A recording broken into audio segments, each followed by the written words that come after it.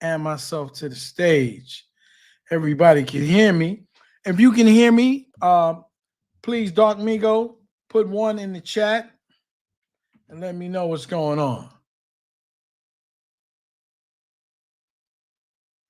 Tonight, ladies and gentlemen, I hear we're gonna have a phenomenal show tonight. I spoke to Kala. He's gonna be on and he's gonna tell you all about the deadly cows of Koonganda. So we all been seeing what's been happening here in the repat world.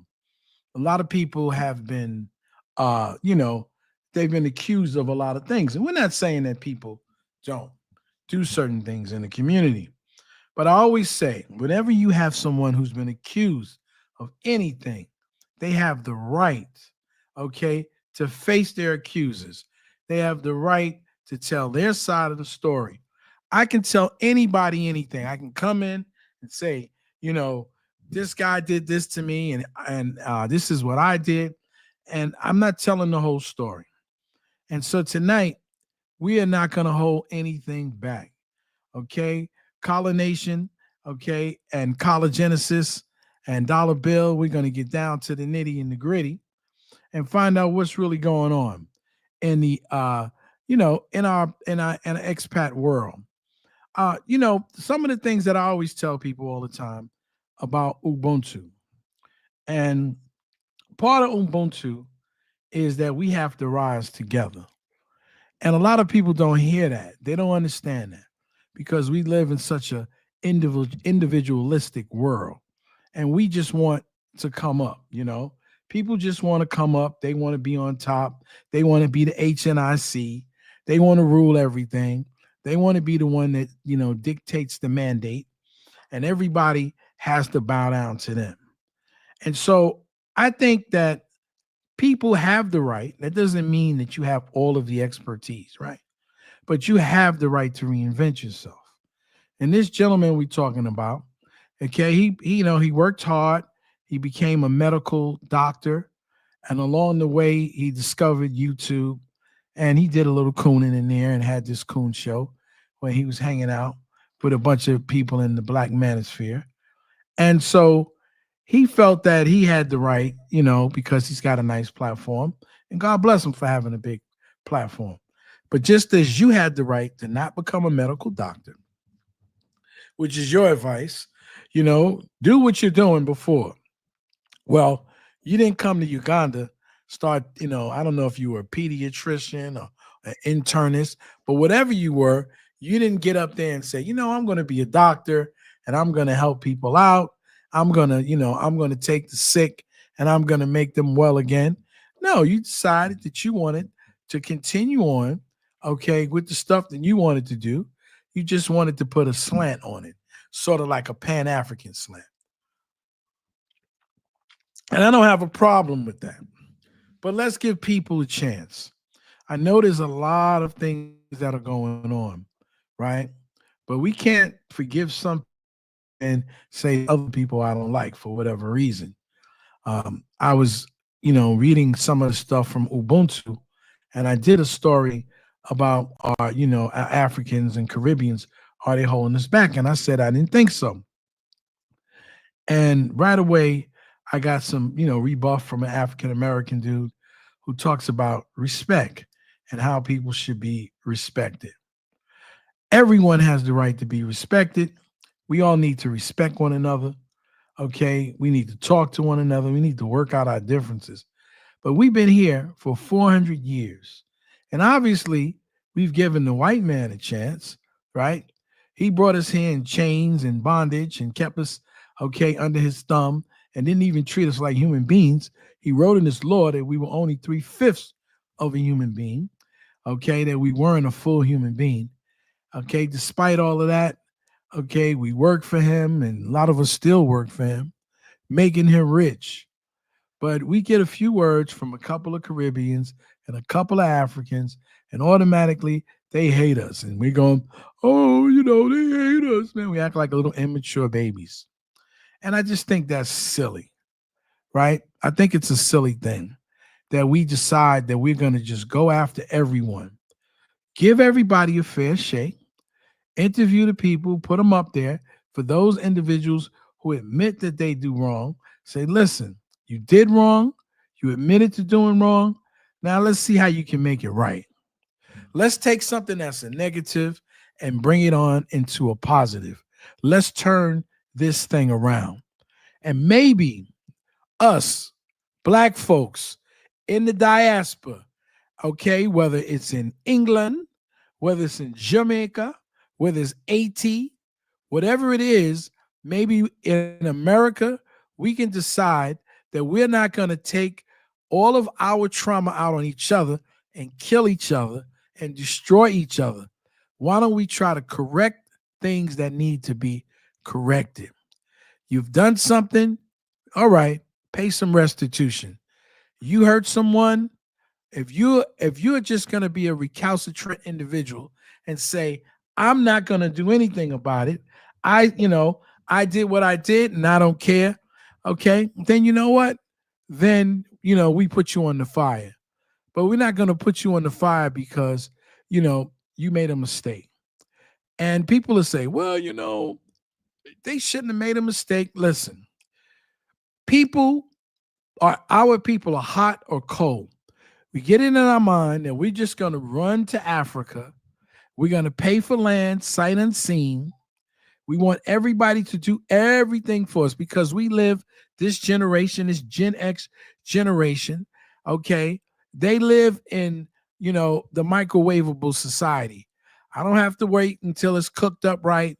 I just want my stuff now. I'll pay you the money and you do my stuff.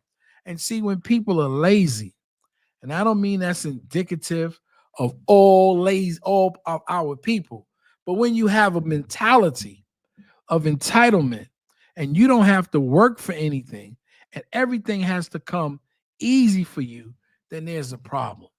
There's a real problem with that because you're gonna be shammed.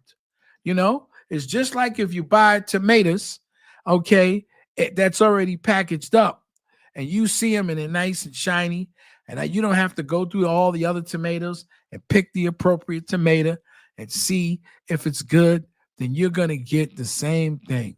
I say the same thing with people who go to the fish store and get a fillet. Okay, I want to make sure that I'm getting the right stuff. I want to know before you cut it up in the fillet, it's the real deal. All right, so without further ado, I'm going to turn the mic over to our chief host, Mr. Collar Genesis. Hello, hello, hello. Thank you, Dollar Bill. Thank you for holding it down till I got on. Thank you. I really appreciate it. My pleasure, brother. Yeah. So yeah, tonight's topic. We have a friend of ours in these Pan African. I don't know who invited him in, but I guess he's a member of the Pan African space now. Called O'Shea Duke Jackson, who's been taking some. Providing. I'm gonna hit this right on the head. I'm not gonna beat around the bush. I'm not going to basically talk out of two sides of my mouth. I'm not going to sidestep. I'm going to call it like it is. He's coming after me with outright slander. And if he knew he was living in a continental United States, we'd have a lawsuit. Because look, I've been doing this now for years, right? And I purposely said years ago that my strategy was not to get in this for monetary gain. Because I understood how toxic that was, how divisive that was, and I just knew how our people are. When you're collecting money and you're living good, whatever like that, you're making money off people suffering and misery when people feel some sort of way. That's why I was questioning the Black church. I could question the Nation of Islam, all these institutions that take money off the people and promise them this, promise them that. I'm very conscious of that, So I said, if I'm going to have a philosophy and whatnot, I'm going to basically do it so that people have to know, whether you believe it or not, it's dense, that when I'm speaking from the heart. I'm speaking as somebody who really believes in what I'm talking about, my mission in life, and what my purpose is. That could be doing anything with my time, but I choose to do this, I choose to talk about liberation. And it's working.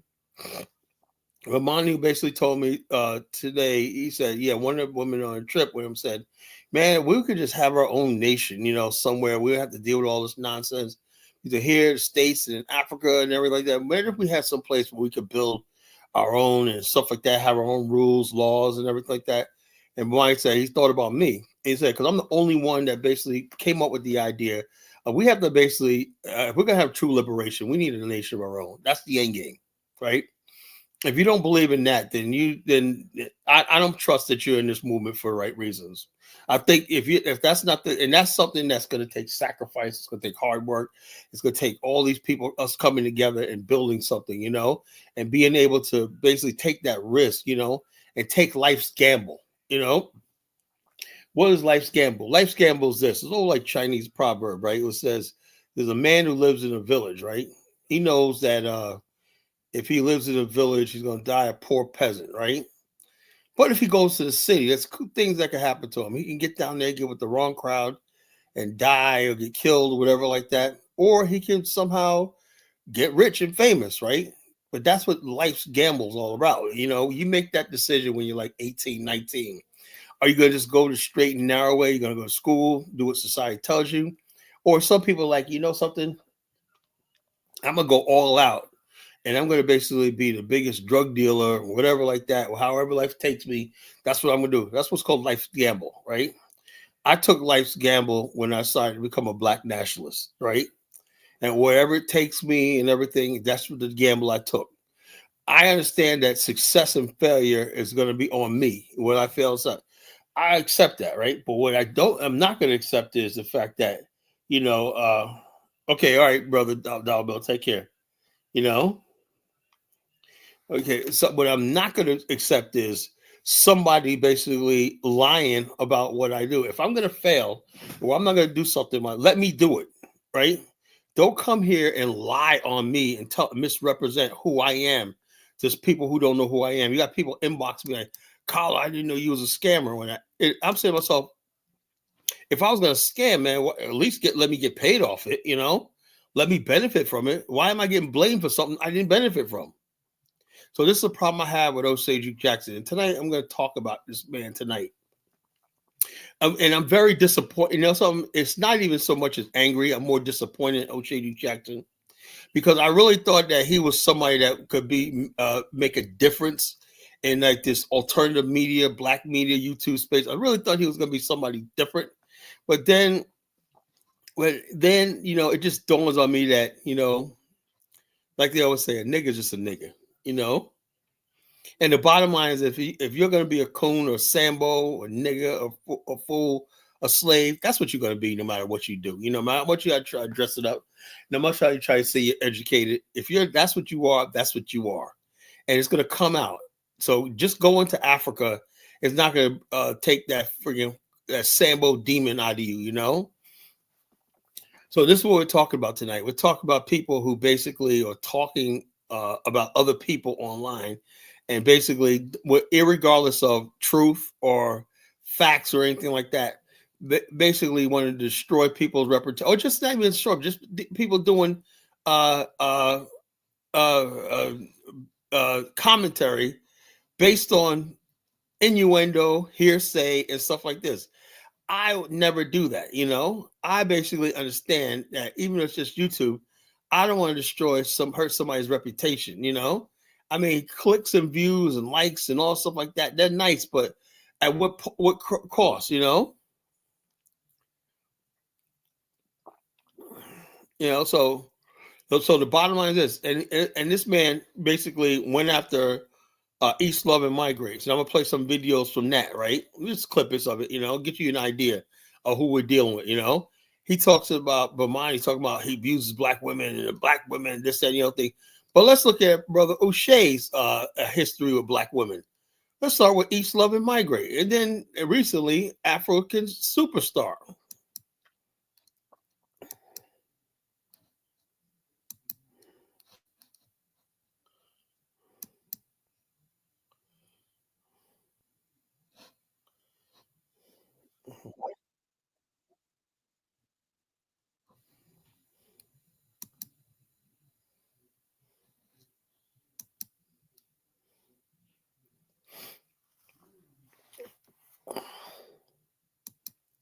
All right, folks, I'm coming.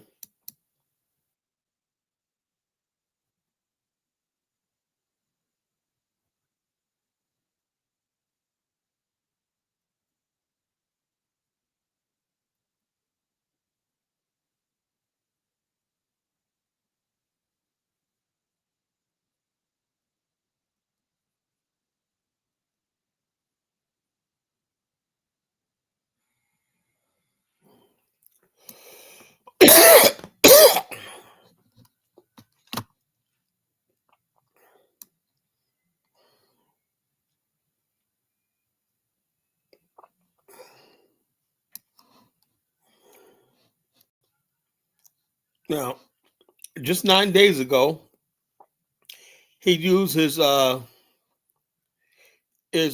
Duke Jackson channel, not Koonganda, and with this ugly hood rat called Kiki Loves O'Shea channel, they basically went after East Love and Migrates. And I'm saying to myself, and I'm not no big fan of East Love and Migrates and everything, but I could tell that is a hurting. She walked away from her 2 sons. You know, and sometimes to go live in a village in a construction site. Gee, I am not going to be the bigger person. No, I'm sorry. I'm not going to get her. If you want a bigger person, go someplace else. 20-year. Her now I'm going to friggin' deal with this nigga once and for all. Welcome to your favorite news network, the Dusty News Network. You know, where Negro news comes first, and I'm so excited to be your host today. Breaking news. Many of you have heard the term now, what you call it? Now he calls himself the Dusty News Network. I know it's just a joke and everything like that. But is this who you're taking seriously? This is who you're taking seriously for news? Anybody who basically takes this man seriously is a friggin' fool. You know? The Dusty News Network, he takes clippings from that Kiki Loves Nigeria check, right? And he's about to go in on East Love and Migrate. I mean, she's going through problems right now.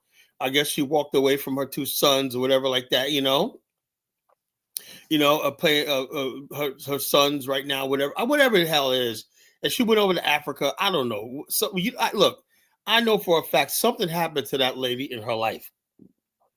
I don't know whether it could have been like she was molested by somebody or something happened to her in the youth something happened, triggered her life where she basically has never gotten peace. So that's why she's running to Ghana. But instead of understanding that our sisters are going through stuff, right? Black people are going through stuff. You know, they're going through a lot of pain and hurt, right? Yeah, you know, it may not be the most conventional thing, right? But instead of being understanding of that, like I've learned to be very compassionate and understanding of that, you know, and so my whole thing is, why is it that we get on here and use our platform to bully and mock people, you know? I don't get it, but this is a man who talks about Bomani talk about black women, and Bomani told me today, if I cursed somebody out, they deserved it, and Bomani is very respectful of black women. If I reserved him, I was with him for 8-9 days and whatnot, and I saw how he respects women. He would tell me, and he tells me how I should talk to my wife. He said, "Yo, Colin, man, and she, I'm not gonna say, so." I used to big him up before. Look, back in the days, O'Shea came on when he was doing his celebrity stuff, whatever like that. I thought it was humorous, right? He was entertainment. I was amazed that a black person could be so articulate online and run a YouTube channel. So I was impressed by him, right? My problem with O'Shea was in the early year of his Koonganda channel, I was supporting him. I was on his show, I was a featured guest on his show, right? But as his platform grew bigger, right, on the Koonganda, he started feeling himself a little bit, And basically, I always said to him, right, you're just a freaking, Brandon said it one time, you're just a fucking novice in the movie. Who could Brandon like, whoa, what are you talking about? Brandon told him one time on his show, and O'Shea thought he had turned the camera, he made some freaking look like, well, this nigga talk about. Bottom line, Brandon said, you're new to the space. You can't go there. So O'Shea figured if I get a big platform, then you got to call me. No, it doesn't work like that. Having a YouTube platform and living in Africa doesn't make you a legitimate Pan-African black nationalist. O'Shea doesn't come from that. O'Shea's history starting his movement didn't come from like most of us do, to come from studying and stuff like that, scholarship and everything like that. We came up under Bomani and I came up on different scholars back in the day and stuff like that. We studied and everything. That's when we came to the realization. O'Shea's realization came from Dinus Amir. Come on, who's somebody that's knowing this himself. Dinus is not no credible black nationalist, Pan-Africanist. He's a good brother. I love him, but come on. So he has never really made his bones, what they say, in this movement, right? To be sitting up here talking. And also to be talking on the level that he's passing judgment on people that's in this movement. He's not there. He's nowhere there. And people say, well, why didn't Bomani come? Bomani is not, O'Shea is not on Bomani's level. So I'm not going to let Bomani get up here and try to defend himself against this goofball. If it doesn't work, I'll do it. Bomani got bigger things to do. He has part of a movement, a real black nationalist Pan-African movement, right? He's doing major things in Africa and whatnot, and major tours and stuff. So I don't need to have somebody like this gossiping back and forth with innuendo. And we'll talk about some of his nonsense that he puts out here today. He put out sent me an email, said, "Colin, why you mad?" Right? It was an email. I guess more on his channel. Somebody made a comment, right? The guy made two comments. O'Shea is too stupid. He sent me both of them, right? Which shows me he didn't even read the comment purposely, or he didn't know what the guy was saying, and he just wanted to show. Hey, the guy just said, "I know the guy Bomani from the Navy, right? He used to sell MLM, whatever like that, right?" And then the next comment right under it, he said, "He looks like somebody I knew from the Navy." So in other words, instead of O'Shea just at least doing the one comment, right? He says he accidentally sends me both comments, right? Which one is it, show? Is it comment A or comment B? The guy said he knew Bomani in the Navy, whatever like that. Then the second comment, same guy said he looks like somebody I knew from the Navy. This is what I'm talking about. I'm talking about tonight. So he calls me, O'Shea emails me this like he got some evidence and whatnot. Or somebody said, look, somebody could send you some, O'Shea, 24 hours and 7 days. Doesn't mean they're credible. Nobody can come up with any credible evidence. Bomani said, look, if somebody like this, I know Bomani. If you basically, he thinks you owe him money, he'd rather go broke than have people think that that person he owes somebody money or something like that, or somebody selling his name. So if somebody owes, if somebody say they owe Bomani owes them money, they could call him. His number is public information on his website, everything. You can call him. You can call me, and I'll get you on three-way. But the thing is, nobody's going to make that call because nobody's credible. They're feeding O'Shea and stuff like that because people have an axe to grind against me, and they have an axe to grind about money because it's envy and jealousy and hatred. Because most of these people that attack us are a bunch of fucking losers, And the bottom line is, I'm gonna start getting rid of some of these people off my platform. I don't want them no longer want them on my platform, So whether you are you want to be a part of this movement, whatever like that, you think I'm doing something, you enjoy the comments on the show, whatever like that, watch your ass because I am not playing with this. When it comes down to slander, you can disagree with me all you want. I have many people disagree with me on politics and policy and debate and social issues and everything. But when you go to the point of trying to slander me and saying I'm scamming or doing something like that, no, I'm sorry. I don't forgive that. That's unforgivable. And I'm not going to be associated with somebody I think is scamming, whatever like that. You're basically questioning my judgment. So like I said, so tonight we're going to be talking about this. So I'm going to finish what this guy's doing about this East Love and Migrate. Let me get to here's a man who likes bullying women, He does a whole show. He has 436,000 subscribers, almost 500,000 subscribers. That's why he thinks he's so invincible. I got 400,000 subscribers. So let's see what he has to talk about. The Passport Bros, and primarily these are a group of African American men that visit these places: Colombia, Brazil, and the Dominican Republic, maybe even Thailand. Let's stop the show. There is a new phenomenon called the passport grannies. and they are visiting countries themselves. But countries. Well, why did he say passport grannies? I mean, yeah, I mean, ES is older, like what she's like in her late 30s, 40s, whatnot. But why would you call her a granny like she's some old woman looking for? She's a very attractive woman. She'll come across as a granny. So why would you equate her with a passport granny like she's desperate or something like that? She can come to America and get any man she wants to. She's not a bad looking woman. So the bottom line is this. It's like, so we're gonna keep talking. Go ahead. In Africa, and just like the passport bros, they also have a disdain for the dating market in the United States. They feel that the black men are not trying to check for them as much as they should. And most of these passport.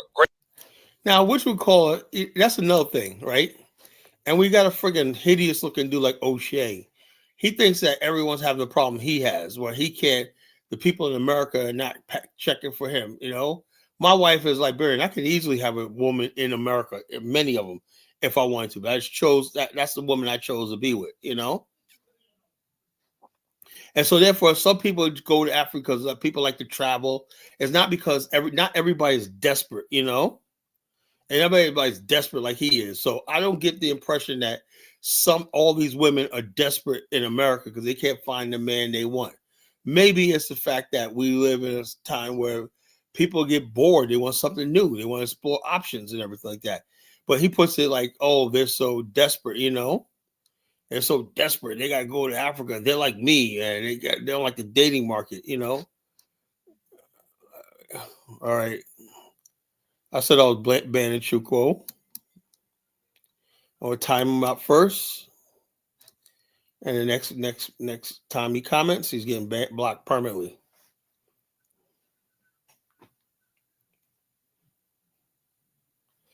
So not everybody in the dating market, not everybody in the dating market is basically desperate, Some people some people don't want the same thing, Sometimes the American culture is basically to the point where it's toxic, and that's not just black women, that's white women. There's white men. People are going global all over.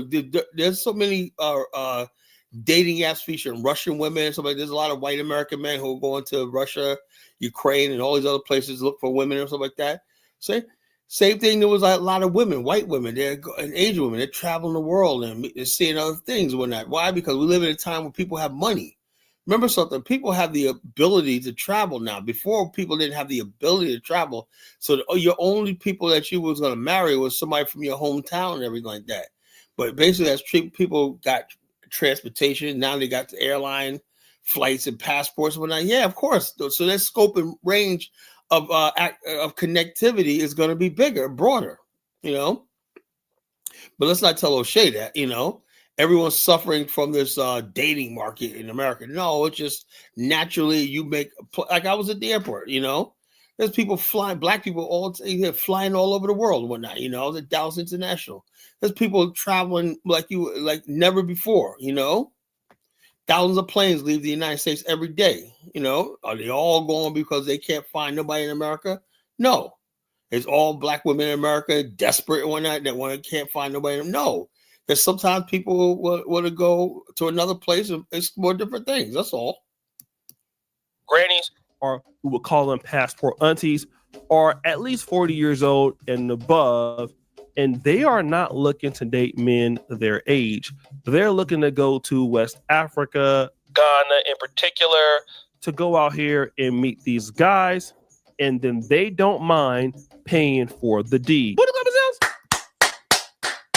Now, this also happens in Gambia and Nigeria. I just think it's really bad taste when he's always making that fucking booty clapping fucking sound. There's something freaking really off about that shit, That whole booty clapping sound that he always does and whatnot. Booty clapping, look, that's just, I don't know. He got 500,000 subscribers, so evidently people must like this stuff, I just find it in poor taste, In today's alleged person that is a passport granny, allegedly, is a lady by the name of DIY Farm or whatever it's called. Just like, see, now, as I told him, allegedly, now the fool's starting to use the term allegedly. After I got him on the last time we came on the show, allegedly. Now he used the term allegedly. So he got smart, after I cornered him the other night, allegedly, because he has no evidence, He's like, now he's using the word allegedly, which is smart, but it had to come coming on my show and checking him about that. You don't say somebody did something, you say allegedly. It's called, I don't know the whole name, but she used to go by Eat, Love, Migrate. Now, Eat, Love, Migrate allegedly is a person that is from California that has a felony on her record for real estate fraud. Now, this is alleged. I have not seen it, but this is what's going on in the community. And she's also been accused of doing horrible scams to her subscribers here on YouTube. She pretends to sell Well, I don't know. See, the thing is that if you don't have any excellent proof, why bring that up? Why bring that up? Why bring if you say it's allegedly, when I'm not going to use, look, if somebody has something allegedly, let's say I got an axe to grind with them, whatever like that, I'm not going to put, so even there's people I hate out there, right? But even though there's dirt on people, I'm saying like this, I'm not going to engage in that, because unless I got absolute proof and I got a reason to come out with stuff like that, then I'll say something, right? But I have no reason to friggin' try to defame nobody's name, because I'm not trying to get clicks and views. If I have to friggin' do this to get clicks and subscribers, then I'll quit YouTube, But I'm not going to friggin' go out there and just put allegedly and then talk about somebody's criminal record, somebody's past, and putting somebody's business out there in the street or not, And so it's just like, just as a man, especially a woman, a female. And I know these women out here, our sisters are going through a lot. Black women are going through a lot. It must be tough being a black woman in this world. One thing I'm not going to do is add to the burden of being a black woman in this world by being a black man that's attacking them. The bottom line, O'Shea, you can get a white man to do what you're doing, Now I'm saying give everybody a pass, whatnot. But if there's if she needs to be critiqued, right? It should be another black woman around her age that says, sister, you need like that crimson lady, right? The crimson lady, the perfect lady, and that sister goddess. Those are the type of women that usually critique and check black women, So therefore, you leave that to them. It's not up to a man, a grown-ass man, to be critiquing of what a woman does. That's not our place,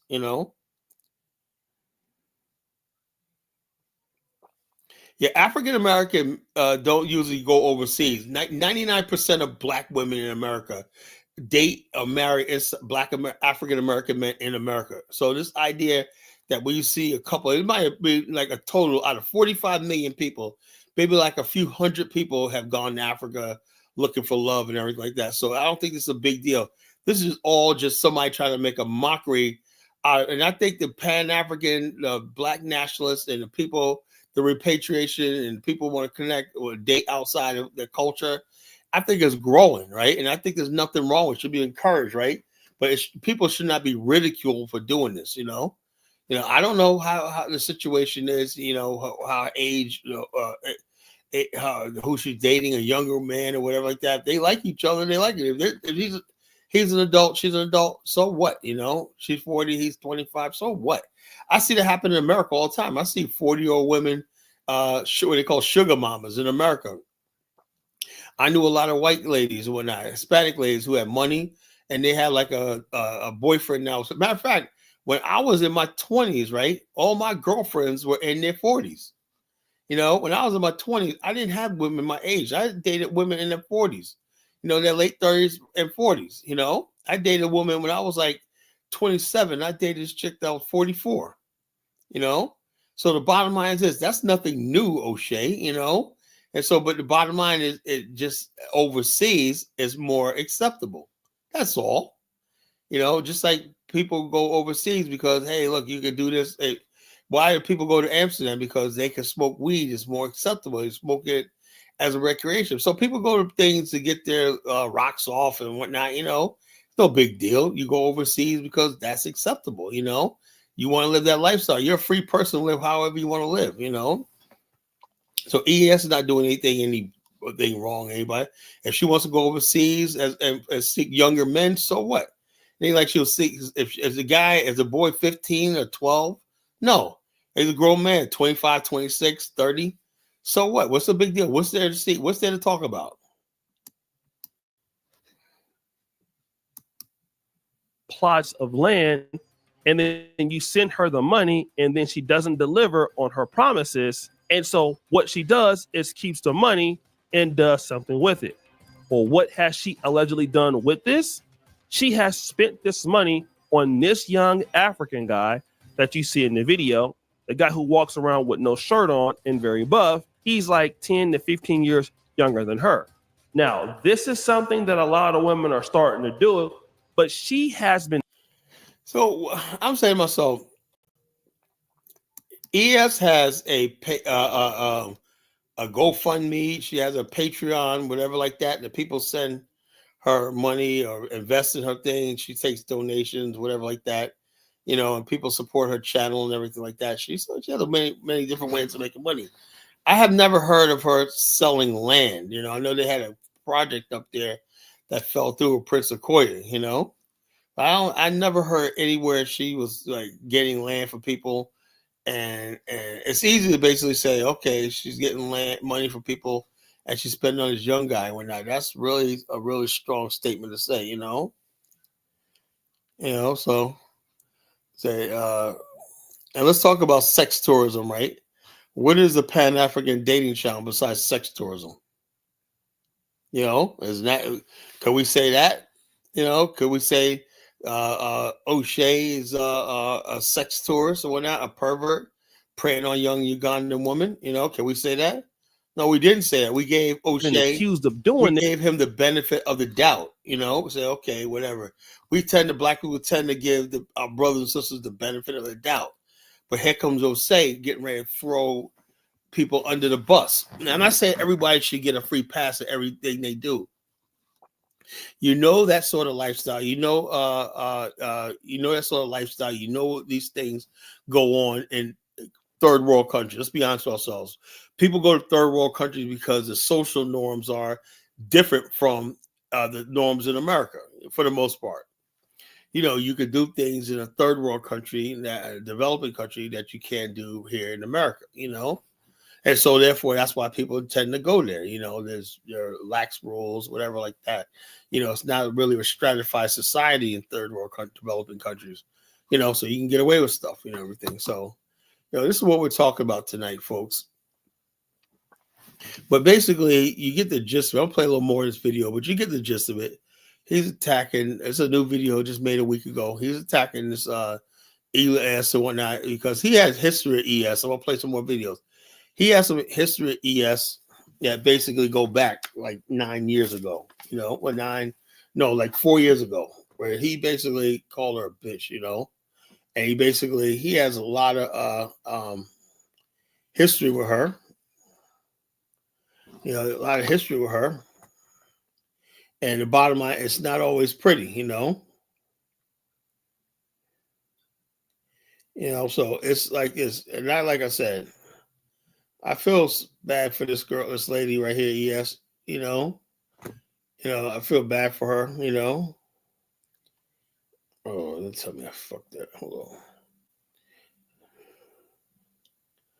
I really feel bad for her. I feel bad the fact that she's involved with this situation and everything like that. But hold up.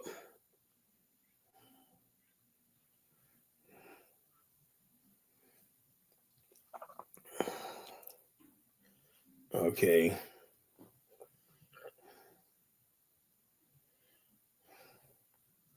Now he has many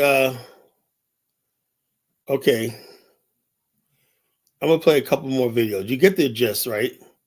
This is not new. This is the latest one. Make money in real estate, but there's many different more, right? I'm gonna show you. No money down, no credit check, and no job. That's good, everybody. Okay, so I'm gonna show you a couple more videos, right? Now this is a pattern right here from the king of Koonganda, you know, the deadly clown of Koonganda, you know. He's been on this lady for years. This is not new. Now this video I just played was 9 days ago. Okay, so what I am going to do is show you some videos from like 3 years and 4 years ago. So get ready. It's like when O'Shea basically doesn't like somebody, he uses platforms to try to discredit them, destroy them, and everything like that. But he can't do that with me and Bomani. He can't do that with me and Bomani. He's just wasting his fucking time. So.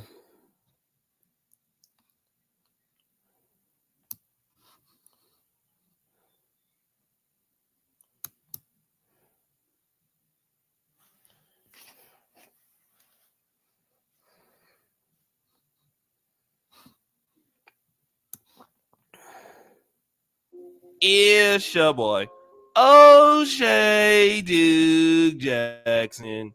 Back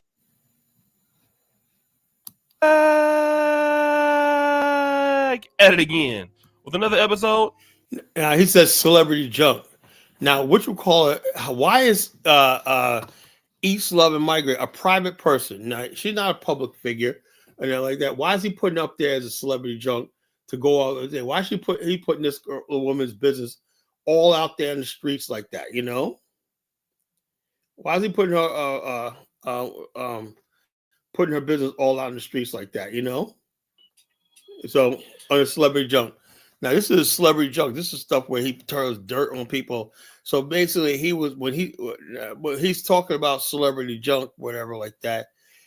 He could have basically created a fourth channel, like he's got so many of them, right? He could have created a fourth channel that basically he knows that only goes to a certain amount of audience and it's limited. ES is not a public figure. She's not a public figure. People know her, but she's not a public figure. Yeah, look, fair use. Fair use. This show is for fair use. I'm taking O'Shea Duke Jackson's show is for fair use, folks. This is for fair use, okay? So let me get back to this. So basically, 4 years ago, he's talking about ES getting dumped by Prince Okoye, that whole situation that go up. So he had a field day. He has a problem. The reason why we say what happened between O'Shea, ES. One time ES was on Dynasty's show, right? O'Shea had made a comment about black women going to Ghana, to get their backs blown out, whatever like that. And that's all it's for, and the guy. So ES got on Dynasty's show and she basically exploded, right? Like this. And basically, everybody was asking O'Shea, would you apologize for talking to her like that? He said, no, I'm not apologizing. He refused to apologize for it, right? And then she wore this whole thing about O'Shea's a bad man.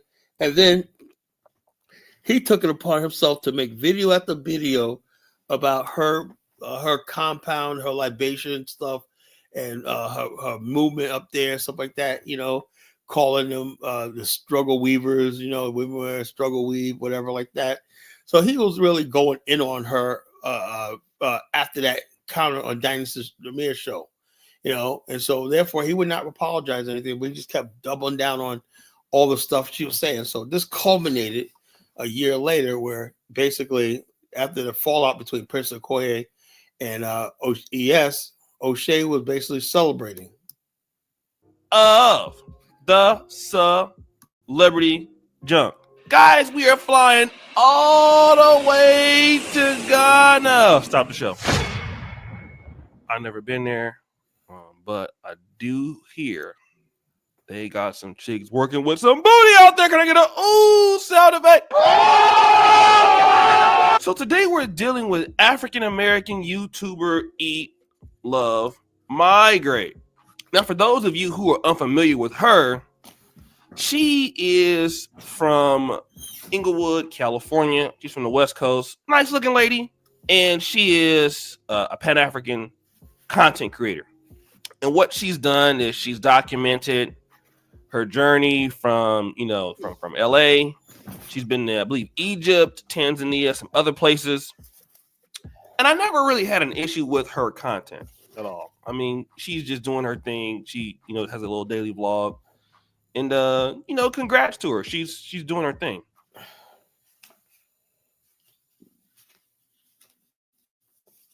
Here's how I got my team to use Monday Sales CRM and actually like it.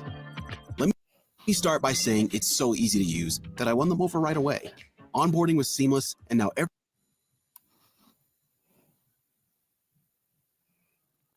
But then she did a video, I would want to say about 8 or 9 months ago, with this other sister that was in Ghana, and the sister was looking like Jerome Bettis. She was dusty, and she was basically talking about how the men in northern Ghana protect her more. She feels more protected by the men in America.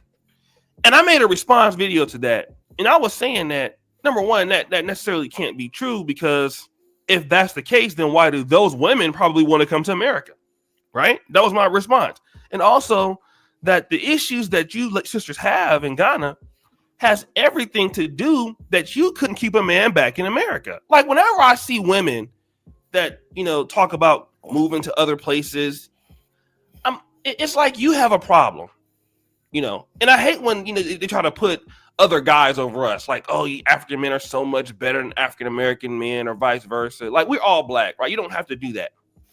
But then I got a lot of pushback from her. I got a lot of pushback from, those buffoonettes in the Pan-African community. They was all over there hating on me and stuff. Stop the show. That's why all of y'all are dusty as hell over there. All right, you dusty over there, struggling it up, selling it up, daishiki it up, over there mad at me. Shut up. All right. I'm tired of all of y'all. Been dealing with you niggas for too many years. You're dusty. Yes, I said it. Dusty. Well, he just said that's his really true feelings about black people.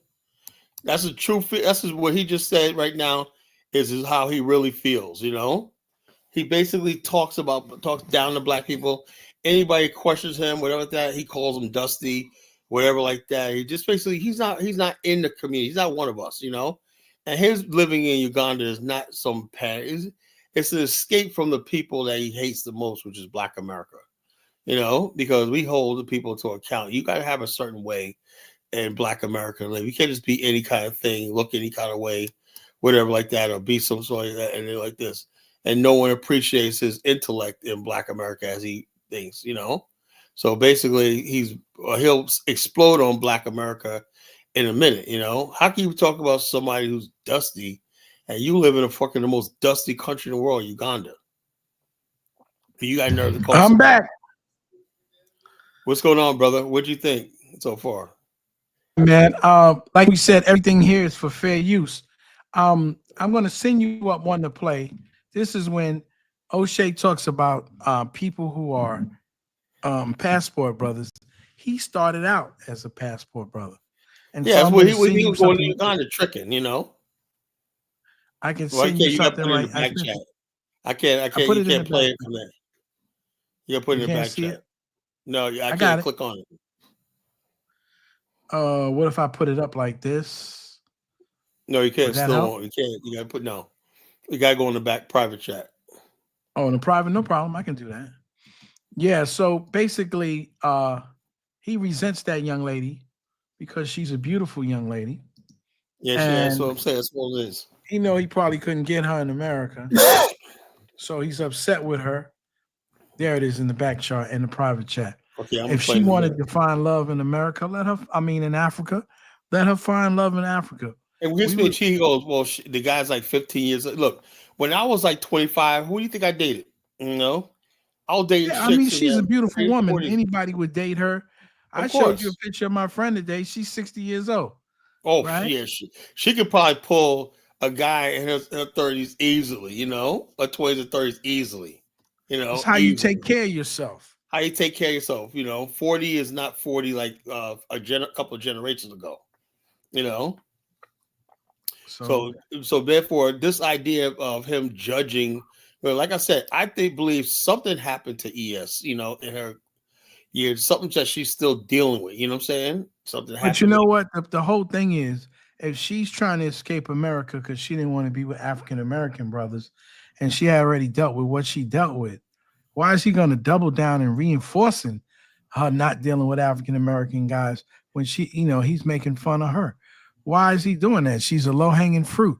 Why make fun of her? Why dog this is out? Why look, he got 400,000 subscribers, and And basically, how many views does we get? You know, how many views?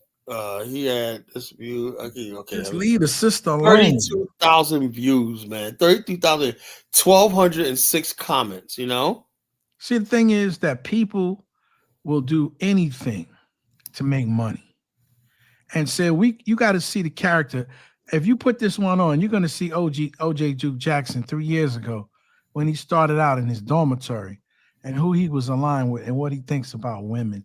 Oh yeah, what do you think? Oh yeah. Well, glad you got that. I'm gonna play it. Yeah, I got that one I was telling you about. Yeah, okay, great. You know, this is what I'm talking about. This is who this man is. You know, this is who this all man is. All of a sudden, he's the moral authority. He's a moral authority of everybody. He's a moral authority because he hasn't been accused of doing something in Africa. No, because you haven't done any real business in Africa yet. You know, he was the former passport brother himself before he came out with this manosphere garbage, where he used to routinely curse black people out and threaten them and talk all kind of nonsense. You saw the video I think I played a little while ago. He's like, I'm tired of you niggas. You heard that, right?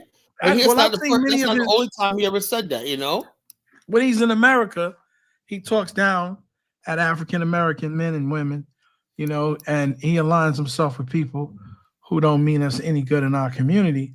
And now all of a sudden, he's living full-time in Uganda, and now he's going to look down on people telling them that they're scamming. What were you doing all this time? Well, you know, come on, bro. Stop trying to do that. You know, if you see some evidence and you know it's evidence, then this is him with a notorious pimp called Sinful P, who passed away. Him and Duke Jackson teamed up together 3 years ago. So you see it on the screen? Yeah. Okay. Here. Bless everybody, man. Come on. We don't know when the next time we'll be able to do this, man. Come on. We don't take this for granted. Make sure that you come in greeting one another. Make sure you come in there, you know, acknowledging the beautiful women in the chat. Hey, man, come in. As for this fellowship, this quick little fellowship, come on in. You know, I want y'all to come in and acknowledge everybody. Amen. Praise God as everybody comes. You know, I want you to come in, greeting one another. In vain. You know what I mean? Saying blessings to one another because we never know, you know, what tomorrow holds. Amen. You know, this is the day that the Lord has made. I shall rebuke and be glad in it. Come on in and hit the like button. You already see that, you know, we live right now. Hey, Kiki. Hey, baby. You know, Mr. Reed, what's happening with it, man? Hey, I apologize to everybody sincerely, you know, for the tardiness. You know, I just like for everything to be on point. And so I had to switch the thumbnail because the previous thumbnail, I might have to use that for a rebuking service. Amen.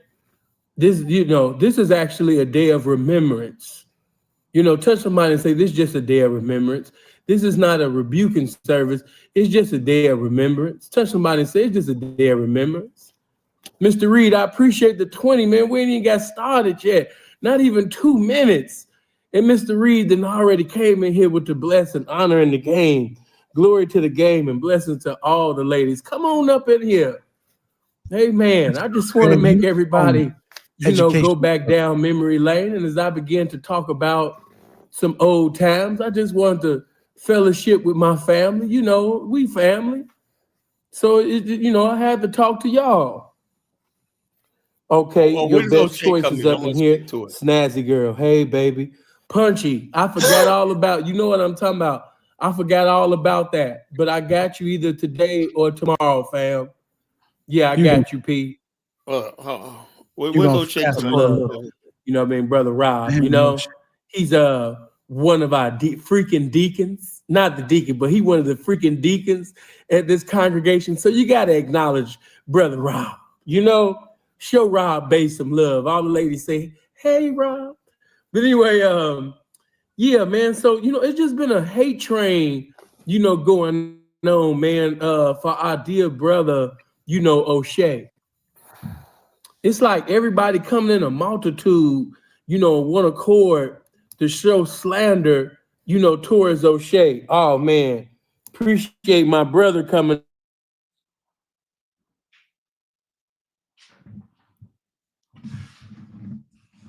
Oh, it went off? Hello? Okay, must have taken you off for a second, or you dropped off inadvertently. So basically, what he was trying to show was O'Shea teamed up a couple of years ago with this guy Sinful P. And as I stated before, this is all for fair use, for educational purposes. And I don't know why they shared it off. But anyway, what he's trying to say is that this guy was aligning himself with pimps and all kinds of people, and he had a negative connotation, okay, when it came down to African American women.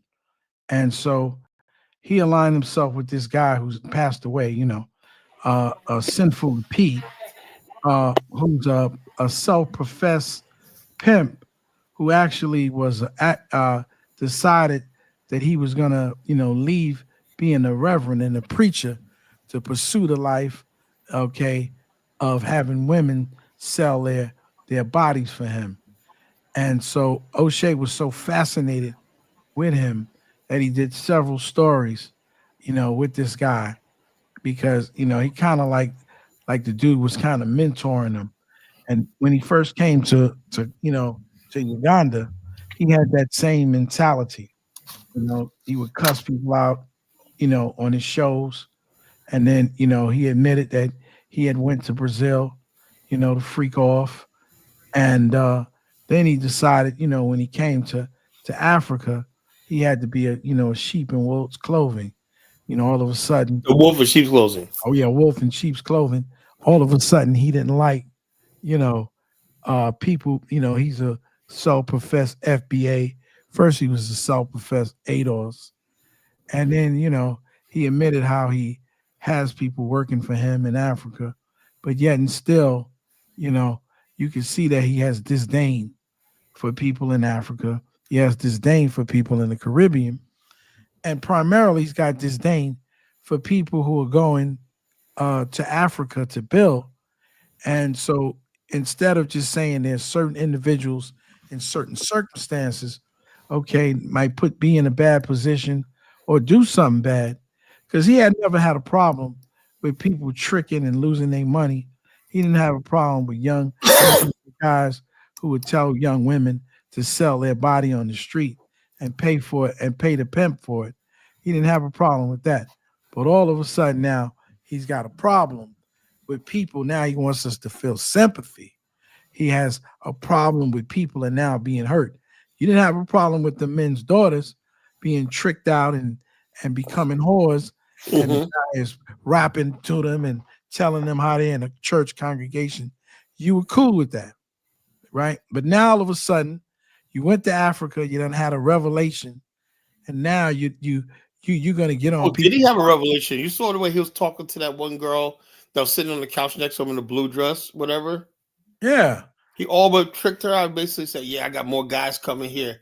He was like basically he turned her to the jump off, Of course. That's what you call back in the days a jump off, That's that one chick everybody can get with, And I felt bad for that little Ugandan. He hanging with Sinful and Pimp, right? And this is his spokesman, and everybody saw, O'Shea. This is when he was in his dorm room. That's why he started out 3 years ago in his dorm room, sitting down there doing what he's doing. But now he's respectable. But once again, your disdain for your people comes out again. I would try to find some of the videos where he said, yo, man, I'll keep, when he said he was getting done with YouTube Live, he said, I'm just going to do live one night. I don't give a damn. Man. I'm just going to make all this money one night. Y'all niggas do whatever y'all want to do. I don't give a damn about y'all niggas. I hate y'all niggas, Yeah. I'm saying, and then it's the Koonganda. He's the first thing he started showing women's behinds. That's how he started that show. Having women. Oh, yeah. I forgot about that, It was basically like who got the best booty, Come on. And now who got the best booty in Africa, Make it make sense, brother. It's like, yo, dude, man, it's like this. Black men have always been very discreet, but then again, I don't know how those. You remember those Miami niggas? You know, those 2 Live Crew. As California, they got down different than us New York motherfuckers. You know. Oh yeah, we were basically always the type that was really recluse, secluded. You know, like okay, we do it, but you know, it's not. But these motherfuckers that be coming from the West Coast, I'm not saying all of them, man, but they're just wild like that shit. You know, it's like my whole thing is a woman's more than her hind parts. You know, a woman is what she could give to you, the softness, the tenderness, you know, the companionship, you know, and that's something if you've never had that before, that's even more than anything a woman can give you. Is that when she looks into your eyes and she gives you that thing, like when she laughs at your little jokes, whatever like that, she just thinks the world of you and whatnot. She just basically thinks the world of you, you know, and basically a lot of guys don't have that, right? So they come up resenting women. You know, like, oh yeah, this, and that's what O'Shea. So everything a woman is about sexualization, you know, and so therefore, I know he's probably listening right now, but this is your night, O'Shea, you know, and so this is what I'm saying. You from the King Congo Koonganda, you know, this is your night. You know, you basically pick the fight you cannot win because we got the receipts. We know who you are. You know, we've been watching you for years. You know, you don't come up here, especially in the Pan-African space, talking all this nonsense like you're going to regulate and stuff like that. And then all of a sudden, Dollar Bill, I want you to, you saw the, after we get done with this video, can you play the African Superstar video and give me your take on it? I had myself on mute. I'll find it for you. Okay, I got it. You know what I'm saying? You got it in the back chat? No, I don't have it in the back chat. I'll find it. All right. Let's finish what this guy's talking about. Knowledge in times past because I was too busy, you know what I mean, doing my thing. And then later on, Dr. BOA had kind of like threw some shots. He took the video down, but you know how my voice was gone, so I couldn't roast him at that time. So it's just been a whole bunch of niggas just acting up. You know, till somebody said they've really been acting up. Zeke, what's going on, man? With the 5, the game is impeccable. Yes, it is. Amen. But yeah, it's just been a whole bunch of niggas acting up. So I got to get this channel back fired the fuck up. You know what I'm saying? Because I haven't really been on here doing my thing since Jesus was crucified. So it's now it's time for me to mortify these niggas. You know, there's too many niggas getting comfortable on this YouTube, just talking crazy. You know what I mean? Niggas talking like they just pimping. You know, one goofy ass, you understand me, Nick Van Axel looking ass nigga said that he was the mayor of Las Vegas. It's just all type of goofy shit going on, you dig? So, you know what I mean? People got to sit up there, man, take time out, you know what I mean, and put paint where it ain't and say what most can't while, you know, showing charity, man, you know, giving clarity and showing charity at the same time. That's what I do, you know? So, you know, hold on, I got to acknowledge P, my mom want to get on the blade. Man, if you don't knock it off, shout out to your mom though, man. No, look, you know what? O'Shea, mom got is O'Shea in this video? Is he call in? This is 7 years ago when O'Shea first interviewed this guy. What Mark? Do you remember what Mark he starts in? Start from the beginning. No, I'm talking about O'Shea. Yeah, no, not that one. This one is the better one. This is his first interview, and he explains who he is. This is for fair use with Sinful the P. The second one in the back chat, and this is when he first started out. You know, like most YouTubers are just starting out. I only see one in the back chat, 1018. That's what he's put up there. At 1018. You don't see the second one? I only see 2. I only see 1. The one that was on before? No, okay. This 1018. That's maybe what you must did. You know. Yeah, 1018. Okay. No, this is 2.5 hours. Now we're only gonna do the first few minutes. Okay. We ain't gonna do all that. Okay, hold up. Let me see. This one he was doing on Hangouts back then. That's the Hangouts. We go way back, you know. I don't even think they had YardStream then. No, your StreamYard wasn't back then. You know, it was Google Hangouts, and then StreamYard came. You know.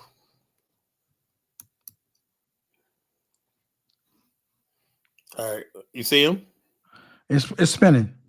Here he is.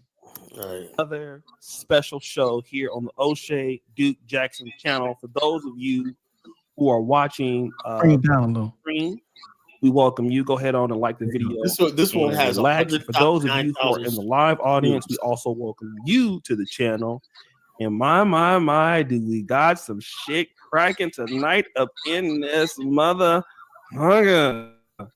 And I'm going to just basically, I can't say enough about the man that we are going to be fellowshipping with today here over at St. Slapper Bitch Missionary Baptist Church Institution on Double Rock side of the mountain.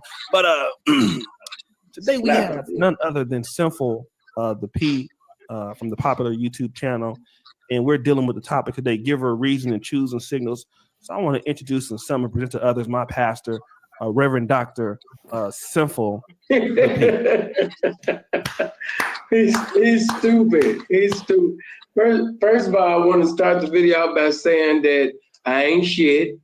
And if I ever become, what I think in my little mind is the shit, it's only because God didn't allow my ain't shit ass to become the shit. I appreciate O'Shea for blessing me with the opportunity to fellowship with y'all, right now. I'm thankful, to even know O'Shea, because the man is the museum of game, whether y'all know it or not. He got information pertaining to every situation, information pertaining to every subject. And that's why y'all over here in the first motherfucking place. So I appreciate all of y'all, for being in attendance for this great fellowship that we're going to do, you understand me, on tonight. And again, like the video. I assume like YouTube is taking my live buttons, but we're gonna keep on going on in Jiva's name. So we're gonna go ahead and do it. But Sinful, number one, thanks for coming over again, man. It's always a great thing. You're a person I talk to a lot offline, and you always keep me cracking up. But likewise. Let me tell you something, man. This video that you did. Before you even go into it, because I want to give people, because YouTube is acting slow, and I want people to give them an opportunity to get up in here, because the video that we getting ready to do is the best definition of importance. So I want to give people the opportunity to hear O'Shea's questions, his statements, and everything pertaining to this video. So we want to give y'all big head ass motherfuckers a chance to come up in here. Okay. So what we'll do right now is, for those people who are taking their time here, what we'll do is a little bit different. While we're waiting for everybody to come in, shout out to Angela Garcia. Simple. Let's talk about the Sunshine. Let's talk about the site that you have and some of the things that you're doing, because now we are understanding what sinfulthep.net is. So let's tell everybody, man, about the site and some of the good things you have coming over, brother. Well, as of right now, sinfulthep.net, because constantly every day I got the young people getting into my inbox saying, I want the opportunity to talk to you. I need to talk to you, bro. I need some game. I need some inspiration. I need some exhortation. Hey, I finally got somebody to set up, the constellation part, on the net. So basically on the website, it's going to be set up for all of those that desire to talk to me, desire advice, encouragement, wisdom, or you just want to chop it up. I'm about to have a certain time for you to be able to call in. And, of course, it's going to be, as you know, especially for you young pimps, man, especially for you young players, it's going to be some constellation fees.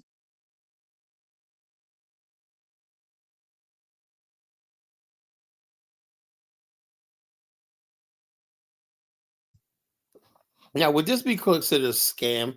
You're basically giving somebody a platform to say, I'm going to teach you how to do illicit, illegal activity and whatnot, a pimp, whatever like that, a player. You're going to basically pay somebody for consultation, how to be a pimp, If this is how low we sunken in the years, but like I said, I watched all this for years, and I'm saying to myself, okay, if that's how some brothers get down, that's fine, just keep it away from me, And so therefore, when we're in this Pan-African space, we're trying to talk about nation building and stuff like that.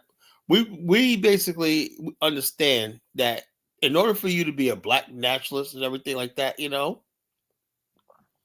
a black nationalist, you have to be serious, you have to basically do things that, you got to put away things that you normally look. I would love to live the life of just going around women, pimping, whatever like that, but I made the choice in my life to stand for something, and be something. So I can't do that, Now, if somebody else is going to do that, that's fine. That's for them. That's fine, But my whole thing is, this is what I'm not going to do, right? So therefore, when you're coming into my world, the Pan-African world, the repatriation world, the Black nationalist world, you're going to be a certain way. And I was always leery about this guy coming into our Black nationalist space. Now we have a channel now that we could call Koonganda, that's because basically nothing but a minstrel show, This Sinful to Pimp is a freaking minstrel act. Can we agree on that, Dollar Bill? Definitely. A fucking minstrel act, This is something out of Mantan, whatever. Remember that movie, Bamboozle? Yeah. It's a freaking set. This stuff right here is fucking minstrel. We got to show some of that, man. We got to show. Let me see if I can cue it up. Some of that Bamboozle. So we. I'm gonna play. I'm gonna look for it. I'm gonna look for it right now. Yeah, Bamboozle. Yeah. That one montage at the end was just so freaking damn. Spike Lee is that was just like, you can't ignore. He got his point across at the end of the movie. Remember that? Oh yeah. That what you call, whether he was Graham one day, but he was playing all those old things at the end. See, you know what it is, man. You see, this is the thing. People get upset, right? When you have a track record, man, of basically just being a nigga, right? And I don't like to say that word, but basically that's what you have, a track record. Now all of a sudden you want to become the moral authority and tell people what they shouldn't do in Africa. Right. You ran around the world doing whatever you wanted to do. And so now you're saying, oh, they're robbing old people. But see, I don't equate. All of a sudden now you got a conscience. You dealing with a pimp, but pimp don't have a conscience. Right. Because people, what you're talking about pimping, you're talking about nowadays, it's not what you're talking about is getting money off of women's bodies. Now that's serious. Now you know what that's called, right? Mm-hmm. They lump it, ain't no innocent. Well, you pimp and it's called human trafficking, And so you're okay with that, but now all of a sudden you're saying that people are scamming. And so, it has to make sense. One has to equate to the other. I see you got it queued up. Yeah, let me play this, folks. This is right here. This is like I said. Certainly gonna be a lesson to me. Yeah, so I think, when are you ready to open up the line and let people? Oh yeah, sure. I forgot all about that. It's all about it. So I was cooking so much. We see some strange people today. We're gonna have to see their face before they go up. Especially. Yeah, man. So, oh yeah. Never seen before. If you've never been on the show before, we want to see what you look like. If you work from the wrong persuasion, you ain't getting up. Because they doing all kind of freaky stuff trying to get our channel. Thank you. Yeah. So there's a link in the chat room. You want to call in and comment about this. We're just talking about the fact that the minstrel show is now in Africa. It's called Koonganda, Now, what I would thought that if somebody gets a large platform and just an African American goes to Africa, right? What I would think is someone who basically Koonganda right now, I thought would have all studio. If he say he puts $1 million, he should have like 20 studios throughout the continent. He should have contributors, programmers, who could do stuff like that. And an editorial board, all stuff like that goes on, right? Instead, it's a one-man show, right? Before he goes out to air, it's this is how you make something credible, You have an editorial board, right?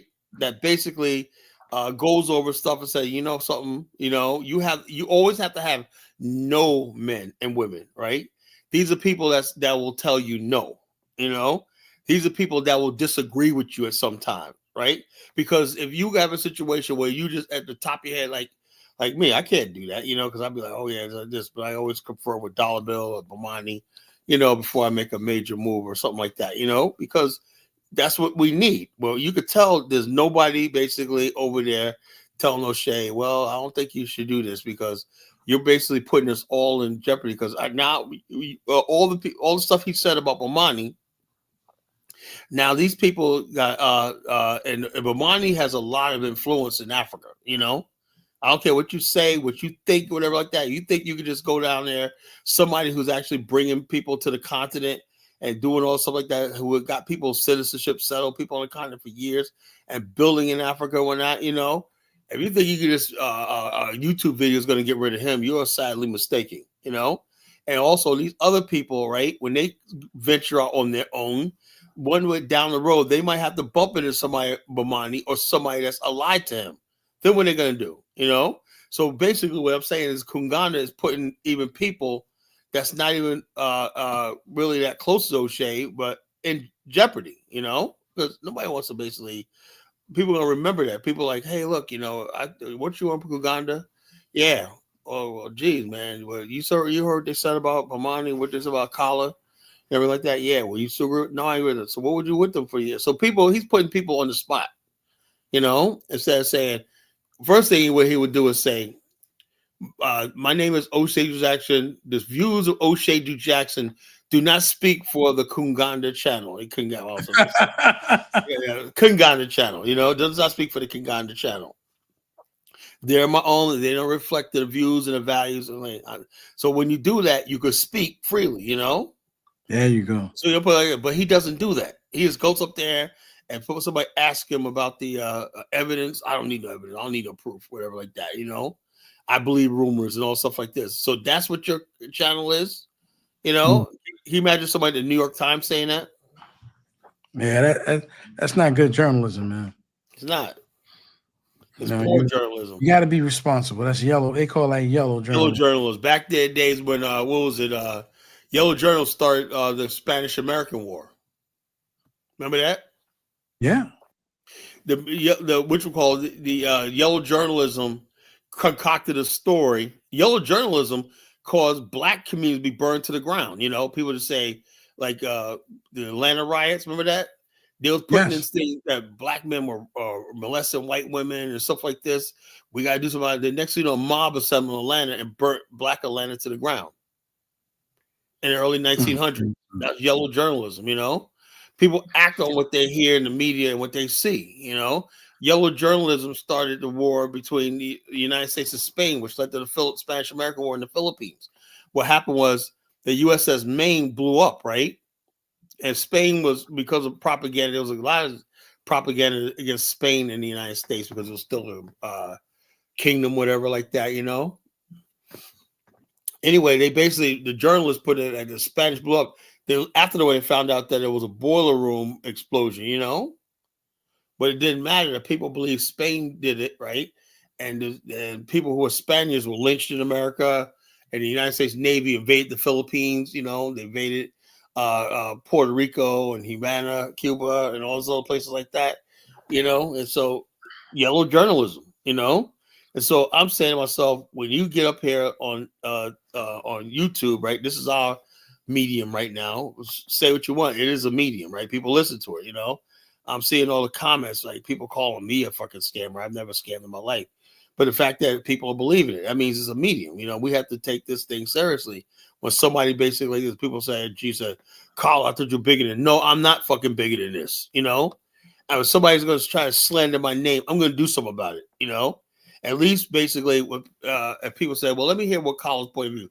They'll turn on my channel. I got a platform to defend myself and defend anybody who's with me, Bomani, whoever else is with me. I have a platform. But the bottom line is this: when you're engaged in yellow journalism, that's what it is. Yellow journalism. You don't worry about the facts. You're just trying to put a story out there, just because you want sensational, you want provocatorism, and you want clicks and views and likes. That's all what happens when people are doing. The thing is, it's the whole idea that I'm bigger than you and I can do whatever I want to do. Yeah. And so I don't have, I can make you or break you because my show is bigger than yours. It reaches more people than you. But you know what? Your show wasn't always that big.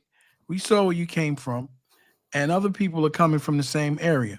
And if they use integrity and they talk about what is truthful and right, okay, it'll overcome stupidity.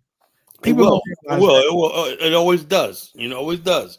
When it comes down to it, the truth always reign out. That's why I said, truth will. Well, Carl, look, if you believe you have, if I even think you believe in this bullshit about me and shit, I mean, Bomani, you are gone. I don't give a fuck who they are. So Chuko, you're out of my show. I don't want to hear from you again. Dark Migo, what's going on? What's on your mind? Yo, what's going on, Kyle? What's up, Dollar Bill? How's it What's going? How do you happening? like the show so far?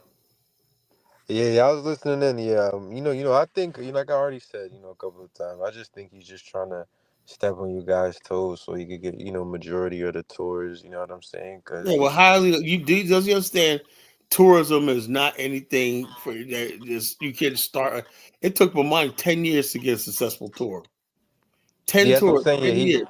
He doesn't realize that you guys are doing groundwork. He's just on the internet getting Yeah, I tours. was You know what going I'm to the saying? country of Liberia for a couple of years before I said I want to bring a group over here and stuff like that. Bomani was going to Ghana for years, before he brought his first group over. It wasn't easy and whatnot, but you got to start someplace. These guys think, and also he keeps making this idea that Jamaican. He hopping on Bomani's Jamaican background, but the thing is, man, Bomani sees himself as black. He's a black, and he sees Black America. He sees Black America are his people.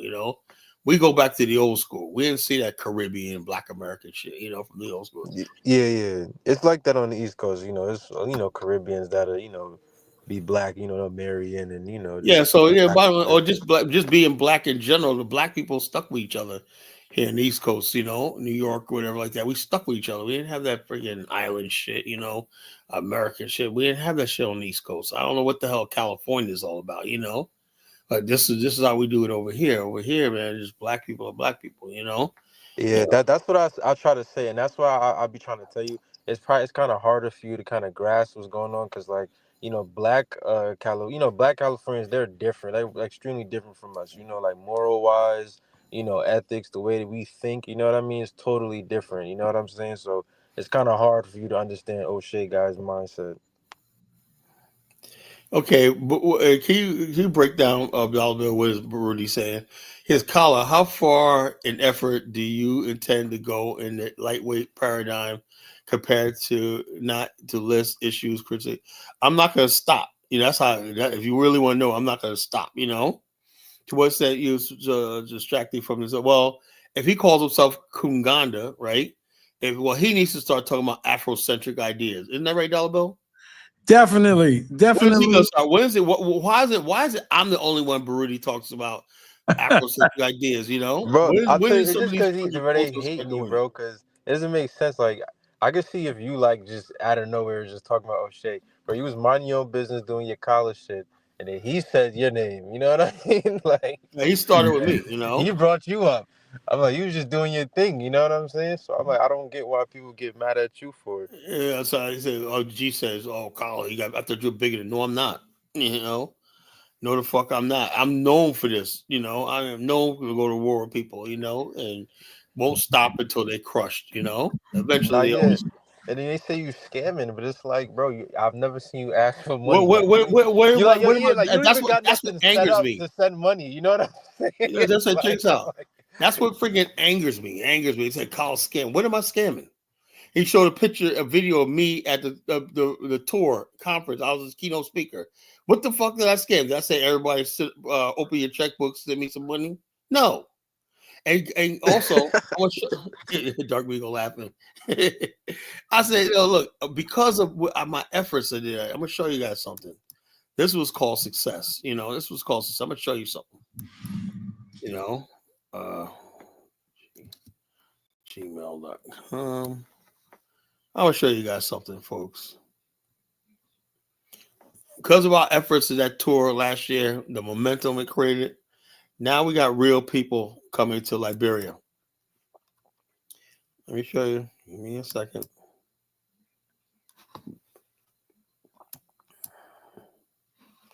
Let me see.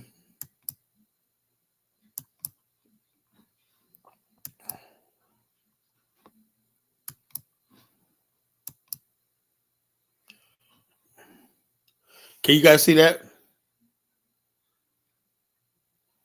Tell Bill, can you see that? Yeah, I see it now. You gotta zoom in a little bit. Okay, I can't. I don't know if I can make it bigger, but okay, hold up. Yes, I can.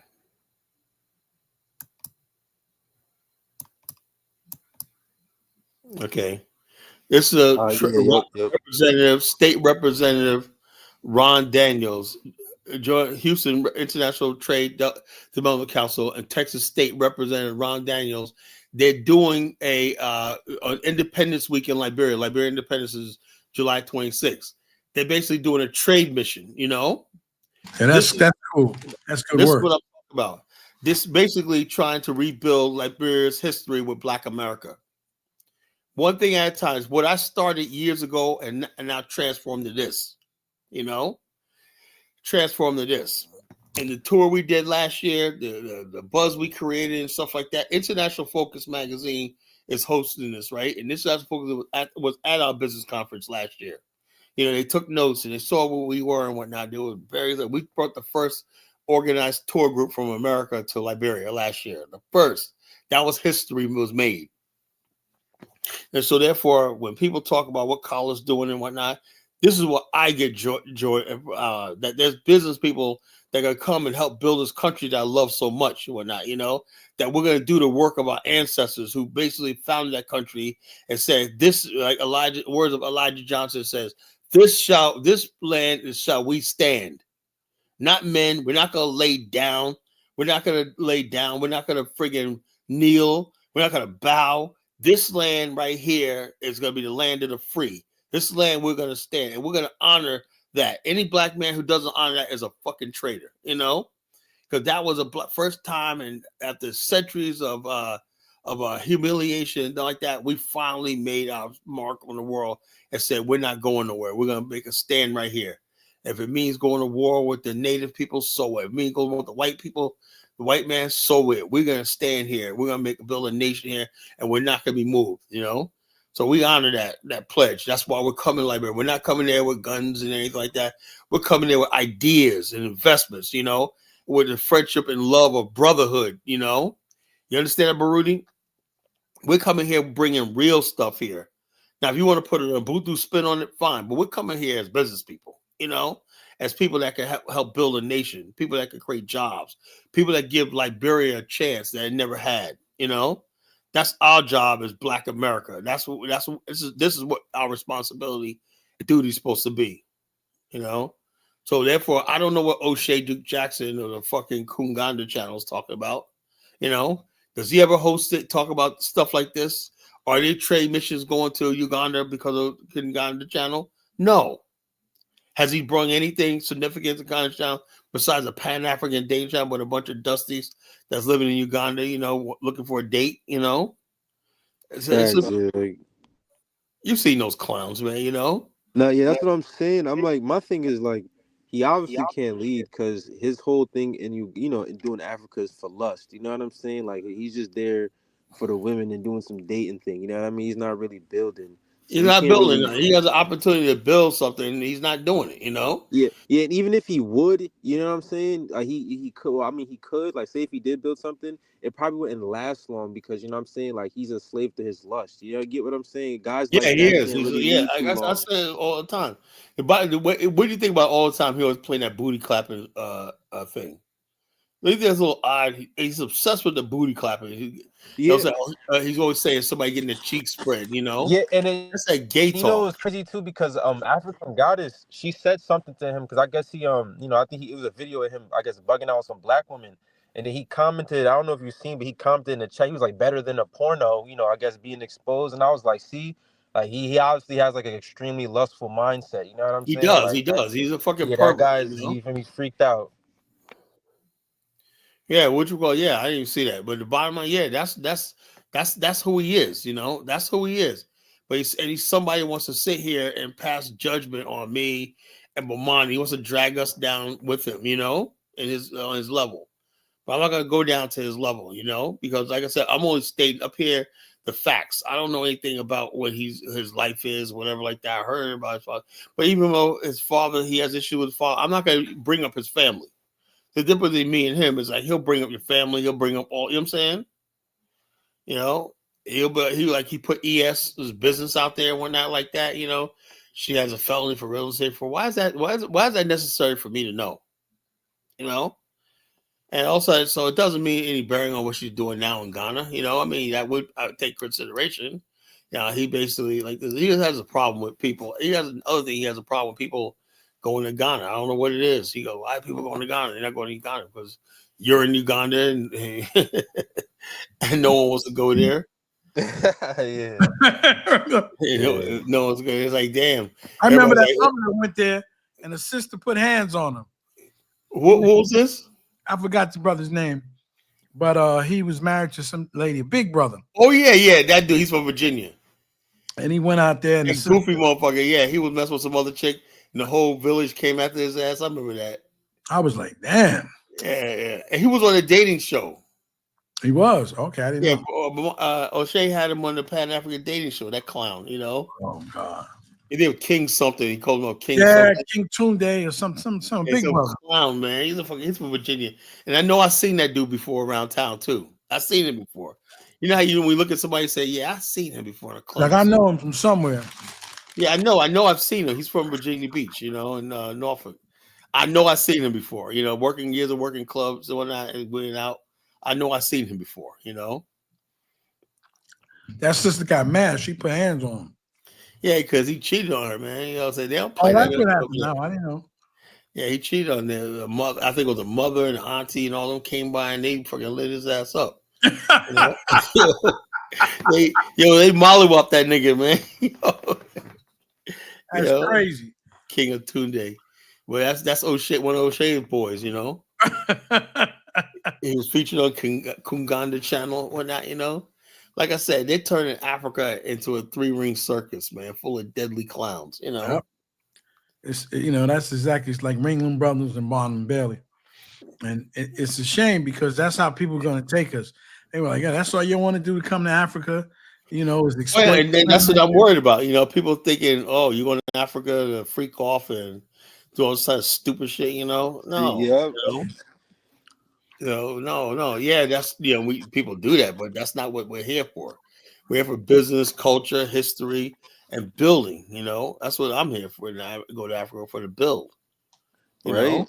My thing is, I don't even know why that's even a thing. Like, it's so many, like, precious metal under the earth, under their feet. Why are we going there for, sex stuff? You know what I'm saying? Like, the bottom line, like I said, the black man is not about business. You know, it's not right. It's bad. Bro. A lot of us are like that. The Arab man, the Asian man, the white man. You know, we're about playing and foolishness. And the bottom line is, a white man knows the people that rule black people, whether it's here, Africa, they got the rest of us intimidated to question them. You know, I'm not. You know, I'm not. With the day we come, when we try to declare these African stand. We're going to say, all these old school leaders, get the fuck out of here or we'll put you in your grave, you know? We're just done with them, you know? No, the fact that they screwed up, this president of Congo is about to give the whole Congo over to Donald Trump, you know? Wow. How does that happen, you know? How does that happen? Well, if we had a major media outlet saying in Congo and everything like that, on YouTube, whatever like that, saying, hell no, we're against that, and that was Koonganda was our voice in Africa, we probably fight against it, right? But Koonganda, the O'Shea, Koonganda child, anybody hear about what Koonganda have to say about Donald Trump taking the minerals of the Congo? Has he reported on that? No, he ain't gonna talk about nothing serious. He's talking about Bomani, you know, celebrity junk, and some stupid lady say that it's an email he got somebody he's scamming or not. But no, you know, see, that's what he spends his time with, gossip and foolishness and whatnot, you know. You know, I learned something very interesting. I'm gonna share with the family. I don't know if I'm addicted, but I like to look at TikTok. So there's this. I don't know if he's a Jewish guy or an Arab, but he's some kind of white guy, and that's right. That's what I said. He's some kind of white guy, and what he does is he buys gold and silver, and so a brother gets up there and has Rolex, like a platinum Rolex watch that he paid a year ago, $100,000. So the guy tells him, this is not this year's. I could probably get it all day for 80. So what he does is he offers the guy, he says, listen, I'll give you $50,000 right away in cash. So I guess the brother was feeling it. He needed that money right away. And he took $50,000 and took the 50,000. He wasn't happy. I think he got a little bit more. I think he might have got 60. He wanted 65 when they negotiated down. But in the very next thing, there was a white woman. She came in there. She had 35 gold coins. And he gave her, she told him from the back, I'll give it to you. It's worth 105, but I'll give it to you for 100, and I'm not going any less. And he gave her money. Yeah. And why did he give the black guy his money? Not only because I would say, because he had a watch. You know what I'm saying? She had gold coins. Like, he don't got to do nothing. He could just just put that right back on the market. Because I'll be buying gold coins. You know what I'm saying? That's like the best thing. You know what I'm saying? He probably got to break his watch. You know what I'm saying? Like, melt his watch down. Oh no, he's gonna sell the watch again. But he's letting him know his profit or margin. He tell you they're selling every day, all day for 80. So he's gonna get 80 for it. But he's only going to give him 60, so he's going to make 20,000 on the brother when he's only going to make 5 from the woman. And I just thought that was interesting. But like you said, you're able to get your money. You're able to get your quicker money with the coins than the watch. With the coins, and so this is what people don't understand. When you go out there to make your money. Like you said, it's better for you to get you some coins. The other night you had a show. And I'm not trying to get away from him, but you had a show the other night, and it said, basically, do South Africans owe us something? Was it you or was the show you talking about? Dinah's show. All right, Dinah's show. And so I remember, man, during that time when us African Americans were telling the white folks to divest, and we were going to jail and all the problems we were having. Gold at that time was like $200 or $300.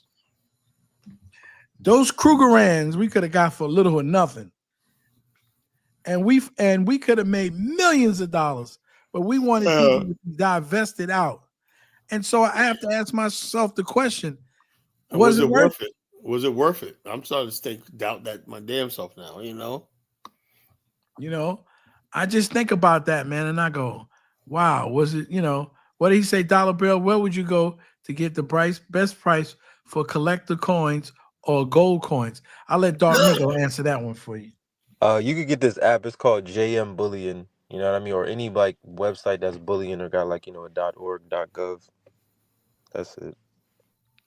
And even the United States government sells it. You got to get it fast. When you go to the United States Mint, Mint. Or you could go to your bank too and just request like silver dollars. You could be like, yo, I got $100 in my account. Can I get it in, silver dollars? Yeah, it's just a gold higher. Do they give it to you on the spot price or above or whatever the current what gold is trading at the moment? Because I'm gonna tell you what I've done, and my son and I don't want him to hear this and see how angry I am with him. I got a one of those things where I test my gold and my silver, and sometimes I get good deals off eBay. But you have to be careful. I usually do sellers that I've dealt with before in the past, and I can verify, that their stuff is real. I wouldn't buy big quantities of that. Like I used to have a lot of pandas. You got pandas? Dark Migo? Nah, I don't got no pandas. I know what you talk about though. Yeah, I used to have a lot of Chinese pandas, and but it's like my bad. It's like holding on to the bamboo. That one. Yes, like it's a koala bear holding on the bamboo, and I used to have a bunch of those, man. I had a bunch, but and then I used to have the kookaburras, the silver kookaburras. And it was actually my son that got me into this the same time when Bitcoin was like $1,100. It was my son who turned me on to all of this. My son is 30. Right. And he's the one that turned me on to that, man. Because when you look at money and how money, I was looking at my Robin Hood today, and they were talking about money and what was going on in the market. And I was like, man, the dollar, how people are trading with each other. And, I think it's a great hedge against stuff, man, to physically have yourself some gold. And I don't mean people holding gold for you. I mean, you physically having someplace somewhere where you got gold. Because gold, I don't think it hasn't gone down. What you know about Liberia is, I know several people who got their own gold fields, mines, and we could probably get into that for a little $100,000, create your own makeshift refinery, diggers, cleaning stuff like that. Please, All you need some young men with a little bit of capital. I would say about $120,000 worth of equipment. I looked at it all. You can get all the equipment right there from China. Gold mining, the gold cleaning, the gold refinery, and whatnot, the blast furnace, and make it into gold bars and whatnot, 100% gold. And then when you do that, what they do is they send the gold to the Lords of London, right? They either melt it down again, put it in, or they stamp it. Once it's stamped, right, you can put it into the U.S. Federal Reserve, right? Mm-hmm. You put it into state treasury, or the best place to put it in the U.S. Federal Reserve, and then you can nobody with my gold. No, but the thing is, though, governments, they put it in the U.S. Federal Reserve so they can borrow against it. Let's say that's what happened. The government. You put like you put like $1 billion worth of gold in the U.S. Federal Reserve. You can hedge against that and borrow up to like 10 times that amount. Because you got the gold as a principal. You can borrow that out. You can borrow that out for 10 times, or 5 to 10 times. That's why you do it. But that's what other people are doing. Koonganda today just recently said nobody is getting any gold out of the country no more. No mining, no nothing. So Ghana just cracking out. About time. They should have done from the very beginning. They should have done, but they were ignorant. Like you'd be surprised how backward a lot of these countries are. The only reason why they're doing it because you got a lot of African Americans over there telling them. Then they go, let me say, oh yeah, you're right. We don't have to. Yeah, the British are robbing you. So remember, a lot of these countries are basically taking the white man's system, colonial system, and just ran with it. They tried to run a government off the white man's exploitation. That's why Nigeria got the British Petroleum. What is British Petroleum about? Do any petroleum made in Britain that we know about? Hell no. In Nigeria. So why isn't it Nigerian petroleum and they're going and building convenience stores and gas stations throughout America? Like the Venezuelans did Citgo, like the Mexicans did Valero. Everybody travel on the East Coast, Valero. Yeah, Valero. Gas. Okay, what did Mobamba say? A Boma dollar bill. I actually meant if someone had collecting coins or gold coins and wanted to receive the highest amount of money for selling them. Sorry, I was. You know what? If you have gold coins, I would hold on to them. Hold them. Don't sell them. Hold them. I would not sell them. We're going to sell them for fiat dollars, man. Keep those gold. I gave my son a piece that I brought for like $400. It's worth about $1,400 now. And so I'm saying, I told him don't sell it. But people do, when you give them things, they do what they want to do. But I'm just saying, if you've got some gold, you keep a hold of the gold. And my son was also telling me that the reason why I'm getting good prices in silver is because since the price went up to spot, is it 38 yet, Doc? Yes, sir. Well, actually, I can check for you, right? Yes, sir. Dark's a smart young man, Yeah, I like Dark. Yeah, because I'm getting in the silver game, Colin. Don't cap, like next month. Right. Like I said, I need young guys like you going to Liberia, getting into the gold business, gold trade. That's what I need. Right, because I got a Chase account. I'm pretty sure, like, if I got a good business plan, with that, they'll definitely let me get like $100,000 loan for that. Yeah, good. That's what it is. Look at you can go over there. I created a BAO. I created a gold mining group. I ain't going no place. I'm trying to still build it. I create different groups for different things we want to do. I have a gold, a mining group. I have a couple of people in there, but that's what I really want to do. I want to take the BAO website and keep building, incubating these different groups. One gold miners was going to be my prize group.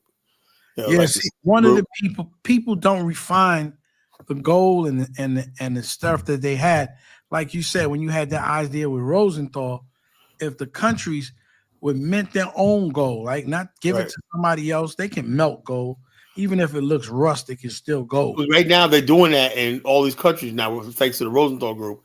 And they're putting the gold in gold bullion banks, Yeah, you put it in the bank as a reserve, and then you can borrow against it. You can literally print money. You can print money against it, And That's so borrow. You can print the money. Problem is, a lot of these African countries, I have discovered from looking at places that buy gold, a lot of these African countries are allowing other countries to print their gold reserves. Yeah, they basically let the other countries come in. Like right now in West Africa, unfortunately, you got playing jet loads of playing be refined in Ghana, refining gold and putting them in bullion bars and ship right to Dubai. Yeah, that's crazy. In the Congo, they do the same thing. They create makeshift landing strips, right, in the middle of the jungle, right? They clear out jungle and they pay a little bit to a warlord. They lease a landing strip from a warlord, And that's how it goes throughout Africa. It's like I said, man, Africa needs a fucking revolution. I don't understand. So we basically have a means to friggin' changes. What exactly are we coming back to? These are things that a Koonganda channel should be talking about. Yeah, they ain't gonna talk about stuff like that because you know what it is. I think in his mind, we are lighthearted people, that we're not a serious people. And because the thing is, what he understands, we are serious people. He's playing games, This is playing games with him, And the bottom line, he's pushing 50 years old, right? He says he got a medical degree. And what the hell is he doing fucking around in Africa? He's not doing anything important. Well, I'm just telling you right now, that Koonganda child is a disgrace, It's a freaking disgrace. So in other words, O'Shea, you wasted your time, You thought you was contributing to the Pan-African Black nationalism. You didn't. You should have went to medical school, became a doctor, and everything like that. If he basically said that he spent $1 million Koonganda, well, I don't believe, that raggedy studio, he could have basically put with $1 million, he could have built like a hospital in Uganda, He could build like about 20 medical centers, Right? Yeah, what it is. He better look at studio, right? Like that studio's raggedy, man. Come on, man. That's a joke, man. I'm looking at this like a couple of years ago. You could get you just a gram, for like $40 or $50, and now a gram is $148.49. A gram of gold, just 1 gram. You could remember that. Doc, you could get you a gram for like you could go in the water and pan for that. Like, you know what I mean? I'm like, dang, gold is good money. Just for a gram of gold. And I mean, the guy who owns one of these casinos, and he owns the Rockets. I forgot his name, but he owns the Golden Nugget.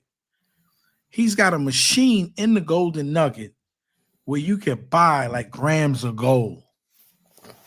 It's crazy, right? It's like a little kiosk. You just put your money in and get a gram of gold. Oh, yeah, I got to see that. That's nice.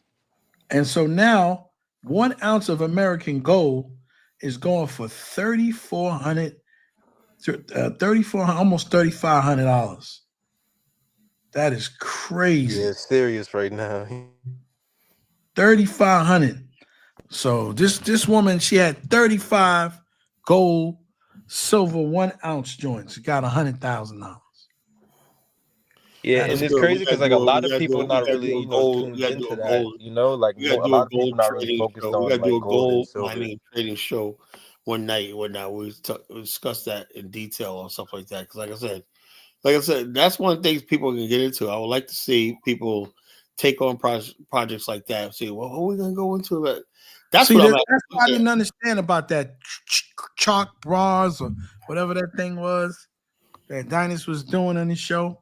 Well, yeah, well, I did. No, you said Carrot Bar. Fitzgerald. Yeah, Carrot Bar. Fitzgerald's a nice guy, but he's one of them guys that they come across stuff and like GS Partners. I was trying to get Dynasty. He said, "I'm ready to GS Fitzgerald." It folded, right? And the guy, my upline, told me today because I got a couple $1,000 I lost. He said, "Did you file your thing?" And I just filed it a little while ago. He said, "Yeah, I found the email." He said, "Yeah, there's like a lawsuit, whatever like that. Everybody's supposed to be getting their money back. That's been 3 or 4 years, so I should get my money back with interest. But so well, see, that's the whole deal. I don't buy if I buy gold, like I said, I would be like he says, JB Bullion, Ampex.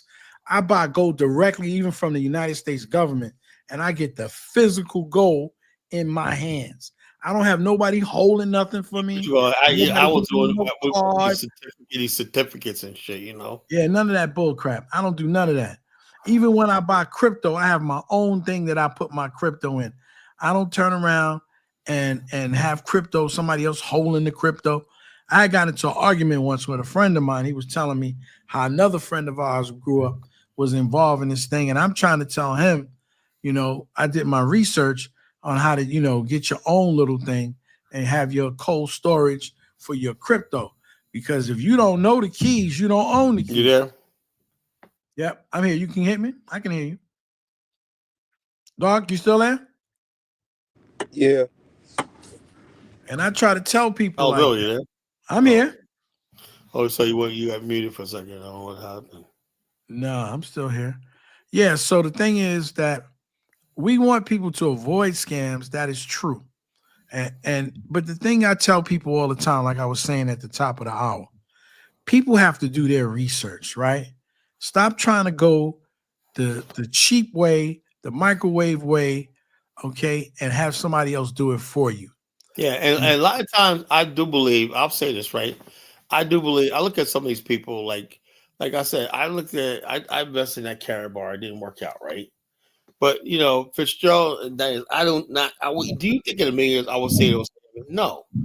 I know they were sincere about what they did, whatever like that. It looked good. Sometimes things just fall apart. Mismanagement, whatever like that. They underestimate stuff, unforeseen factors when they didn't calculate, and it goes left, right? But what you don't do is basically get up there and be like, "Oh man," just say, "Look, maybe he don't have it. That where next time I'll say I know I think I'll pass." There you go. There and respect the person. You love them still, and you go on from there. But what O'Shea's trying to do is this: if he finds something out, like I told him, the woman you talking about, right? But Monty gave her money back, But the thing is, the reason why it took so long is because she wanted her the initial fee, whatever like that. That's non-refundable part. She was like, "I want all my money back," Like, no, you agreed. If I file these paperwork and like that costs me money, that's non-refundable, because it costs. I got to eat the cost of that, And so, like a surveyor or whatever, like that. Somebody goes. What did she find? She got cheaper land or free land? Yeah, the Sabo thing. Remember the Sabo? That came along. Bomani lost like 50. He still got 50 properties under construction right now on the land. 50 people, And so that's impressive considering the fact that so many people went to a Sabo, from him and basically said we want free land. See, the thing is, somebody like O'Shea doesn't like this at all, right? He don't want African Americans living in Africa to be happy, because he always reports. As soon as something happens, like African American get hurt, he'll be right there. Oh, see what happened? This black person said this. And then he always seemed like anytime there's an incident between Black American and African, he seems like he always takes the African side. You ever notice that? Yeah, because he said that he's been scammed many times in Uganda, but he's not calling them out. No, because he's not, But he's the bottom line is, but he's gonna call us out. There was one guy. I forgot his name. He was a brother living in Uganda, right? Mm-hmm. And this dude had took his bike, right? And he walked up on the dude and punched him, right? And I borrowed his bike without asking or something like that. He hit him, right? This was before Koonganda. This is right around the time of that King Otunde time. Yeah. And I forgot the guy's name. He was like one of these hip hop dudes, right? He clocked the dude right in the face. They'll say they got around Uganda. Oh, how can you hit a Ugandan like that as a black American? Blah blah blah. But the dude took his bike. And took it just without asking. And just he said he preferred to do. Yo, that's my bike. Whatnot. And the dude was like, well, blah blah blah. The dude just said, what the fuck you hit my bike for? He took my bike for it. He hit him. And that was an incident. I think O'Shea talked about it. I don't know if that was before. That was way before Koonganda, but I think O'Shea was going back and forth in the country at the time. Oh yeah. And there was a couple of other people that was in Uganda. There was a lot of people, Black Americans, living in Uganda. Sister and whatnot that was there. Boy, yeah, like here, a lot of people are living in the country, and stuff like that. Doing really well. And everything says cheaper or whatever like that. There was like living there and stuff. But I don't hear these people. O'Shea basically, he has never really interviewed no one that Black people in America is doing stuff in Uganda and stuff like that, or took his camera out on the streets when I interview people and stuff like that. It's just that everybody's come to that studio, and sit there and talk.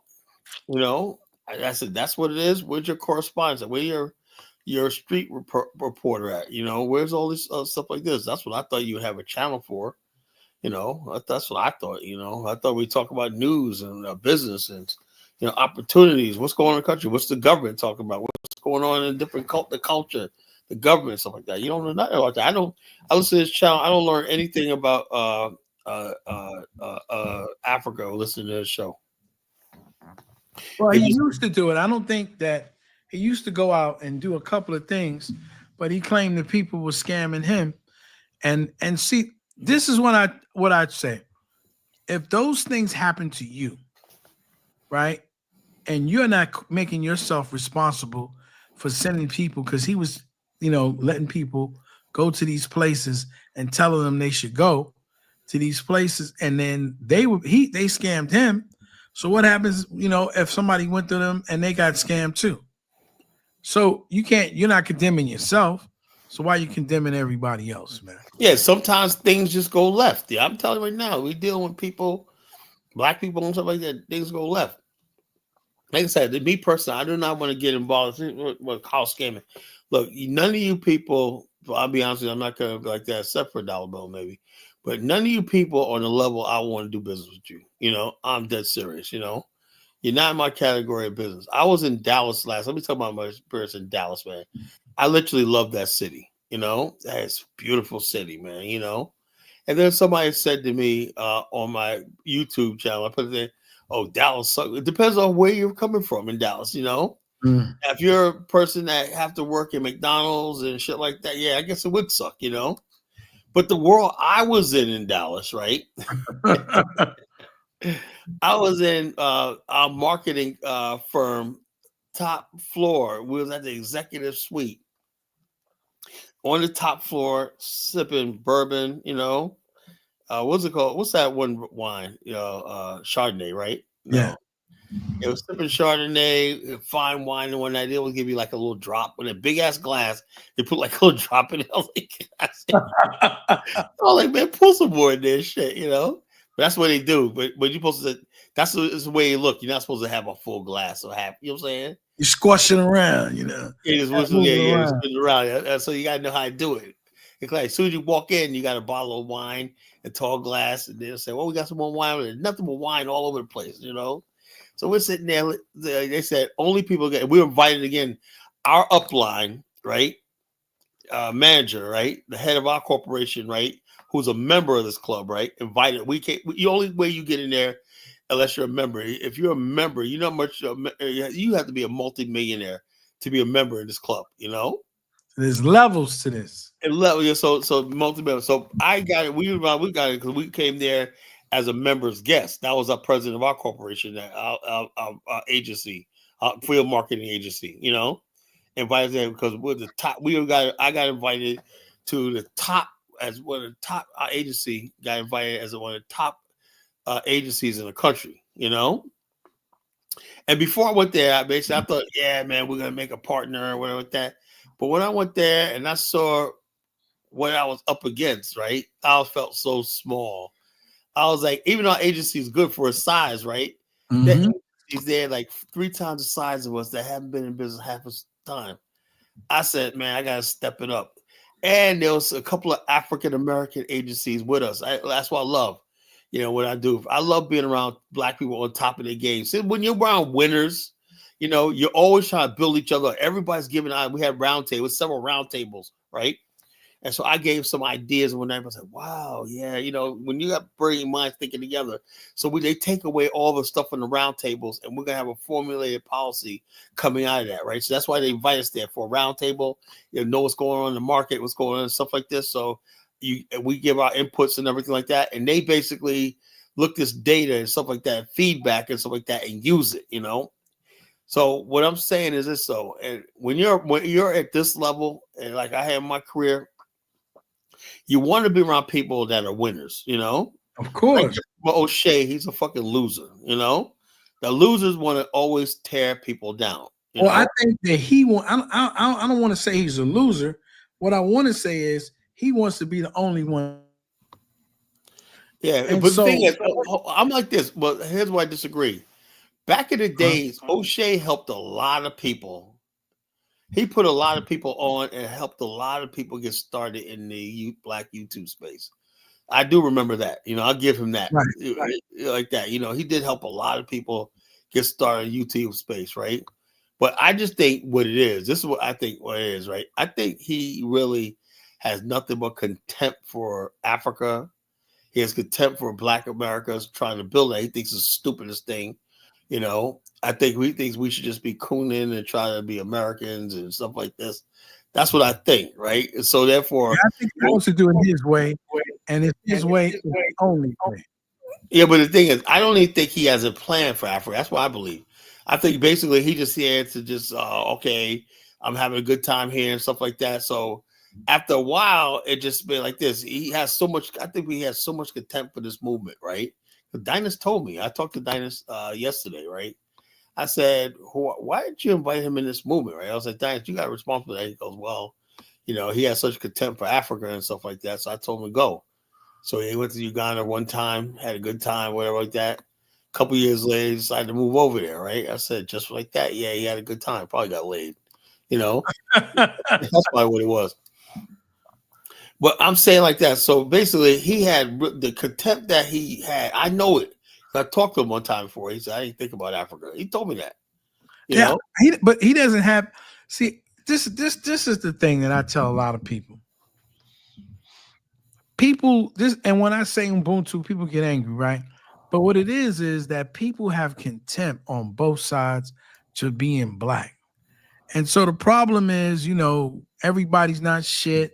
Everybody, you got to hear what he tells people he ain't shit. The other guy said he ain't shit. And so therefore that gives me the opportunity to do certain things without responsibility. You see, and so nobody wants responsibility, or they want to get on people when they want to get on people and pick and choose who is going to be their target, right? Instead of saying, you know what? These are young people. Let me try to talk to them. Even T&3 was saying, like, I looked up to you. You're one of the reasons that I got there. But, like, it's easy. Like I said, if you want to sit and just blame people on bullshit, you can do it all day long. And instead of trying to come, to some type because he subconsciously has a contempt for the whole entire movement. That's why he got contempt for Black people in general. He has contempt for Black people in general, but he really and Africans and Caribbeans, and that's just part. He just has contempt, and the whole thing is, he knows that our people, would rather be buffoons, would rather be coons, would rather to laugh and not be serious. It's a defense mechanism. See, people don't really know that it's a reaction to racism. Oh yeah, just like I said, like this. The deadly clown. The clown's the most dangerous thing in the court jester, right? Because a lot of times in history, the clown was able to get near the king and poison him, See, but like he trusted the clown because he gave him no anxiety, There you go. Remember, you read King Lear in high school, right? Of course. My fool. I need my fool, that. a court gesture, you know. There you go. And that's what O'Shea is, a court gesture, you know, a clown, you know, a clown, you know. You know, and the funny thing is, obviously, he's an intelligent man, but I this is what I think. I think that people find it easier. I was listening one day to Charleston White talking, and you know, he said when I was for the community and I was out there doing the work, he said I was starving. I couldn't take care of my family. And so it's unfortunate that our people only like the coons. You know, it's like, you know why? Because let me tell you something. This is why I'm glad you said that. This is why people gravitate toward ADOS FBA, right? Mm-hmm. They graduate toward this Indian something because Black people fundamentally do not like responsibility. It's a responsibility to understand that this country, the most powerful country in the world, basically enslaved your ancestors, right? And no matter how much you try to say, I'm an American like that, you can never forget that, you know? And they always remind you of, yes, this country's existence is because they enslaved you. They never paid you back for that. You know, we abused your ancestors. We killed you. We lynched you. We put you to literally, we made your life your ancestors' life a little living hell. Now, there's two things Black people could do, and I noticed it, right? You know what I'm talking about now, but there's Black people out here that completely divorce themselves from their history, right? Yep. That's why they walk around all happy, smile, whatnot. You know, they don't want to hear nothing about the Black struggle and whatnot, you know. And especially when you got these little pretty little Black girls and whatnot. She thinks she's thinking about. I seen a video today of some thing. I'm not trying to sound racist. Like, don't get me wrong, folks. I'm not no racist, right? But this goes on what I'm talking about. I seen a commercial today of I forgot some thing, right? They had a Black girl, a little Black girl, just cute, right? And lady come in, she's a makeup artist, right? And she was doing the makeup for this lady in a wedding, right? Put the makeup on her, right? Little Black girl comes up, oh, do me too. A little cute little Black girl comes right. And then when they got ready to go walk down the aisle, right? Guess who the Black woman's with? White man. Of course, you know. So I'm saying to myself, that is basically saying our ancestors, everything they went through, the struggle we went through means absolutely nothing. That's a spit on our ancestors' grave. Everything we are as a people. Look, the bottom line is this. We owe it to our ancestors to stick together as a people. You know? That's that bond we used to have. You know, we owe it to ourselves to make a family, to love each other and build together and stuff like that, you know? Now there's no obligation and whatnot. And the bottom line is this. Since there's no obligation, right? And people don't want to feel guilty about it. They're ready to listen to people who tell them what they're doing is okay, you know? Oh, yeah. So they'll support, Black people support. Why do you think they basically, when I start saying stuff I say, people hate me so much, right? When I start talking about, I think our sisters need to do this. I think brothers need to do this and whatnot. People don't like, they get under what they call conviction. You heard that in the church, right? Yeah. You're under conviction. That means you feel guilty and whatnot, you know, and you resent the person that's bringing your conviction. Like it could be a pastor in your church, right? You ever have that one sermon, right? The pastor's preaching, like, and you know, you think he's talking directly about you? Yeah. And you resent your pastor or preacher, whatever like that. You're like, man, what is he talking about, man? You're like, oh, your business out in the street. Like, what the hell are you talking about, man? You know, he's not referring to you, but you know, whoever he's talking about, you feel guilty because that describes you. You know, and that's what this show is all about, man. When I start saying stuff about we need a nation of our own, right? And the bottom line, the people basically still think that we're going to integrate into American society and become Americans. They hate me. Those are the people that's basically siding with O'Shea, like the people who want to see me destroyed because and you ask yourself this question, Dollar Bill. If you hate calling somebody, why do people tune in? They tune in because they want to see me because what I say, you know, when I start talking about, I say, yes, I'm from sub-Saharan Africa. You're from sub-Saharan Africa. We weren't already here before Columbus discovered us, right? That's bullshit. We're not Native American. We're not. They literally hate that, right? Because it's an escapism. See, when you tell things the way it is, people can't handle the truth. right? It's because people can escape into the comfortableness of their lives. Yeah. So if I have to tell you, I hate the guy that's going to tell me the truth. Like I dealt with that even with my own family. Listen, I can make this. This is the difference, and I know you experienced this because you got a family business. I can make $150 an hour, right? Which is nice. That's good money by anybody's standard. But if I own the company, I can make $200 every half hour or $400 an hour. And then the money, if I give out $100 to somebody else and I made $300 or $350 for that $350 or $300 instead of making $400, and I don't have to work, that's a sustainable business, right? Yep.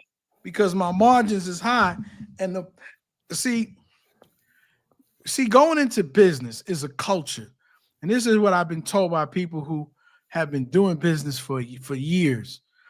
It's a culture that a lot of us African Americans, unless we were born in a family that does, bless you, that does business. See, you in a family that does business is different. Most people were born like, and I'm just gonna say straight for me, was get a good job, go to college, get an education, and get a good job. And so when your mind is wired that way, I never, because I worked for myself at 40 years old. I stopped working, as the other guy would tell me, for other people, and I did it for a while for myself, and I found it to be very hard because when you're the only person, when you're the sole proprietor in the business, and everything you do means if you don't work, you don't eat, right? If there's a holiday, you can't take that holiday because you got to work. You got to be the person who does the accounting. You got to be the person who does the healthcare. So when you don't have enough people to delegate those things or make enough money to employ those type of individuals, it's hard. Now think about what O'Shea says. O'Shea says the kind of business that you should do is the kind of business that you're good at. Now you just became a medical doctor. You didn't think there was any money in going to Africa and starting your own clinic or clinics. That's what I'm saying. Starting healthcare. Okay. You found out that when they shut things down, it was better for you to be a coon. You made more money being a coon than you did for spending all those years being a medical doctor. And that's so when you look at some people were saying that he was going for something else, but he said he was a medical doctor. It was some sort of other certificate that he was. Well, you can have an MD. Like I have a cousin who has a JD, but he's never practiced as an attorney. He's never been a practice. He's always been a professor, and he recruits people all across. Well, I don't know what his job is now, because they probably cut it out. But his old job used to be to recruit African Americans and other minorities into the legal schools, because that was his second gig. And then he was a professor where he taught law, but he's never actually practiced law, right? Yeah. So you could get your degree, but if you never did your residency and you never did the other things to be a medical doctor, right? Then you're just a doctor in name only. And so that's how my cousin was. He's a professor, he's a recruiter, but he never tried anything in his damn life. Yeah, but even if you get a doctor's degree, you still got to get licensed, Not necessarily so. You can get your degree in anything. Like I said, he has his still got to get a medical license. Yeah, he got his license. He got his license. Well, not necessarily so. You know why I say that? I watched the lead attorney, and there's the brother, and then there's the sister. I don't think that she's an attorney, but she can't do certain things because she's not passed her bar exam. So if you haven't passed your medical, she's a paralegal. You can be paralegal. If you haven't passed your medical exam, you could be a nurse practitioner. Yeah, so you got the same education, but you haven't passed the exam. So and maybe he never went for the exam and he's making a lot of money, But I'm saying if you're a person who has these credentials, wouldn't it be nice if you would open up a bunch of clinics in Uganda, a bunch of clinics in Kenya, where you could make money and do why? something Because serious. he doesn't care about those fucking countries, He doesn't care about those countries. He really doesn't. So the bottom line is this.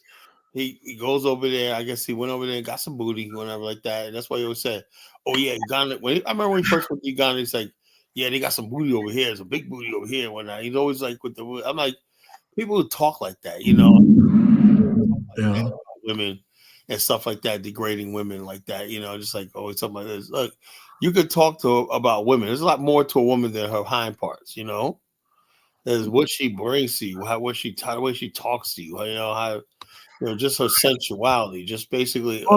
Just the value of an intellectual mind. Yeah, that's the powerful thing about a woman. A woman's sexuality is the fact that if you have a partner, a person that really cares for you and you care, and she got your back and you got her back, you could conquer the world. Yeah, you got that emotional support that every man needs, man, is to have a good woman. Right. And so it's, but I get, like I tell people, man, when you at a certain age and stage of your life, and I'm weary of dudes, man, who in their damn 50s, man, who decided they don't want no woman in their life on a regular basis. Yeah, man. I just don't understand it. It's just not me. And so, because I was commenting once, there was a guy, not once today, on Instagram, and he was talking about how white men, don't get married early and this and that. And I was just telling him, I said, it's not the fact that you get married early, because you can get married early. You don't have to start having children right away. You can sit down with your woman and you can have a plan how you're going to tackle, because when you look at economics, man, and this is what I tell the young brothers, when you look at economics, if you got to take a woman out, spend X amount of money, now it's different when you got that money, right? You got that kind of cash, you making that kind of cash is nothing. But when you coming up, man, the money that you spend trying to wine and dine and impress a young lady and take her for trips and buy her perfume and jewelry and all that, you could have been putting in the bank. You could have been going on one vacation a year instead of 10. You could have been saving the next egg and making plans. And even if you had a child or two, you'd be able to send them to a good school and purchase you a home instead of going out and getting a $60,000 wedding. It was the same thing I was telling our beautiful sister Marie Shy. The diamond ring that you get is not about flossing. You can floss it, but the diamond ring is an insurance policy against something happening with your family, and you have no way out. You can always pawn that ring and get that money and do what you need to do so you can hold your family down. I think the problem is, and his sisters get angry at me when I say, because that a lot of our sisters think they can mess around like some men and play around and use up their body, and when it's time for them to level up and be with a man, they have nothing to give them, and they get a bad reputation by the things that they've been into, right? Mm-hmm. And so, we as a people, and I'm not even gonna blame it on African Americans, because I got TikTok. I would say it's all African Americans, but I see some old crazy stuff from Africans. Oh yeah, no, I'm on TikTok too, and I'm saying the same thing, even worse. Twerking and booty. Yeah, all the acting a fool and whatnot, when they go out wearing a shirt with no bra on and showing them sitting around in their underwear, some real coon stuff. And I'm just saying, we gotta, as a people, we have to become more serious, about our situation in life. And like I said, I went through my own hardships. And I did it at 25, man. I settled down with a woman and I decided to have kids. I had already been out there, man, 19, 18, 20, 21. I seen enough. you know, Yeah, where what you call it? I Like realized what I that's needed. why I'm saying tonight, brother. I said, look, because I believe this movement is serious, right? And Bomani, what he's doing and I'm doing is a serious movement, right? That's why I have to get up in front and attack this, because I cannot let this movement turn into a. Think about it. Had I not did this response video, people will take that Koonganda. What it is, bro, is he brought that same jigaboo Sambo culture to Africa. You know, he's unredeemed. You know, so basically he goes to Africa and start doing the same mentality that Mantan, whatever like that is, right? O'Shea brings the same thing. And he's good at it, successful, you know, the minstrel show, you know. He's good at that. That's what he does. He's a minstrel, you know. But basically, okay, that's fine. But the thing is, this if you don't think black people are serious, if black people in America want to let that happen, that's fine. But people realize thing is black people in America could be dangerous if you want to. They want yeah. dangerous. The day you think that okay, yeah, niggas ain't shit, you know, like oh that fuck niggas, and next you know somebody gonna put a pipe upside your head, you know, because you playing in their face. You know how it is, Albert, right? Yeah, I'm looking at this fool here, man. Black American heroes. Stop letting people tell you to be passive and don't do this and don't do that. My advice is to become more hateful, become bitter. If it helps keep moving and be very selfish as a man. See, that's stupid, man. That's dumb. See, this is the issue, man. And I want to try to tell him something. So, you ever go out on a vacation? Why is it that is this guy from the O'Shea channel? You don't need a dog, aka a woman, to go back. That's that homosexual shit, you know? Think about this, man. I remember I was a young dude. I got married early. I was like 25. I remember maybe I was a little older because I had my two kids. So maybe like 26, 27, maybe 28 years old. And I'm sitting down there with my wife and my two kids. My son is like a baby, like a toddler. And I think my girl was like, they're like 4, they're like 3 years apart. So I walk in there and I think we're going to like this, I think it was Sizzlers or something back then, or you can eat buffet type situation, you know? And so we were going like there for lunch and stuff. So I'm bringing in, with my girl and my kid and my kids, and we sitting down and we're gonna, I go first and then she go and get the kids their food and all that stuff. So we would take our turns, sitting with the children. And I see this white dude coming in, man, with his wife, and the kids, man, and I'm listening. I like to listen, and I'm one of them ear hustlers, So I'm listening and see what's going on. And this dude, man, this woman's like spellbound by this white dude, right? Yeah, you told the story before. Yeah. And the kids are listening, and I'm just saying, look at this, right? And so when this dude is talking about, I had to bring it up about calling our women dogs and bitches and that's why I deleted him. He's gone. Yeah, I'm glad. But when people have that mentality, they don't have that growth. When you go to places in America and you go on vacation and stuff, and you see Hispanic families out, you see white families, that's you beautiful, see man. Asian You're like, families. damn. And I'm like, where's the black discovered people? too. I discovered too when I'm in the Fairmont Hotel in Dallas. That's like one of the best hotels in the world, man. That was the best sleep I ever had. I love that place, Fairmont Hotel, man. That place is beautiful. That's where we was at, last couple of days. Anyway, I'm watching people come in and come out and whatnot. You see families. You see a guy maybe in his 60s his daughter, obviously home from college, she maybe like 21, 22. And they're going over here, oh yeah, we're going to Aspen and blah, blah, blah, back and forth. That takes a lot to build a family where this guy's like, yeah, I got my daughters, my sons, and they're here. We're having a good time. We're at a hotel. We're going to be here. We're flying out to such and such Vegas in the morning, whatever like that, And so I'm saying to myself, I'm looking at the side of America that actually works, And I'm saying to myself, I said, we have to get to our piece of the action, or where we're working, where our families and stuff like that are enjoying each other and building with each other. But you got so many black people who be in their 30s and 40s and they're still acting a fool. They're still trying to figure things out, still trying to date, still trying to do all stuff like this, you know? Where look, one of the partners that we had, right, was an older black guy couple, right? It was like in the 60s, whatever, like that. Or younger. No, wait a minute. This guy, I'm thinking I'm up there, right? But he could be my age, a little older. Maybe he has gray hair, probably your age, you know.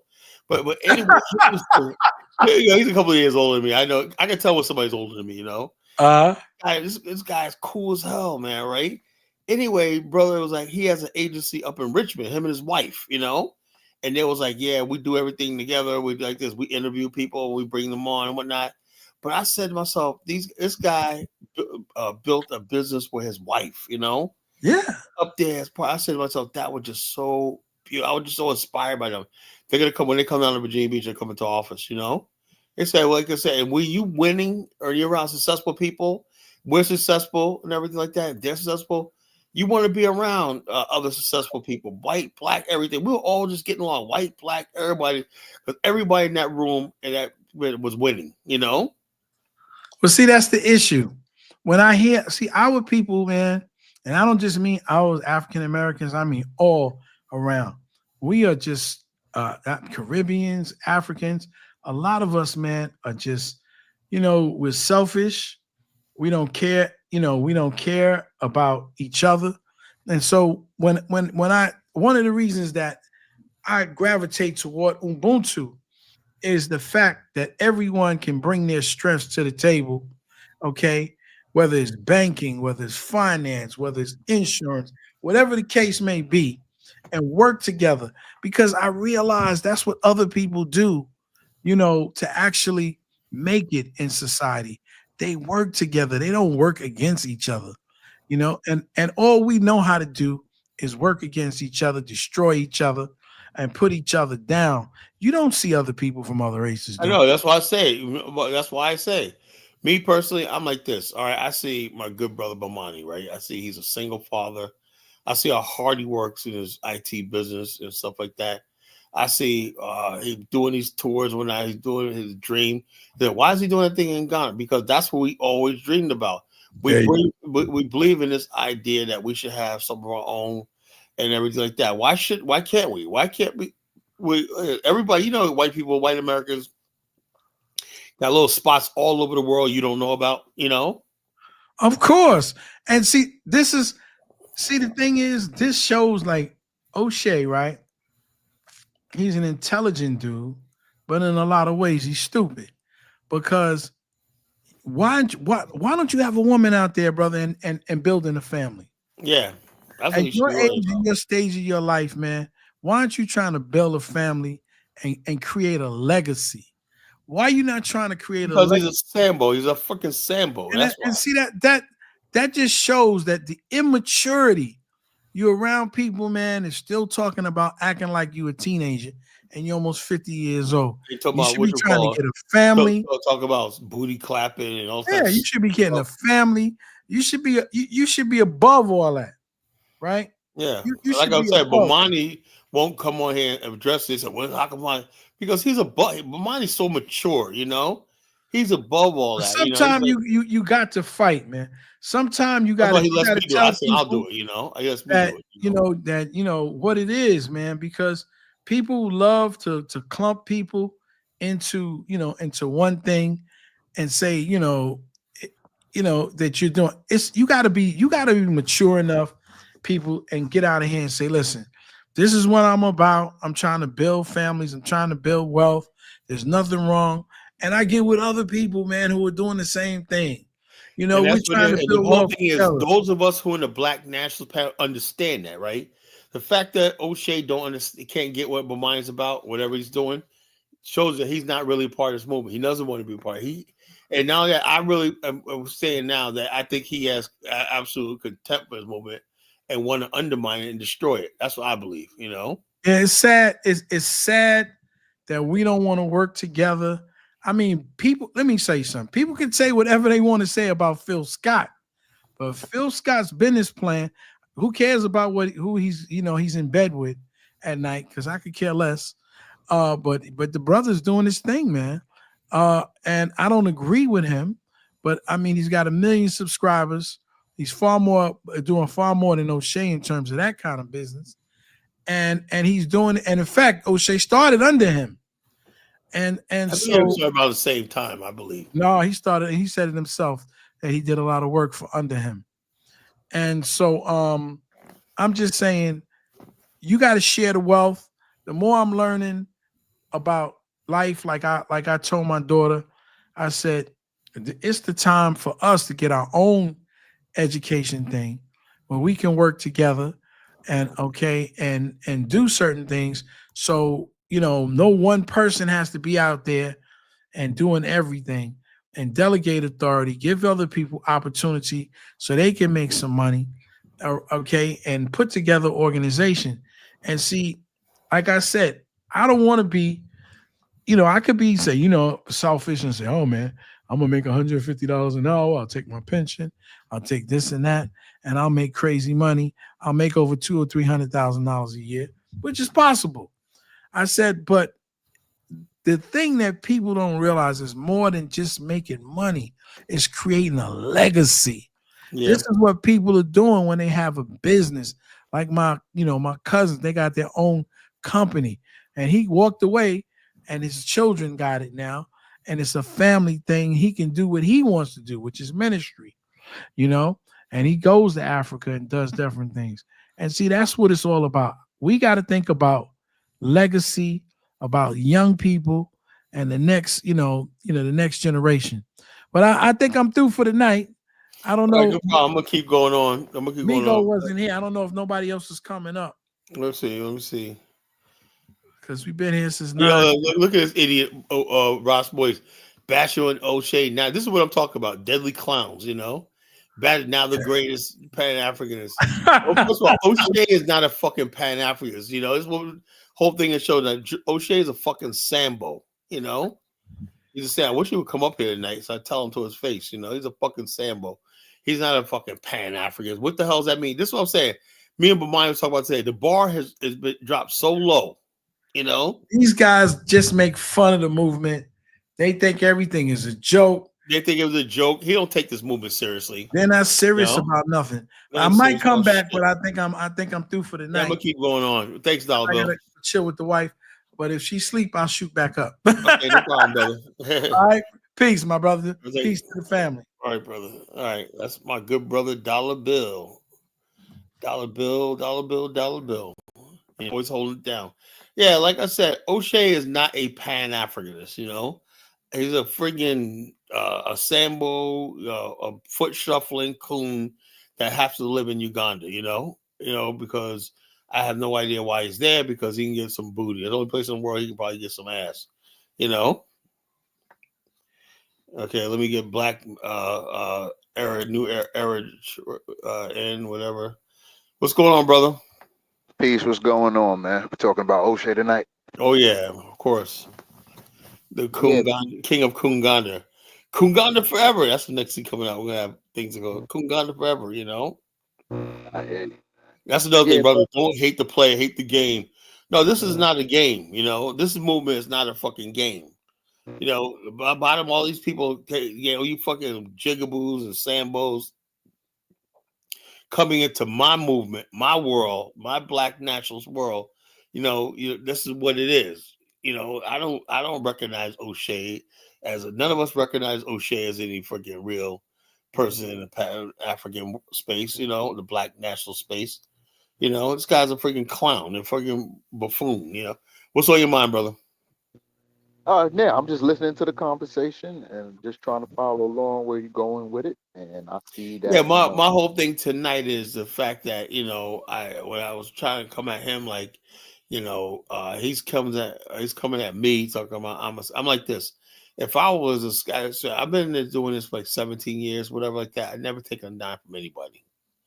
I never gave a solicited anybody for any business proposition. None of that shit. I make my money because I have a business. I got back from Dallas, right, on a big business convention. Top agents in the country were there. I was there. I was special guest invited. Me and my brother and sister, we have our own age business. I do legit business in my real life, and I don't make any money off Africa.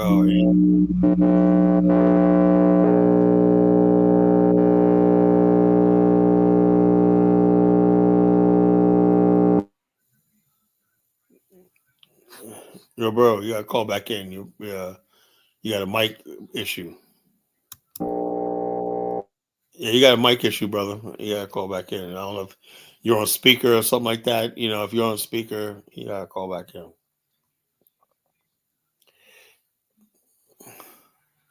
No, it's not about selling tours. It's what's in your heart and spirit. Do you believe in this black nationalist life? So if you believe in this black nationalist life, you really believe in this, right? Which the first thing you do is always reach to your brothers and try to help out. You don't sit there and slander your sisters and belittle your sisters and whatnot, because the sister might be going through something, a shortcoming, like the sister ES. She's obviously going through stuff like that. Like I said, I don't look women. Look, man, if you're a man and you're being threatened, you're threatened by women, there's something fucking wrong with you. I'm not threatened by women. So the bottom line is I'm a man. I know I got manly responsibilities in this world. When it really comes down to it, the world's going to be on my shoulders, not a female's shoulders. So whatever a freaking female does, ES or whatever like that, let them do what the hell they want to do. Whatever like that. That's what men are for. Men are for to carry the world on our shoulders and whatnot. We make the decisions. We put ourselves at risk and everything like that. So I'm not going to hold anybody or women to some standard that that only men's supposed to be. So that's what I'm talking about tonight. See, your thing back clear? Yeah, I got you. Okay, all right. So what's on your mind? So what do you think about what I was saying? Yeah, I hear what you're saying. I see it's a lot of people who are in the African, Pan-African, Black movement spaces, and everybody's got their different hustles and things that they got going on within it. And so other people are trying to beat other people out of being looked at a certain way, and it's just all I'm just peeping all the games and all the things that's going on, and I feel like we need to stop all of it and come together. But Ross Moisture, don't talk like that on my platform. Do not disrespect women like that on my platform. It's about getting that long shirt. She's a woman over there. But what if she was watching the show? Does she need to hear something like that? She can that with long shirt going. That's not funny, This is what I'm talking about. The disrespect, Well, you don't disrespect a woman like that. Okay, I get it. The long shirt Kwame thing was friggin' funny at the time, but not no more. Now we got serious stuff going on, and if our women feel like they're being attacked by us, that's the problem. That's why I draw the line. If our sisters feel like they're being attacked, I stop. We could joke. I go back and forth with like Chantel, whatever like that. And For Righteous, whatever like that. And I have a problem with some of these women, but there's a point you go to, and the point you don't cross as a man.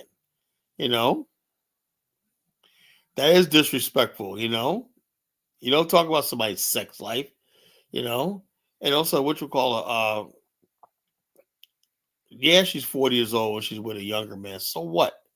When I was in my 20s, I dated women her age, What the hell's the difference? She's just like young guys, man. Some women like that, they're like young guys, young boys, I was one of them, older women like me and whatnot. I dated a lot of older women. I dated I think the women when I was in my 20s, I was so mature for my age. The only women I could date are women in their late 30s and 40s. I couldn't date women my age because I was just too mature for them. I couldn't do nothing with a woman. If I was 25, 26, I couldn't do anything with a 25, 23-year-old, whatever like that. They did nothing for me. All the women I dated were older. I dated all sexy older Black women. That's what I always dealt with. So why basically disrespect and bully ES and whatnot? Let her leave the woman alone. What do you think about ES? You know about this, bro? Yeah, I know about ES. So what do you think? What I think about her situation in general, or No, what do you think about her personally? I mean, she was a woman. From her story, it seems like, she had situations going on in California. She had some children and things went bad, and she wanted to leave and went to Africa and started like a new life. Yeah, it was okay. That's her story, but the bottom line is why is it that people are okay? That's her story. You can say, okay, I don't like a story where like that. Is it? But is it necessary to keep bringing her up and putting her holding up for ridicule, for public ridicule? I don't know. She's a public figure on YouTube, or she brings attention to herself and her story. Right. She does bring attention to herself, but she shares what she wants you to see. Like me, I share what I want people to see. So people are gonna judge me if I chose to like show myself in the shower or whatever like that, or show that I put on a little bit of weight, and then people start saying that, then that's on me, right? I basically only show what I want the public to see. I don't think she ever talks about her passing college. She talks about her life in Ghana.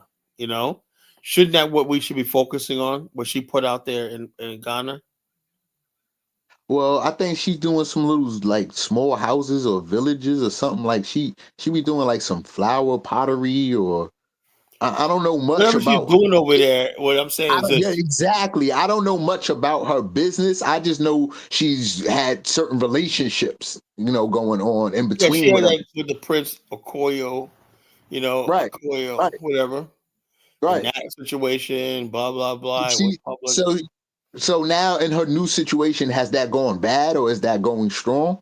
No, Because I know she's going. I don't know. Like I said, I see that what don't make it a point of this. I know what I need to do, right? And I don't really. And I'm sorry for being a bad host, but I don't. I don't sit there and pay attention to what a lot of people are doing on YouTube, unless it pertains to me. Like people say, Colin, what do you think about the Bag family? I don't know, because I don't watch the Bag family. I don't follow them on that. But you got that Kiki Loves Nigeria chick. All she does is sit there and talk about everybody's business on YouTube, what they're doing, who they're sleeping with, who's this and whatnot. I don't think that's necessary. And then people always ask me, Kako, how come you don't put no videos up or what you're doing? Like, because I don't want you to know. I don't want you to know every little thing I've done in Liberia. I don't want you to know. I don't want. I'm a very private person. I give you what I do this show, right? I may put a couple of videos out of me, doing certain things. I put a video about me in Dallas yesterday, and or the day before, and a bunch of girls. So I share that with the world. I'm not gonna basically put everything about myself online. Because bottom line, you give people a right to scrutinize you and judge you. I'm not gonna do that. Since you know that all I ask for people to do is judge me by what I put out there. That's wrong in public, right?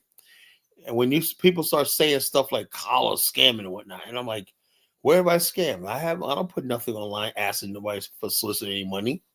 I've never told anybody to invest in anything. I never did. So what am I scamming? What am I scamming? So people just say that enough. Now people going around calling me a scammer. That's why I'm so angry tonight with O'Shea, because he got people calling me a scammer, and I'm saying to myself, I took the painstaking thing of not taking people's money, not taking an oath to basically be self-funding and do all stuff like that, because I want people to listen to my message rather than give me money. My message to people is more important than anything else. So I want people to respect that. Well, Kala, he doesn't take money from people. Respect him, his movement, respect what he's doing and everything like that. Listen when he's doing everything. I put people at ease. I don't want your money. I want you to listen to what I'm saying. But it seems like people rather give you money than listen to what you're saying. Some people give people money. That don't mean they're listening to what they're saying. They're like, okay, I give you money, but just so they go back to doing what they want to do. Yeah, or I should have some type of leeway with you now because I gave you money. Yeah, something like that. I should be like that. I don't do that. No, I can't be bought. I can't be bought. I can't be. You can't buy me. I can't be, coerced or whatever like that. I can't be bought. So basically, you could. You send me money. My opinion is not going to change. oh, I can set you money, so you got to change your views on this. No, you think that's why I said I don't want anybody's money because I don't want anybody thinking they could change my views on anything. My views are my views. I am not going to change my views or anything. Until I get a revelation from God, then I'll change my views. So that's what it is. So, well, tonight I'm talking about this beef with O'Shea. He's basically attacking me, attacking Bomani, attacking everybody. I want to play the video from Pan African Superstar. Let me see if I find that. Well, his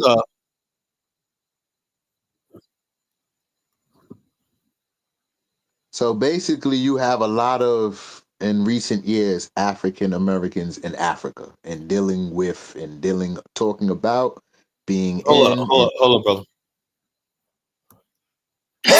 Now, what were you saying? I was just summing up real quick what's going on. So I'm looking at, in recent years, you have a lot of African Americans in Africa dealing with Africa because maybe they're looking for money. They're unemployed. A lot of African Americans in Africa. Yeah, you got a few. Right, and they're becoming like famous now, or like the lead, African American, and now everybody's in everybody's business, and everybody's trying to. Bottom line is, there's a lot of Africa who are doing well, opening business and everything, but they're not on YouTube. This is mostly just black people who like putting that business on YouTube. Right. So it's not even the black people who like O'Shea tries to make it seem like, oh, niggas coming over here. He don't know all the black people in South Africa. There's a lot of black people who are professionals who live in Africa for years. They're not on YouTube doing the night. Look at the Blantons of South Africa. Mark Blanton. I met him before. In Virginia Beach. We don't know them. Who we have in common is all the YouTubers. We're on YouTube. We know the YouTubers who do it, so that's what we talk about. I know. But like I said, I stay out of it because I talk to a lot of people on the continent that aren't on YouTube. That's the majority of people I know. Majority of people I know it's on the continent are not on YouTube. I come into YouTube spaces, people think I'm one of the YouTubers. I'm not. Because I see people all the time, like people on the continent that basically aren't YouTubers. Well, let me play this video. This is somebody coming at O'Shea about his sex tours, accusing him of being a sex tourist. Or they're forced to leave school and go into that business. So whoever is coming to Kenya, first of all, we would not welcome any sex tourism in our country. This is because it is really affecting many families. It is affecting young people, and unfortunately, it is it's not a good thing for the country. This is for fair use. Fair use said. This is somebody accusing O'Shea. I'm here with being a sex tourist. Say hi to everybody. So let me get the live chat up, guys. This is her first time doing this, so she can't really see. She doesn't know much about YouTube. But she said I'm fat. Am I fat now? Mm-hmm. Damn, what's going on? Hold on a second. All right, guys, I can't even see what's going on in the chat right now. All right. Africa. That's right. And amongst Africa, what do you feel about makeup? She's beautiful, right? Like, she don't have no makeup on. She don't have no weave or anything. Look at my hair. You want to go to America, yeah? Yes, I do. Ever been to the United States? No. Have her turn around. Okay, right now, but you can't get up in the next 5 minutes. So you and me are gonna help recruit Ugandan girls for black dudes in America. So that sounds really creepy, right? Her and him are gonna recruit Ugandan girls for black men. That sounds like sex tourism to me. A case to be made of O'Shea that he was engaged in sex tourism. Because that's all about. That's sex tourism and people getting laid or whatever like that. You You never know. But this is what people like Ross Moisture go to Africa for, sex tourism, So I'm just saying this to say this. It says O'Shea wants to be loose with everybody else accusing everybody else. And I don't know. Before, when I saw this years ago, I gave O'Shea the benefit of the doubt. Now, I'm sorry, I don't give him the benefit of the doubt. Maybe if he thinks so lowly of me, well, let me go down and further. Think so lowly of him. You don't see me on videos doing this with young girls, with Liberian girls when I go to Africa. I don't do it. The only woman I be with and when I'm in Liberia is my wife. That's it. I don't run the streets. I don't try to promote dating. I don't try to promote any of that shit and everything because it does not look good. When you go into a foreign country, and like I said, the video guys begin to show these African guys really see something wrong. They believe that they have a duty to protect their own women, And O'Shea's talking about we're going to recruit African American Ghana girls for African American men. How come that he don't take try to encourage these women to marry their own men in their own tribe, their own community, and stuff like that? Build Uganda up. Why you basically encouraging them to give their bodies to black men in America? For sex. Are these black men in America going to take care of these girls? They're going to marry them, or they're going to give them respect, whatever like that? I don't know. That ain't what I heard O'Shea talking about. Talking about these men are going to marry you. They're going to take care of you and whatnot. You're going to have a man, whatever like that. It's just all about sex. And that's what sex tourism is about. It's all about the sex. So it's all about the sex. So let's continue some of this, And me are going to help recruit Ugandan girls for black dudes in America. So you and me are going to help recruit Ugandan girls for black dudes in America. That means that we are going to create we're going to hook Ugandan women, pretty ones like you, up. We are going to create 5 if you want Rosalind, because Rosalind's shy, right? But I might bring her on for Koonganda I was going to do an episode with her for that, but I don't know if she's camera shy or not.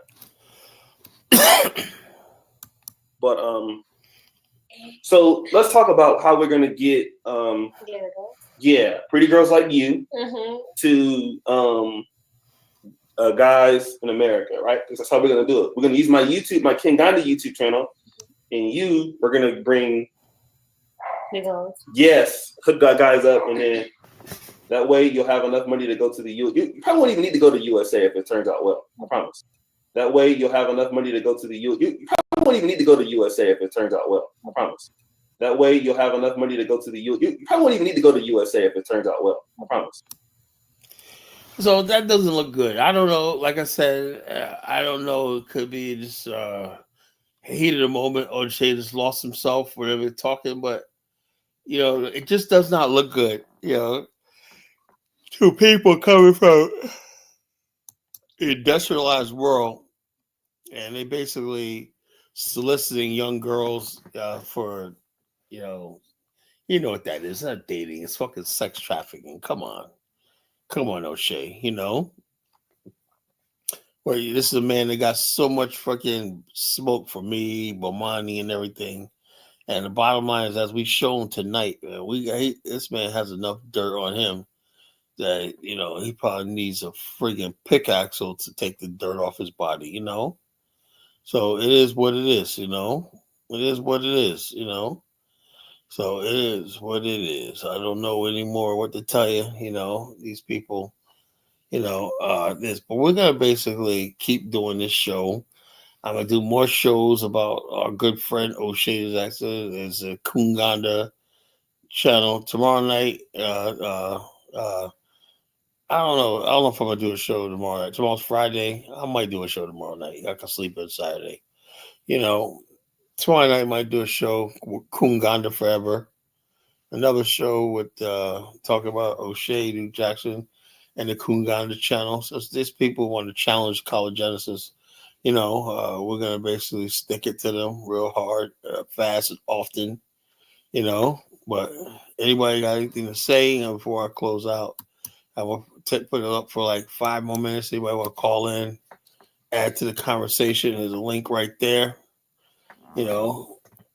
But yeah, so this is Koonganda forever. Yeah, so basically, we're cooning and samboing and buck dancing in Africa now. Like that. I thought Africa is a place we're supposed to get away from all this shit. The sambo and the fucking mantan or the bamboozled. So we're being bamboozled and some more bamboozled in tomorrow's show. Bamboozled in Wakanda forever. Koonganda forever. Koonganda forever. You'll see O'Shea out there with a big fucking spear, like Chala. Koonganda forever. Koonganda forever. It was pretty funny or not. You're gonna have the Ugandan chick as a Dore Milaje. Koonganda forever. Oh Lord, man, this is just too fucking easy, man. Koonganda forever. Well, yeah, man. So, main thing is, I'm trying to tell this O'Shea, leave me the fuck alone. You are not on my fucking level. You're not no match. You ain't a match for me. I don't care if you have 1 billion subscribers, man. You can never defeat college asses. They call me Thanos for a reason. So you just keep it up. I got more shit, more dirt, more everything to share to the world and everything like that. And the bottom line is also just keep it up, man, because it's like all these people call Bomani, right?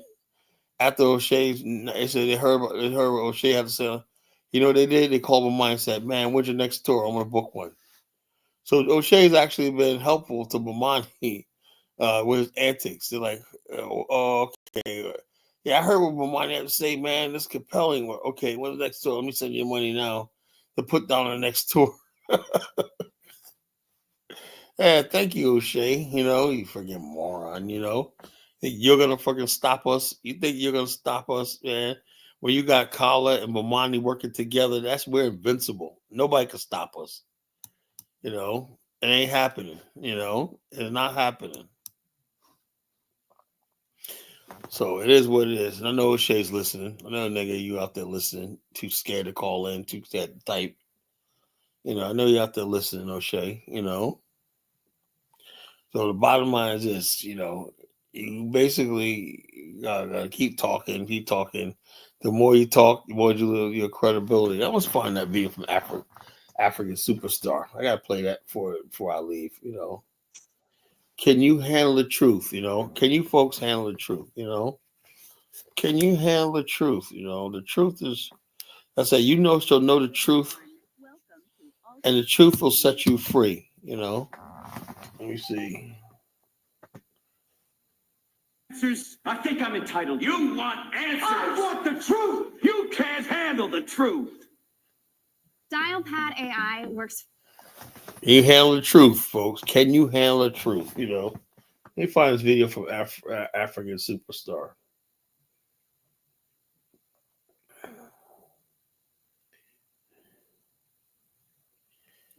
What's up, African Superstar family? Is the one and only Gina Ifoe, grandmother of Ghana. Let's play the talk song. About the difference between allies and enemies. Now, recently and very innocently, I made videos regarding to scammers and some of the complexities of doing business here and those things like that. During that video, I simply stated that I was no longer going to be selling land, in which I've been doing with my good friend, Sister Ya, and some of the reasons why. And the reasons why were preventative reasons, okay? I published a video explaining that no one under my care or under Sister Ya's care has been scammed. Everyone has gotten what they paid for.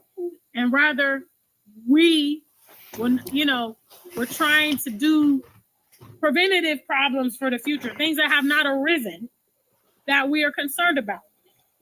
And unfortunately, this situation has gotten very, very blown out of proportion.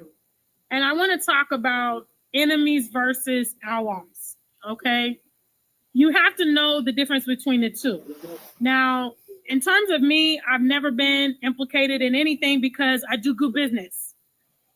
I want to say that I 100% stand by my partnership and friendship with Sister Ya.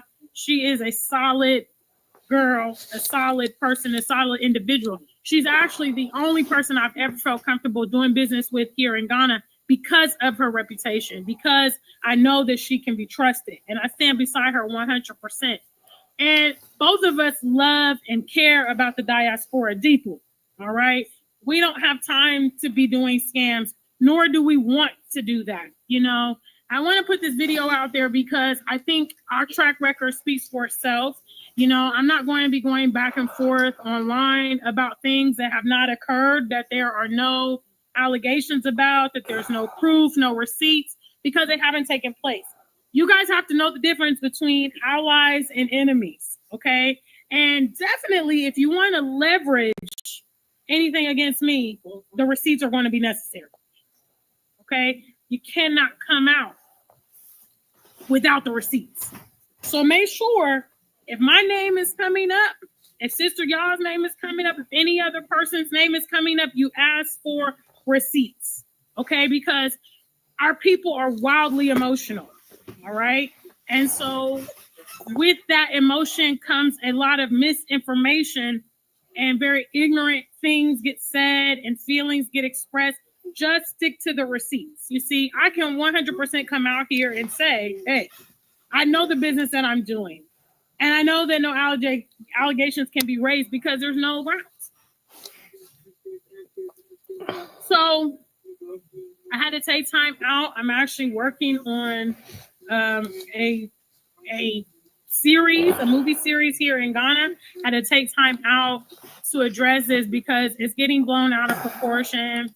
You know, I'm all for exposing people that are doing bad business. I'm all for it. I'm all for people that are taking advantage, getting their day. You know what I mean? You should think about that when you are doing what you do. But when it comes down to me and people that I associate and affiliate with, that's not how we get down. I wouldn't even be close with that person. I wouldn't even involve myself with that person. And you can see, again, from my track record, there's nobody else to say they can partner with the African superstar. Nobody else can say that because, you know, I may not feel comfortable partnering with various individuals because if there's any question marks in their past, I don't want to be associated. So that's what I have to say on this matter. Until we meet again, stay black and true. If you ain't black, just stay true. Now, what do we call it? On that right there was African superstar. And basically, although she didn't mention O'Shea's name, he commented on the thing because he basically made a blanket statement that all people doing business in Ghana and Africa are scammers. Now, people are doing business in Africa for years. Sometimes deals go left, sometimes they go through, right? But people basically have been doing business with people like African Superstar and just for years. So when he basically made a blanket statement, right, and saying, oh, don't buy no land from Africa or Black Americans in Africa. So in other words, basically, he didn't say don't buy land from people like Aku Simpson, who's Ghanaian. He didn't talk about the people who are scamming people all over the continent, where he only talked about black diasporans shouldn't be buying, selling land to another black diaspora, you know? And so this is what we're talking about. That's why African Superstar, I guess when he made a comment, you know, everybody started saying, I guess you, somebody said, I guess he's talking about you, African Superstar, you know?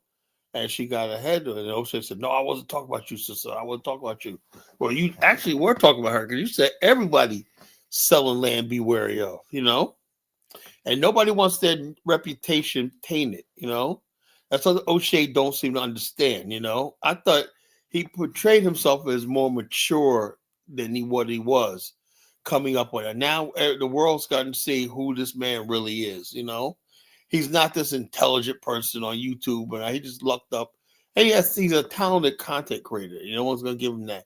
And he built a YouTube following and everything like that. But the man is so wicked and evil. He's using it for the wrong things. He uses it to get back at people. He want to bully people. The people that he don't like ES. So this is time to get back at people. We're using his platform, to get back at people. So.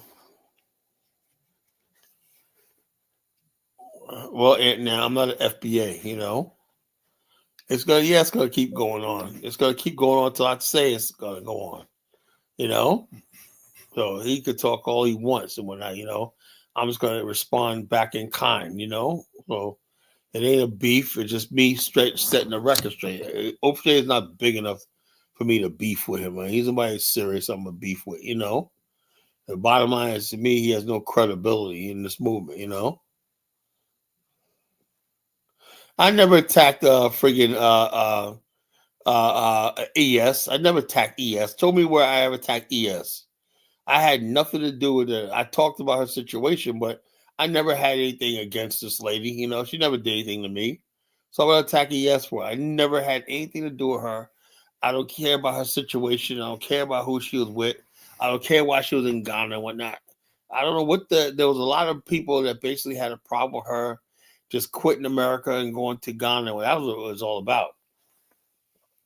There's some black people basically who are miserable in America, but the last thing they want to hear is that you can go someplace like Africa and be happy. And that's what she alluded. I'm happy in Africa, And that's the one thing you cannot do to the so-called FBA people who O'Shea represents, is act like you're generally happy outside of America. You cannot do that. That's a cardinal sin. Being happy outside of America is you a public enemy number one to the Sambos, the coons of Black America. That's why they attack ES. That's it. Nothing else. The fact that she was able to project happiness in Africa, on her videos, stuff like that, rubbed people the wrong way. That basically people felt like she was making a mockery of their struggle in America, and they're yearning for integration and acceptance in America. When you go to Africa and be happy, you're making a mockery of those people who still believe in America and the American dream and all stuff like that. You understand now how that works? If you go to Africa, that's like when I talk about the African, right? It angers people. How dare you talk about something else besides America? And it's always Negroes, right? Because if I bet you anything, if some white people heard about this idea of an African and what we want to do, they'll be like, yeah, man, if I was in your situation, I'd do the same thing. I know it.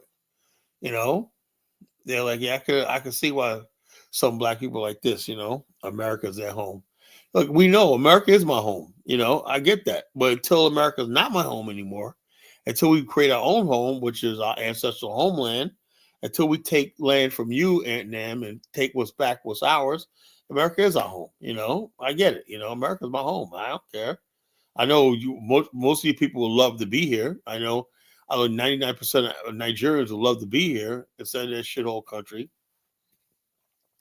I know most Africans would love to trade places with us in a minute, and that's another thing, people don't see how you leave America, right? And these people, Africans, they dream about coming to America, right?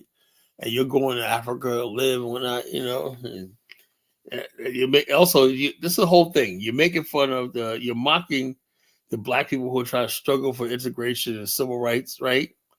And also you're mocking the Africans who think Africa is hell and they want to friggin' leave at all costs. When they sit there all day, the only thing they want to hear is you got a visa to go to America. That's the only thing they want to fucking hear.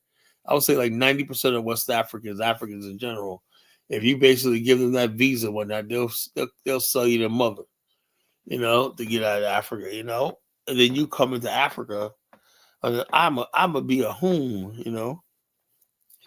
Yo, dude, shut up, now. We'll take what we want,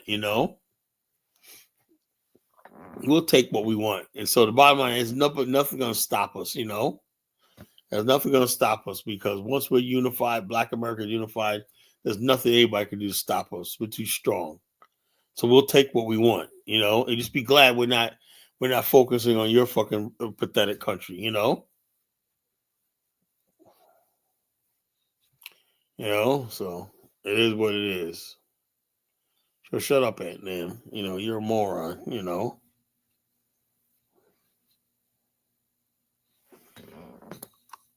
We'll take what we want, you know. We take. I was watching it yesterday on the plane. I love America now, you know. We are strong in America. And we're strong outside of America. We're so influential. We can fucking do whatever we want to do. People have no idea how strong we are or not. You know, if we really want to go to Africa and take over, we could do it. The strongest black people on the planet.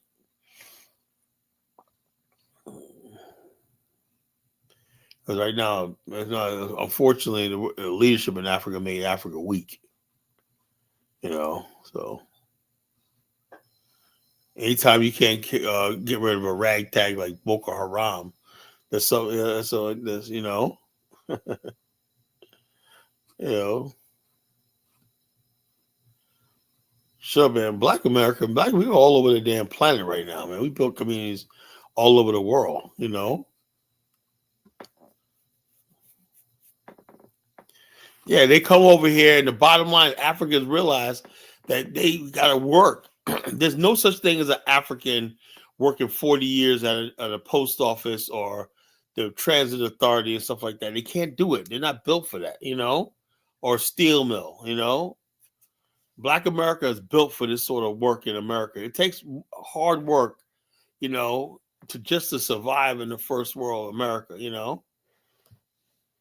You know. Whatever, damn, you know.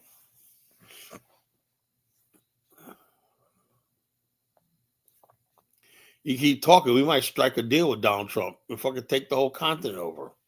How about that? I'll be on next bet. You keep talking. That's be on next bet. Hey, you know, Trump, Orange Man, you know something. We want our Afghanistan, right? Well, you can have the rest of the continent. Just give us a 30,000 square miles. Why not? Okay. Boom. We'll do it. We'll make it happen. You know, good. There goes there right there. And blip, blip, blip. That's what the fuck happened. You know, don't fuck with us. We'll do it too. We'll do it too. When we say we want an Afghanistan, we want Afghanistan. If it means siding with the white man against you, we'll do it, you know? Oh, please. Africans. Africans in America. Yeah, okay, yeah, with all your janitor jobs and Uber and janitor jobs. And McDonald's. Okay, yeah, you guys. Oh, look, and now let me tell you something. Let me play my video yesterday where I was. Let me tell you where I was yesterday, you know? Let me tell you where I was yesterday. I'm going to show you, you know? I'm going to show you where I was yesterday, you know? Let's see my videos.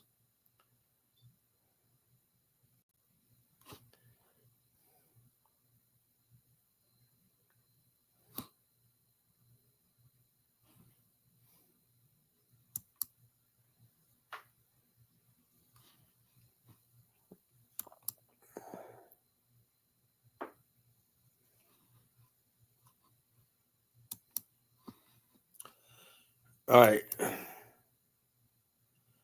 Why am I attacking O'Shea? Because he attacked me first. That's why.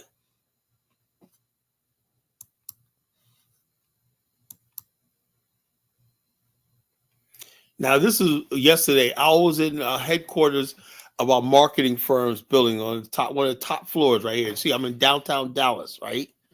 And basically, in this building was top agents that have the top agency. I have one of the top agencies in the country, right? And you got several black agencies there. None of them were African, Ant-Nam.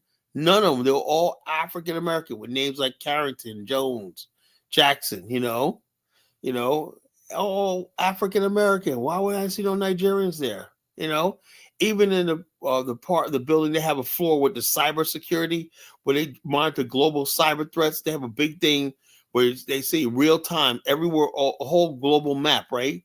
They have these dots going on. What's those dots? These are potential cyber threats, global, and they help the government manage global cyber threats and whatnot. And for companies all across the world who want to get hacked in their computer and whatnot, they manage all that. We was on the top floor, the executive lounge right here, and in the executive lounge, right now this is the floor before the executive lounge. This lady gave us a tour of Dallas, Texas. Let me watch this video. The vertical stripes is the Thompson building. There's a building right to the left of the Thompson building with the red Pegasus on top. This is downtown Dallas. So the red Pegasus, that's the unofficial symbol of Dallas. It goes back to our roots with Mobile Oil. So I was in Dallas yesterday for a 2-day convention, paid for. So the bottom line is this, yeah.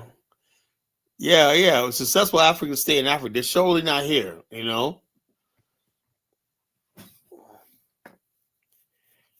So it is what it is, So I'm on top. This executive line. Oh my God, we got invited to the executive club because our marketing manager, right, that marketed all the firms that we're right under. He invited us to an exclusive event. I'm sitting there sipping bourbon and Chardonnay with fucking millionaires, having dinner and whatnot. The food there was so catered, so good. It was so mild, man. The food was off the chain. They had these potatoes and they got filet mignon. They cut salmon and chicken. With that spicy chicken, it was so freaking good. Along with the food was just off the chain, man. The potatoes were so freaking good. Delicious buttered potatoes, sliced fried buttered potatoes, delicious, right? So look, Vietnam, I'm in a contractor thing. I'm already working with them, with the agencies, And so the bottom line is this: we were invited there for dinner. We were invited there for dinner. They paid for the hotel, everything for 2 days, breakfast, lunch, and dinner for 2 days. And so the bottom line is this: we were there. And we had a business because we ironed out the business for next year. We had roundtables. They got our input of what we saw and what we saw and everything like that. So I got a chance to speak about my way I see things and stuff like that going, and what's the suggestions I had. And everybody said, "Wow, man, I said, "Yeah, I got a lot of ideas, And one guy, one of the presidents, like, "Man, we gotta have you around more often." I said, "Yeah, ever come down to Dallas again, I'll stop by, give you some more pointers and whatnot." But that's because I'm a brilliant mind. The years of doing what I do, as a insurance consultant, whatnot, management, and specialist, So our agency is one of the largest agencies in Virginia, And I said, well, actually, no, we're not one of the largest. We have one of the smallest numbers. We only have 25 agents, but we do our numbers. Our sales is up there with agencies that got 100 agents, but they don't do our sales. That's what they love about us. With our sales, our agency does the sales of 8 people with 100 agents, So it doesn't matter if they're buttering. We're basically like this. They'll thank you for our partnership, So the bottom line is this, So it is what it is. Hey, O'Shea's here, Here's O'Shea here. Let's play some more of O'Shea in the Koonganda channel, Somebody wants to earn O'Shea. Carl was talking about you. Yeah, so yes, we do. So I was there in Dallas yesterday, met the top executive, the president, and the CEO of a corporation. Everybody said, he said, man, I've known about you guys for years. You, my brothers, we have an agency, one of the largest selling agencies in the state of Virginia. That's 20 years of work and hard work and dedication. Our agency is growing. I want to double our agency by the end of the year, but numbers are not important. Number of agents is not important. We have 80, 20, 30. That means you have 80%, but 20% do most of the sales, right? We're definitely closer to like almost 50%, But most agencies got 80% of people are just deadbeats. They don't do that shit. 20% are productive, So therefore, they determine our agency is like a 50% production rate because we're just really good. We hired top agents. We lucked up. We're blessed to have some of the top people in our country, in our region, join our agency because we're just so damn good, And that's what happens when you have a real business and whatnot. You're not a fucking YouTuber and shit like that. You spend your time building a real business and stuff like that. You don't have to worry about YouTube money. You don't have to worry about Africa and stuff like that. So I'm doing real business here. When you get expense paid trips to Dallas for 2 days and whatnot, airfare, hotel. We stay at the Fairmont Hotel. That's the best hotel in the friggin' world. I've never been broke, you know? Only broke people. That's what I'm saying. I went for 2 days. I wasn't around losers. Losers sitting around worrying about people broke. I'm around people that friggin' are millionaires, you know? And we're agencies coming up there. We're going to be a multi-million-dollar agency in another 2 years, you know? We might make partnership, you know? So the bottom line is this, you know? So yeah, look at O'Shea. I make more than you too. You bragging about that? You said you got a medical degree, you know? And you're on fucking YouTube? You're fucking pathetic. You should be doing something with your fucking life. You're 45 years old and you're fucking on YouTube. You know? You're 45 years old, O'Shea, and you're on fucking YouTube making a fool out of yourself. You should be a medical doctor. Didn't you say you was going to school for medical stuff like that? Do something meaning with your fucking life, you know? You made millions on YouTube. Yeah, whatever, you know? So Step and Fetch It made millions. You know, that's what we're talking about tonight. All these people that basically made millions, Step and Fetch It, fucking, what's his name? Louis Armstrong and whatnot. You're in the same fucking category, you know? I made millions of years. So what? So did fucking Mantan Muller, you know?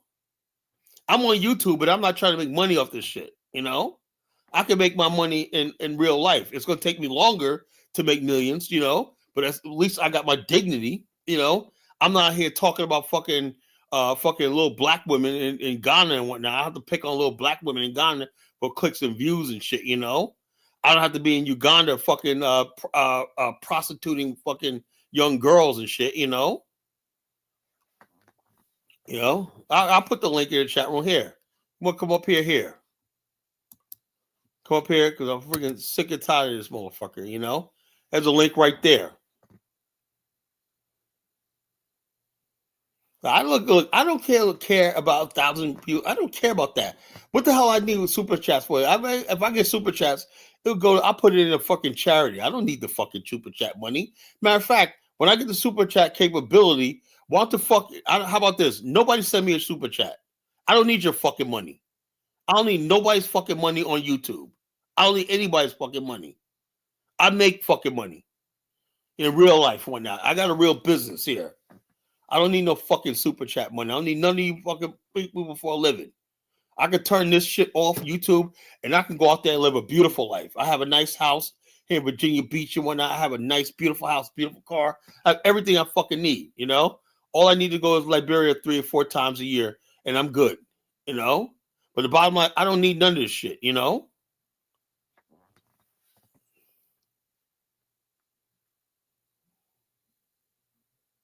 I don't need your fucking money, Aunt Nan, because I know you're broke, you know?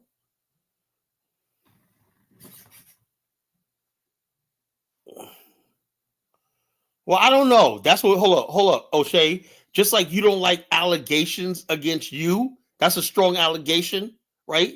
See how the fuck it sounds when you start making allegations about somebody you don't know? You don't know Bomani, you know? I'm not crashing on nothing. You don't know shit about Bomani, but you basically like this, you know? You know?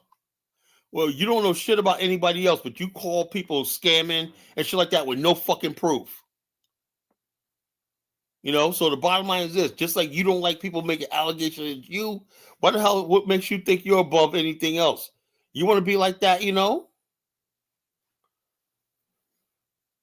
Well, O'Shea, I'm looking at the video here, man. That just let me see what O'Shea thinks about this one video. Okay, let me see about this one video. Okay, what do you think about this, O'Shea?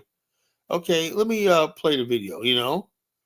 Let me see. Let me play a video. You know, what do you say about this? It just don't look good, man. Just don't look good, you know? Just don't look good, you know? You were a fucking hungry little Uganda girl. She's hungry. You should have fucking fed her, man. Instead of asking for her for a date, whatever like that, you should have fucking gave her some goddamn money to eat, you know?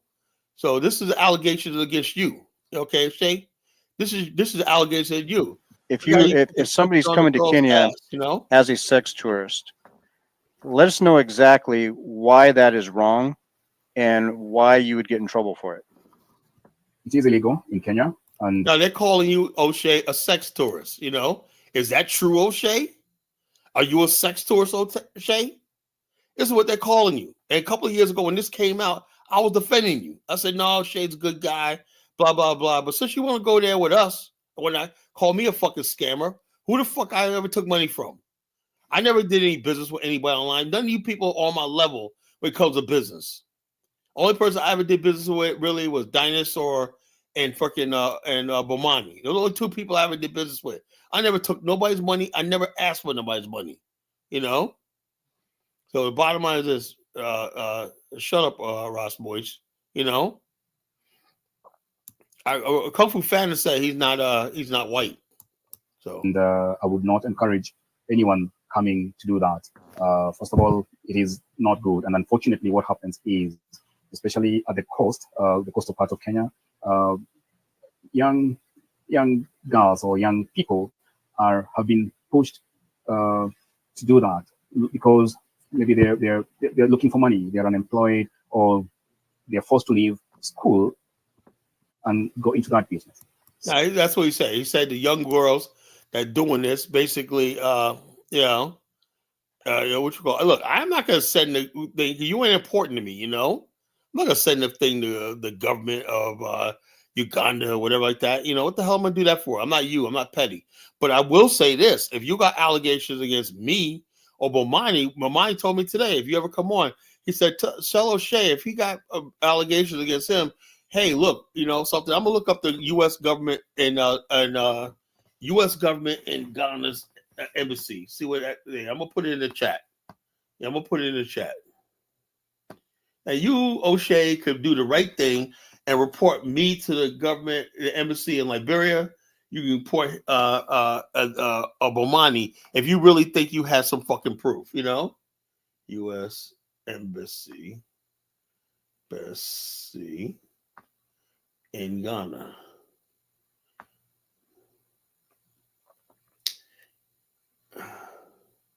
Okay, here it is right here. Okay, folks, here it is right here. 2, 3, 3. All right, let me see. Let's see. Right. Oh, Ghana and Liberia has a freaking same company code, you know? Wow. You know, 30 274 274 1000.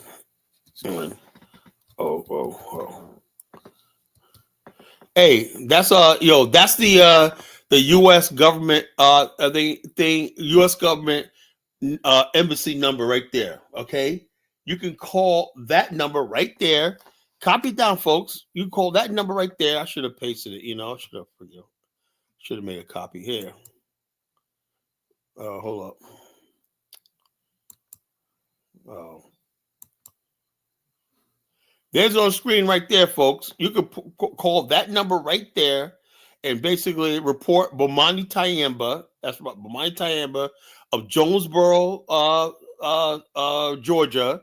If you have any allegations against Bomani, if you have any allegations of Bomani, report him to the Ghanaian, the American embassy in Ghana, and let's see what happens. He's going to be there in July with a 40-person tour. Let's see what happens. The government of the United States will contact the government, will come back government of Ghana, and they'll say, look, let's investigate him. This guy's scamming and stuff like that.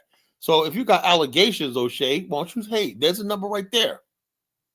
There's a number right there. You can call it, put up or shut up, and I would like to know the allegations against me, I'd like to know the allegations of me, while you're fucking around being a fucking Sambo in Africa, we're actually doing fucking real work, we're doing freaking real work. You see, I want to show you something, O'Shea,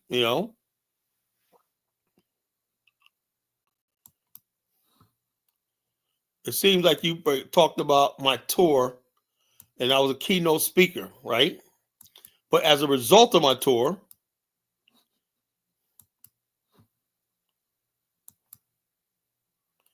there's a high-level business group going to Liberia in July, based on the keynote speak, because International Focus magazine was there at my thing, was invited there. They basically reported on our tour and our business conference and everything like that. Now this man, Texas representative, state representative Ron Reynolds is bringing an international trade council, and basically to Monrovia, Liberia, in July 22nd to July 29th. Will you cover that, O'Shea? Do you think this is important? Will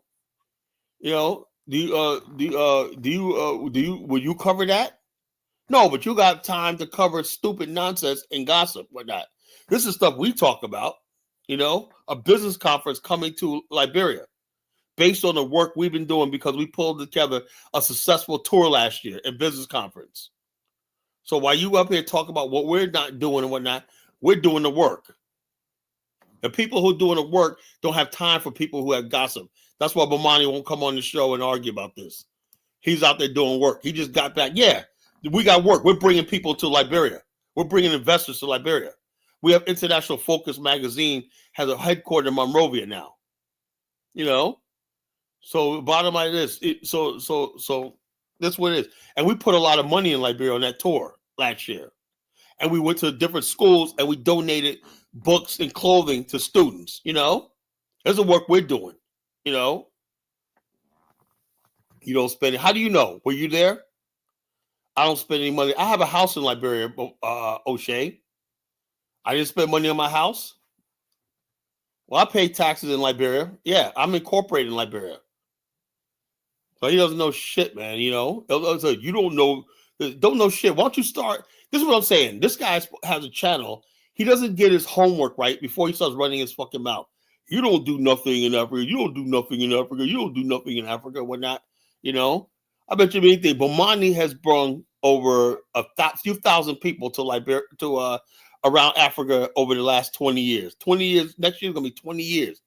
40 tours. How many people how many hotels he propped up and whatnot over the years and whatnot, And our tour that he did last year was off the chain. First time in Liberia, he pulled it off one night. That was a nice tour that we did last year.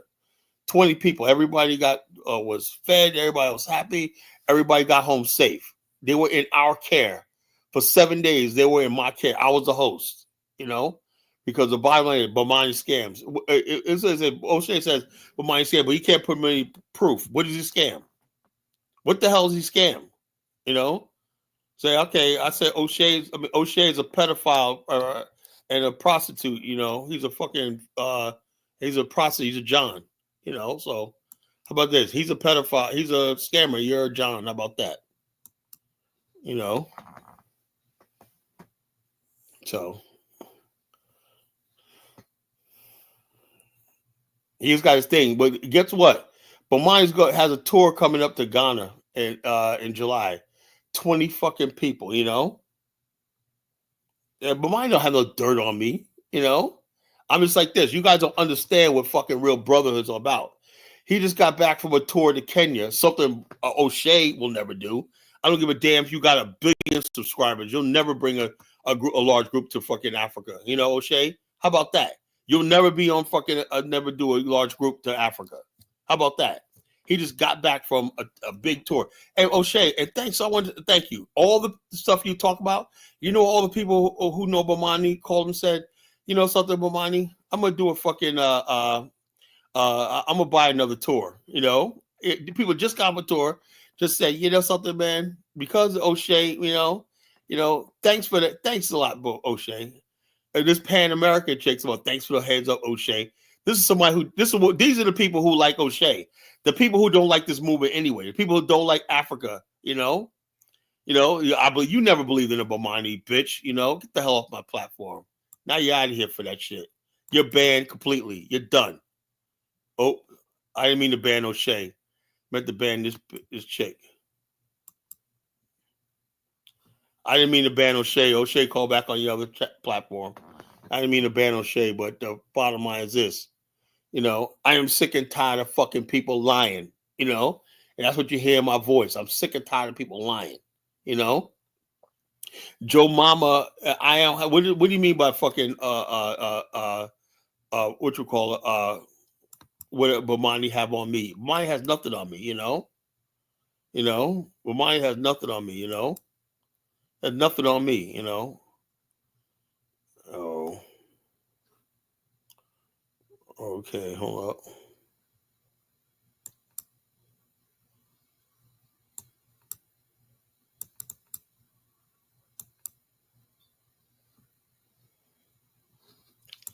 I can't unban anybody. I don't know how to unban people. Sorry. That was an accident. That was an accident. That was an accident. I don't know why I banned O'Shea. It was an accident. You know, I can't unban somebody. I don't know how to do it. I never learned how to unban somebody, you know.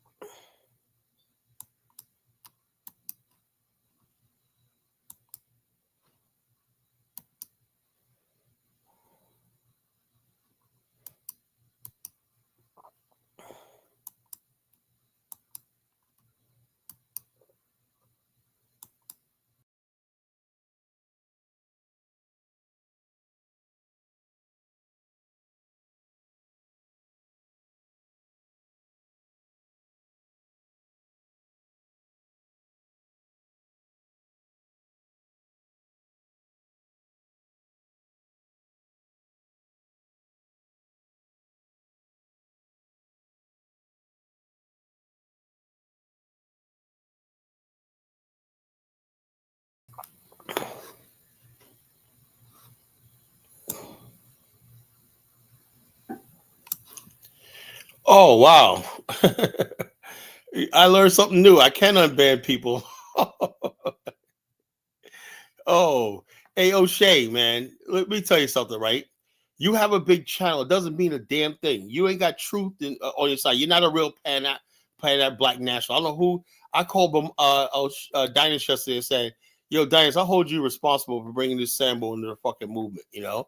He said, yeah, O'Shea was talking so much shit about Africa. So I said, go there. And he went to Uganda. And I guess a couple of years later, you are a freaking expert. You and Afro's think tank, you know? Y'all got channels and y'all think y'all running shit, man. Look, all the real freaking repatriation people that we know, but mine know, they're not on fucking YouTube, O'Shea. You know? Nobody that's serious about this movement is on freaking YouTube. No one serious about the movement listens to anybody on YouTube. But mine probably the only ones that got an audience, you know, on YouTube are the real people that's for Patreon. Maybe Mark Blanton in South Africa. That's about it. Everybody else, nobody takes you people seriously. Nobody knows you don't know Africa like we do. We're not, you know. On this show, O'Shea, we talk about what goes on the continent and stuff like that, you know. We talk about what's going on. We don't just talk about things. We was discussing the Congo the other night. We was talking about what's going on in Burkina Faso, you know, things you don't cover, you know. We talk about other stuff that's going on in the continent, what's going on in Ghana, keep people up to date, what's going on in Liberia, what's going on in Ghana, what's going on in South Africa. You know, we talk about what's going on the continent other than freaking dating and booty and relationships and all kind of freaking nonsense. But yeah, and thank you, man. I breaks in. I never knew I could unban somebody. You know, I never knew I could unban somebody. I never knew that. You know, I never knew I could unban somebody. Now I know. You know, now I know I can unban somebody. You know, so.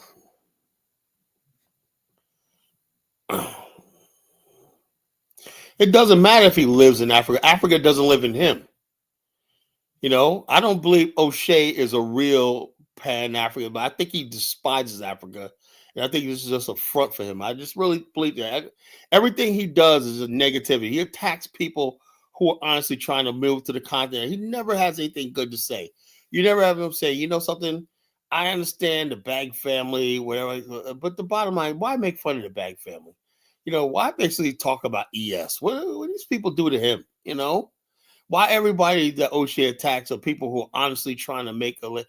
And the bottom line is our people in Africa, they don't have there's not like in Africa, it's not like Asia, where an Asian kid can go from San Francisco and he can go to they can go to San Francisco and they could go to Singapore, they can go to Hong Kong, they can go to Manila, they can go to Bangkok, Thailand, and they can live a good life. They can get jobs, get a tech, bring their credentials. The education will take them all over the Asian world, right?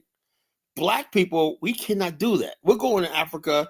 The only people Africa attracts is people who basically go there, they're retired, they're struggling.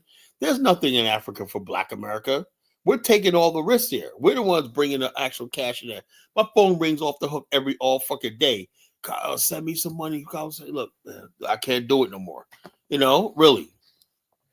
So the bottom line is this: yes, when I go to Africa, man, I am the money source. It is what it is. Where you go in Africa, you're the money source. Okay, Afro's think tank does talk about serious. I give him that. O'Shea doesn't talk about serious issues. Africa, when you call somebody a scammer and it's not true, you should be punished. Yeah. When you call somebody a scammer, and you don't have any proof other than you got a big platform and you say, I say so, that's bullshit. You can't be just loosely calling somebody a scammer because you don't like them. And then O'Shea talks about his Jamaican background. If you know anything about New York, we Jamaicans, Black Americans, we're all one friggin' people in New York. We were throwing down New York together. We bled together. We died together. We lived together. All us Black people in New York got along. Because you in New York, you're Black.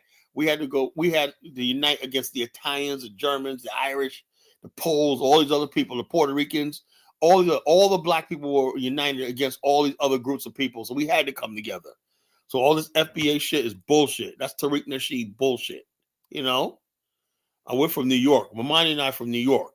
We understand. Black people are Black people, Where we go, we're Black, No,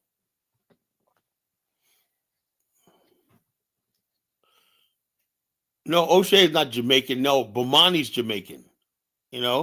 O'Shea was coming at Bomani because of his Jamaican background. That's the lowest thing you could do is come after somebody because of their fucking background, man. That's just look, I have many things against people and I call them when they're issue, they're bullshit, whatever like that. But I'm not gonna basically say you're such and such and that's it. And so I'm saying to myself, I looked at, and I'm like, look, if me and Bomani, we were always like this. We used to get into it too, we used to get into it too, We used to get into it. Me and Bomani didn't get along at first, for years. We used to argue and fight back and forth one night about a bunch of stuff, But the bottom line is this, because the bottom line is Bomani is a man, he got other things to do. I'm sitting here, I'm the doing dumb enough to sit here online talking to you fools about this stuff, And since my name was brought in this stuff, I feel compelled to talk about it, So all this nonsense and everything like that, yeah. O'Shea is an FBA living in Africa. Africa is not in his heart. People think I live in Africa, so that's what make you a pan. No, it doesn't. Africa is not in your fucking heart, and you might as well just go someplace else. He needs to go back to Poland. That's where he needs to go. Yeah, everybody's anonymous. You're right, Mufasa. Everybody's freaking anonymous, right? Then this fool sent me a email today, right? Of somebody basically like you mad Colorado. It was like a clip or something, right? He sent me by email. The guy says, I knew Bomani in the Navy, right? And he used to have these scams, the MLL scams and whatnot back in the days, whatnot, right?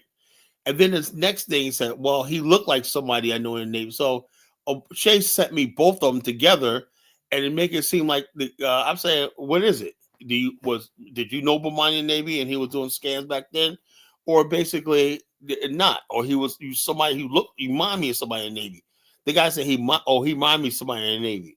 So O'Shea sent me a clip of both of them, right? What is it? The same guy said two different things. On one hand, he said, Bomani was somebody that I knew in the Navy, was a scam back then.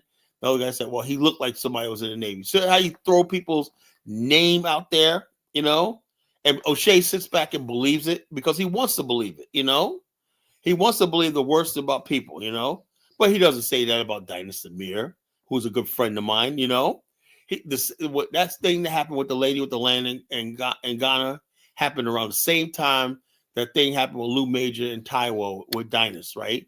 Which almost $500,000 was lost. And I had a lot of people in the BAO who lost a lot of money over that, you know? And we all forgave Dynas. We walked on from it, right? Dynas wasn't called a scammer. It wasn't called anything like that, you know? You know? No, Bomani, somebody said Bomani was scamming since the Navy, right?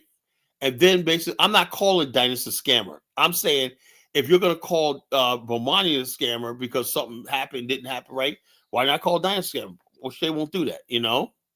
He won't ever call Dynas anything like that. He won't never say anything about what happened with that Lou Major situation. He will never comment on that. But he's so feeling because he likes Dynas and he doesn't like Bomani. So that means he's a biased person. That's what I'm talking about. Me, I told Dynas the other day, man, I still, that shit that happened with you and Lou Major, you got to answer for that shit, I'll tell Dynas to his face, O'Shea said he named the ringer for years. Okay, if it's been ringing for years, then Liz, how come O'Shea hasn't mentioned Lou Major? How come he hasn't mentioned Taiwo? How come he mentioned about Dynas, all that stuff like that? What was his name was ringing for years for? It's the people he doesn't like. How come O'Shea hasn't talked about Tariq Nasheed? That was the biggest scam. I mean, he put to the AI generated thing saying it's going to be a hidden history museum, and then he gave you some friggin' raggedy fucking rundown building in in this parking lot. But O'Shea didn't say nothing about that. He just said those are old cases. They happened around the same time. But those are old cases. See how you got to twist things around? Those are old cases and whatnot. You guys basically fucking bullshit. Yeah, of course Tariq is O'Shea's scared of Tariq. Obvious. He's terrified of Tariq.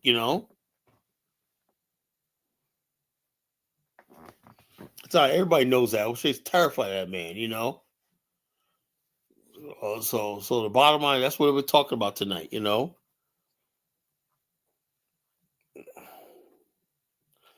Mine ain't got to throw me under the bus. So what the bottom line is, Bomani and I are brothers. We're gonna see this thing to the end. So you Negroes could talk all you want. The bottom line is we destroyed unapologetically Negropean. We destroyed that nigga. He came out of here against Bomani, and where is he at? And O'Shea's gonna go the same route. Because when you come against us and you're not truthful and you're lying and you're going by misinformation, you're going to destroy yourself. O'Shea's going to lose all his credibility, all his followers, his whole YouTube channel. Everything's going to crash. And who the fuck sits there and says, you know something, son? I'm a YouTube content creator. Dad, what do you do for a living? My friend, he's a doctor. His friend's a lawyer. What are you? Son, your dad's a great content creator on YouTube. Come on, O'Shea, man. You gotta fucking do better than this shit, man. I'm a content YouTube. What if YouTube tomorrow said, you know something? We're not monetizing anything. Where the fuck is O'Shea gonna be? He's gonna be fucking homeless. People making money on YouTube and that. That's the whole thing. I could even see if this was a YouTube and all this stuff was a black-owned platform. The whole idea of it, that's why I don't put too much money and time in this YouTube shit, because it's not black-owned. We want an African entity. That means we want black African infrastructure. How are we going to have black African infrastructure and we can't have our own friggin' media platform? That's why I have a social network, that I want to build. I'm trying to build for years. But Negroes don't even want to like that. You would rather be on Facebook, Twitter, everything else than be on a platform that we created, that I paid for. I said you can free to join. Do whatever you want. It's just like Facebook. Black owned. When are we going to basically start being black owned? I am dead serious about this black nationalist life. Being on fucking YouTube is not a flex. And now, if YouTube was a black owned platform with black investors and everything like that, what you call use a black owned platform. O'Shea's not blocked. I unblocked him. I unblocked him. I don't know. If this was a black-owned platform and stuff like that, and we were black-owned people making black-owned dollars and black-owned everything, I would say, yeah, that's not moving the goalposts. I've been saying this for years. Mufasa will tell you, I've been saying for years, we need black African infrastructure. You understand what the BAO is about? Black African infrastructure. That means everything. Land, infrastructure, nation. That's our own cyber infrastructure. As long as we're on the white man's plantation or anything, we're not gonna go no place. So I don't want to big up nobody. You can't be talking about fucking you in Africa and whatnot, but you're broadcasting on fucking YouTube. You mean tell me there's no black-owned platforms that we could build in Africa? We could have our own everything, our own Google and all that stuff like that, I have a social network, I have a social network. I built one. I was thinking over the years, somebody would come up with our own cyber shit, We don't have any black-owned platforms. We're all fucking on YouTube. So the bottom line is we're still on the damn plantation. Please. Yeah, I know I'm on YouTube, but I don't act like I'm a big shot on YouTube because I know it's a white man's platform. I know every time where I'm on Facebook, Twitter, and every time I turn on YouTube, an ad pops up when that's somebody making revenue, not me. I know when I'm on Facebook, somebody's using my content to fucking generate revenue. So we're defeating the whole purpose. The whole idea is us to have our own shit, eventually have our own nation, Now, how you gonna have your own nation? You can't even have your own fucking your online platforms, So please get off the plantation. O'Shea's a fucking plantation, nigga. YouTube, man. Get the fuck out of here. O'Shea don't know what a fucking real black nationalist is. He's talking to College Genesis. I'm a real black nationalist. I go way back, Why you didn't acknowledge the other folks correctly called out T3 and Fleets? I don't know anything about these people. I don't like this, Each of them like selling coochie for profit. How do you know that? Do you have any evidence of that? So we go say stuff like that. I believe Joe Mama, you really, this is what I say. People like this Joe Mama clown, what only thing it is you feel angry that somebody is actually happy living in Africa. So you want to discredit them, You want to be, you're FBA type who want to basically want to be happy in America. And the bottom line, the thought that somebody has is happy outside of America and everything. And I believe O'Shea is like that too. He don't like other black people going to Africa and stuff like that. He thinks it's stupid. He said so many times back in the before he went to Uganda, we shouldn't go to Africa and stuff like that. So he never was like for that. Because the bottom line is some people only think that black people are only designed to suffer in America forever. And you can't have it. Look, so look, it's not going to be perfect. Africa is not Asia. It's not developed. It's not industrialized, right? So you're really taking a risk, when you go to the continent like that. But some people are willing to take that risk. Poor healthcare, poor infrastructure, and stuff like this, Some people are ready to take that risk, and go to the continent, And those people got my respect. Say what you want about the Bag family. Yeah, they got my respect because living in Africa is not easy, But if you love Africa, you love being around black folks that much or whatnot, you want to live in a redundant black government, whatever like that, hey, go right ahead, and you got my respect, I couldn't do it right now. But the bottom line, those who could do it, hey, go right ahead. So those people like that can do that, they need at least now support. They don't need to be sitting online hearing people talk about somebody saying ES is selling coochie for, like, you don't know that. Why demean a sister? You demean her because you're FBA bum and you don't care about shit, Dusty Bro said, Colin, I think you're joining forces with O'Shea. Get the fuck out of here, The fuck out of here. I think you would strong. Get the fuck out of here. I'll only join forces with real men.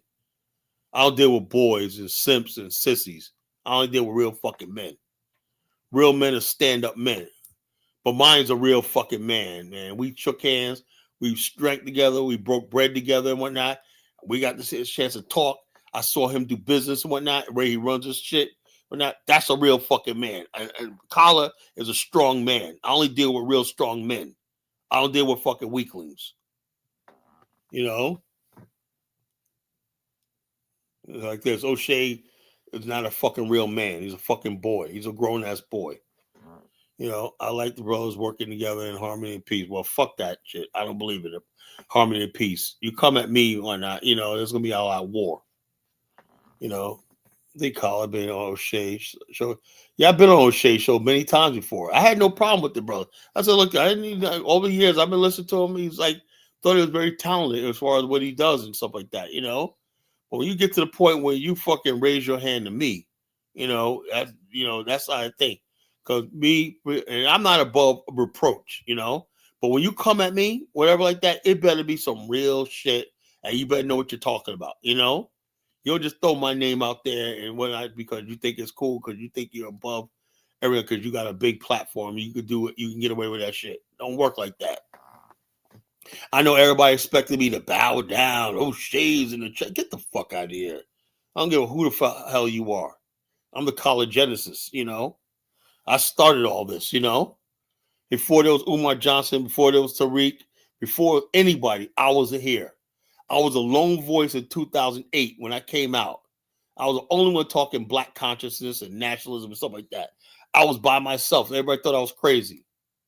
And then out of nowhere, all these people figured they could make money online.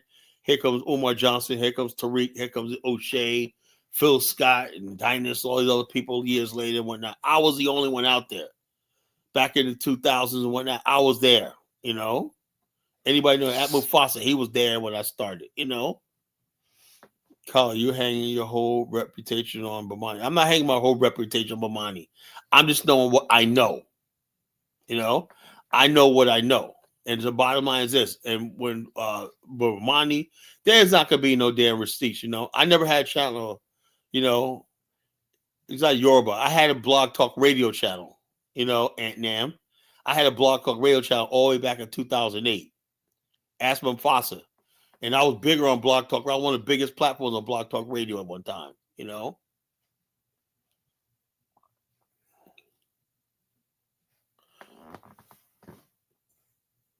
Yeah, he just showed, he said screenshots of just random people talking shit, I never had a YouTube. I never wanted to be on YouTube. I never liked this platform or not, because I said back then, the reason why I did Blog Talk Radio got me out there. I said after Blog Talk Radio, I didn't want to do nothing else until we build a black-owned platform. I said I really believe this shit. My mistake was believing in black people, that we could build our own platform and shit like that. But no, people sold out because they could make more money on YouTube instead of long term. Imagine all these so-called content creators were building their own platform, like the white boys built Reddit and Parler. Imagine where we'll be right now. You understand? Look, do you understand where College Genesis is coming from, folks? Put a one in the chat room. Reddit and Parler and Reddit and Parler and all these other platforms came out as an alternative to Twitter and all these other things. Now look where they're at right now. They're big as Twitter and Facebook and everything like that, because they got, there was another one, Reddit, Parler. What's the other one, folks? Reddit, Parler. It was the other one, Well, anyway, bottom line is this. These people came out with nothing, And they say, yeah, let's create a platform and basically with white conservative content and everything like that, So the bottom line is this. Black people are always on YouTube, they get banned or they get shadow banned and whatnot. Same nigga shit. Same nigga complaining and whatnot. Same, oh yeah, they took down my platform. Instead of fucking being a fucking man, let's build our own goddamn platforms. We can come together. If we hate each other, we should be able to come together and whatnot, build a platform. I would be on a platform if it was an independent black-owned platform and it had O'Shea up there as one of the lead platforms. I would be it. I'll do it. Just for the fact that it's black-owned. I would do it because I'm for real. Bomani would do it. Just for the fact that it's black-owned and we really believe in black unity and black economic, cooperative economics. We do it, We think O'Shea would take his YouTube following and come to a black-owned platform? No, he won't, because he's comfortable. And don't tell me you're in Africa and you're so comfortable on a fucking. If you live in Africa, right? That was a great chance for you to build an independent platform outside YouTube, and then try to build it with people over here. But he took the easy route. He brought YouTube to Africa. Please don't tell me about no O'Shea Duke Jackson. Because I got too much shit on this nigga. He should have brought his black ass over there and built the independent platform. Talk about you spent $1 million, nigga, and you on YouTube? Come the fuck on, man. Stop it. Just stop it. You know, so it is what it is. Black people all around the world, man, all they do is get on TikTok. You know, like this. Where's our TikTok? Where's our shit like that? All these black people in the world, they love themselves some TikTok, some Twitter, some Facebook, and stuff like this. But where's our fucking shit? Like until the day when we can build our own platforms and whatnot, you know, till we have a black version of Twitter, black version of TikTok, and all shit like that, then we could talk, you know. Yeah, Rumble, you know. Yeah, Rumble. Yes, that's what it was. Thank you, Ant-Man. Rumble. They built Rumble, right, to compete with YouTube, you know. Where's the fucking black version of Rumble, O'Shea? No, so you don't sit here and come to me like you doing something, you know? The same old nigger shit you was doing in California and fucking Poland. And I've had it with niggas, man. I've had it with these dumb niggas. You want the niggas want to do shit, man, do it, man, but stay out of this black nationalist Pan-African world. You know? This is where I reign supreme.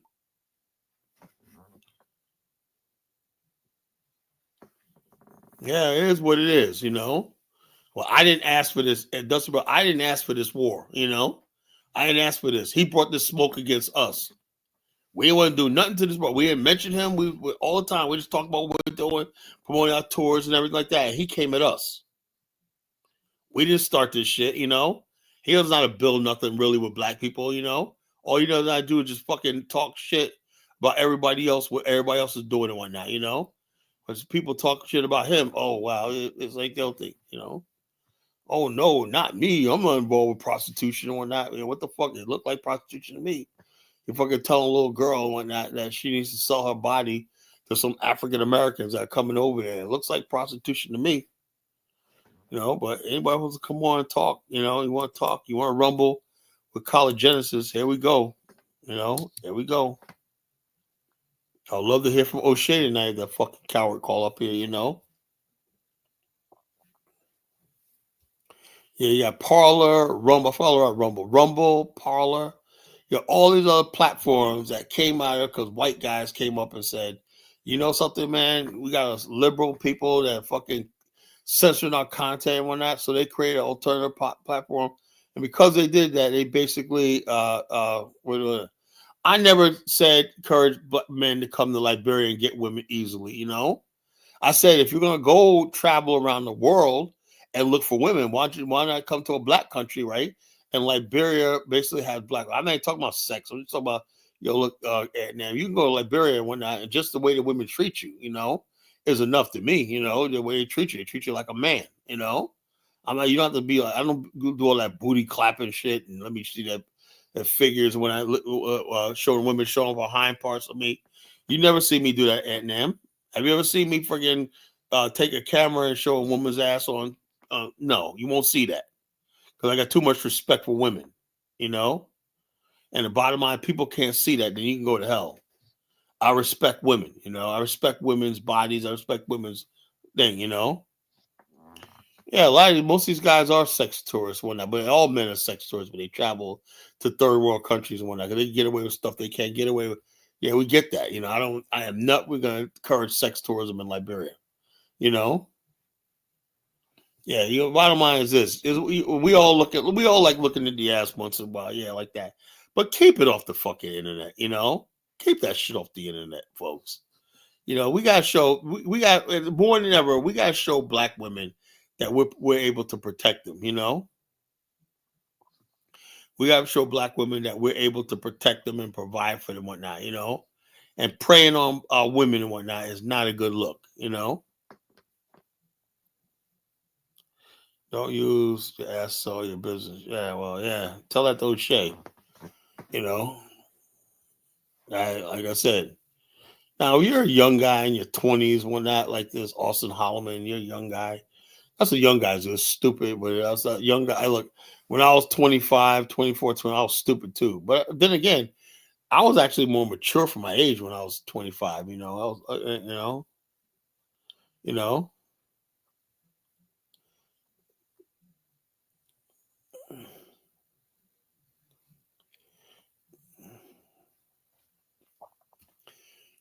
Yeah, Congo's a very beautiful, but they destroyed it. You know, Congo's a very beautiful cousin.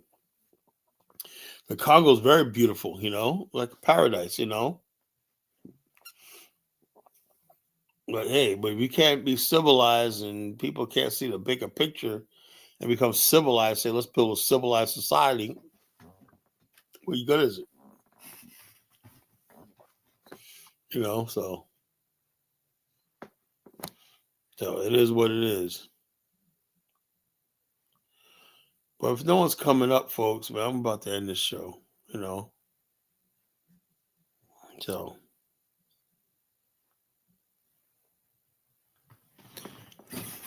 But in closing, you know, people think, oh, Colin, look, I don't hate anybody. I don't even hate O'Shea Duke Jackson. I'm basically like this. When's the beef ending? You know, I have no idea. But he keeps putting out shit every day talking about fucking me, you know, and Bomani, you know. And we talk about Bomani, you really talking about me. I know that, you know. That's what it's all about. Because I have the idea that's spreading about this idea of an Afghanistan, this idea of Black African infrastructure, this idea that nobody, look, I don't accept anybody. I even told Diane said a couple of years ago, he was talking about these alternative platforms of YouTube. He was at one time trying to move people from YouTube over to these alternative Black platforms, right? And they got these streaming services where you could link to all these platforms, right? Black, but I think Diane did that, right? Because he was on several, including Facebook and everything. But the whole thing is, most of his audience are still tuning into YouTube, you know. So, so I'm saying to myself, what, you know, in order for, how is it that Rumble and Parler could exist with YouTube, but somehow Black platforms that started, there was a lot of Black startup platforms, you know. But matter of fact, one of my guys, Michael Roebuck, right? That one guy I was going to send to Angola 5 years ago. He came up with a platform, right? He was working out the Kingston, and you know, it was all right, man. But I didn't want to tell him, man, this thing was garbage, man. Well, anyway, he was gonna work out some good, some kinks. It was like YouTube, right? It was Black owned. We need our Black owned, blinkety black. That's the type of people attracting to BAO. Blinkety black, blinkety black. We need our Black owned, blah blah blah blah blah blah. Black servers, blah blah blah, and all this stuff like that. We need to build it. I get it, right? So anyway, you know, it didn't work out. You know, I mean, he couldn't get anybody. I think eventually he was going to charge subscriptions. I was like, man, even if it was free, I don't think he could have friggin' got nobody. Look, in order for this to be platformed, right, you need like at least like 2 million people initially. You know, can we get 2 million Black people to join a Black-owned platform like YouTube and start uploading their content and everything to that, you know, instead of going to YouTube? Or maybe, I don't know, you know, even if you do upload it, right, people still go to YouTube first. People will not let that YouTube go. What happened with a lot of Rumble people and Parler, they shut their YouTube accounts down and really just move everything over there. You know, you think O'Shea Duke Jackson is gonna move all his videos over to a new Black-owned platform? Hell no. Hell will freeze over first. You know. So basically, it is what it is. We're on the fucking plantation, and white people got us fighting each other like plantation bucks, you know, on the fucking field for crumbs and whatnot and recognition. That's all it is. So when I tell you that O'Shea is a fucking Sambo, I fucking mean he's a Sambo. Same action. He's buck dancing for white people and stuff like that, fighting with Black people and whatnot, you know. And we had our own Black-owned fucking platform and we was monetized. Everybody's making money. And it's growing around the world, whatever like that, you know, we wouldn't be fighting each other like this, you know, because everybody be on the same page, you know. Well, I could do it without White Zaddy. O'Shea can't do it without White Zaddy, you know. I could do it without White Zaddy, you know. Oh, I'm not butthurt. I just put you people in your place and you're mad about it, you know. You thought I was gonna fucking just bow down to you fucking idiots tonight. No, I don't do that. You know, they don't call me Carl Thanos for a reason, you know. You know what happened? You had a busted nigga like O'Shea come up here talking shit. You know, you do not talk about Kala and Bomani in this movement. You know, we're untouchable. You know, unless you got some real fucking evidence to prove. And I put the link in the number in the chat room and place up here. Go back and listen to the show. The number to the Ghanaian embassy. If you got thing about Bomani and I scamming in the country of Ghana, you can call the Ghanaian embassy. You know, those of you think we're thing, I put the number in the chat room. I put the number up back again. You know, and I put the number back up again. If you think we're scamming in Africa, you know, hey, look, you know, you could basically call on us. Let me put this number in the chat room again. Okay, hold up.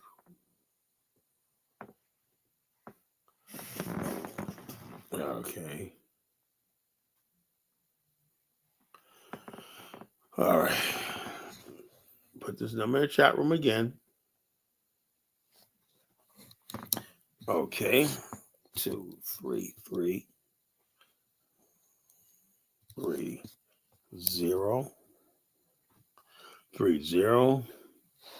274 1000. But yo, if you guys basically somebody got fucking evidence against Mike, because Liz is a stupid mulatto tramp, whatever it is. She has no evidence. She knows nothing about this. All you guys want to do is come in this movement and cause confusion.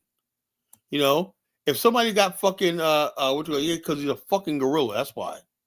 You know, that's a number right there. If you think that we're scamming in Africa, you can call the U.S. Embassy. You know, you can call the U.S. Embassy on us right here. There's a number right there again. Blow. You know, you call the embassy right there. Copy the number down. 233 233 274 1000. You know, that's the Ghanaian embassy, right? If you got a complaint about College Genesis or Bamani Tayemba, you know, please contact the Ghanaian embassy and report us. You know, we were saying we're open to we're open to any sort of investigation, inquiry, because why? Because we're serious about this movement, right? And make sure oh Lord, I'm about to get off in this fucking clown. All right. I'm gonna let him up for a minute, see what he has to say. All right, Elvis, go ahead. Nah, Carla, I'm offended. I'm hurt that you didn't welcome me in the right way. Or whatever. What's in your mind? Man, I mean, is this a thing now with O'Shea? This is gonna be going on with them? Oh yeah, forever. It's gonna go on forever. You know. Tyler, you're petty, man. I ain't petty nothing, man. Man. Leave that shit alone. It's gonna go on. This is gonna go on as long as I'm on YouTube. I mean, I think you did of the topic. You did a better job tonight. I think you hit some key points, made some valid points, and I think you held your ground. But I think still, O'Shea is being a little irresponsible when he's making claims about Bomani without solid evidence to buttress those claims. So I think it's the onus is on him. That's a point I'm trying to make. What the point I'm trying to tell O'Shea is, in the first time in his fucking life, right? I'm trying to be like a big brother to him, actually, right? You don't go running your mouth without fucking proof, you know? Because it's like a schoolyard. You go running your mouth, somebody's gonna beat you up, and then your big brother got to come in, you know what I'm saying? Or your father got to come and rescue you up. You don't come in there and start running your mouth or whatnot, you know, unless you're gonna deal with the consequences, you know? O'Shea's the type he used to running his damn mouth, you know, oh yeah, blah, blah, blah. But there's a lot of consequences to this, you know, and the bottom line is, and I know right now he looks humiliated, you know, somebody with a small platform like this is having people think, oh, geez, you know, because he realized now, I don't care how many freaking subscribers you got. You know, you could easily be, subscribers could turn on you overnight, you know? You could have everybody, all his subscribers find out about this, he could lose all his subscribers or you know, whatever. But I mean, he did say some anecdotal things that would lead you to believe certain things. He said there was older ladies inboxing him and complaining about Bomani. I know. Here's the thing, right? He sent me. Look, when we talk about the land, right? Here in the Pacific, right? I know a couple of cases, right, where he had disputes with ladies. People want their money back. They wanted to go to the Sabo, right? So he was like, okay, Let me tell you what. Let me see if you can figure this out, Elvis. Right?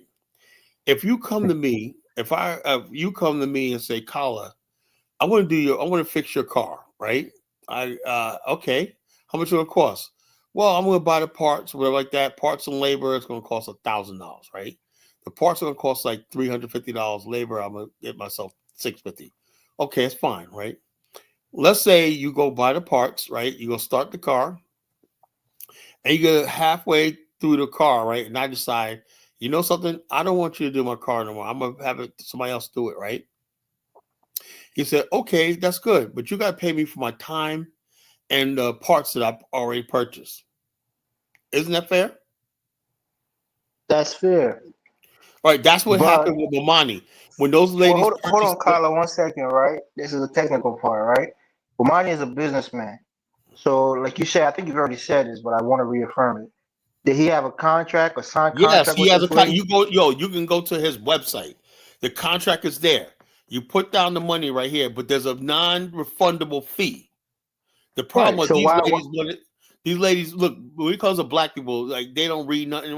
He told them at the consultation, he said, look, there's a non-refundable fee. These are things that I got to cover, paperwork and filing fees, all stuff like that is covered thing that if you don't pay for it, when it's coming out of my pocket, I'm taking a loss, So if you want to back out, I'll give you No, I money. mean that's a policy, right?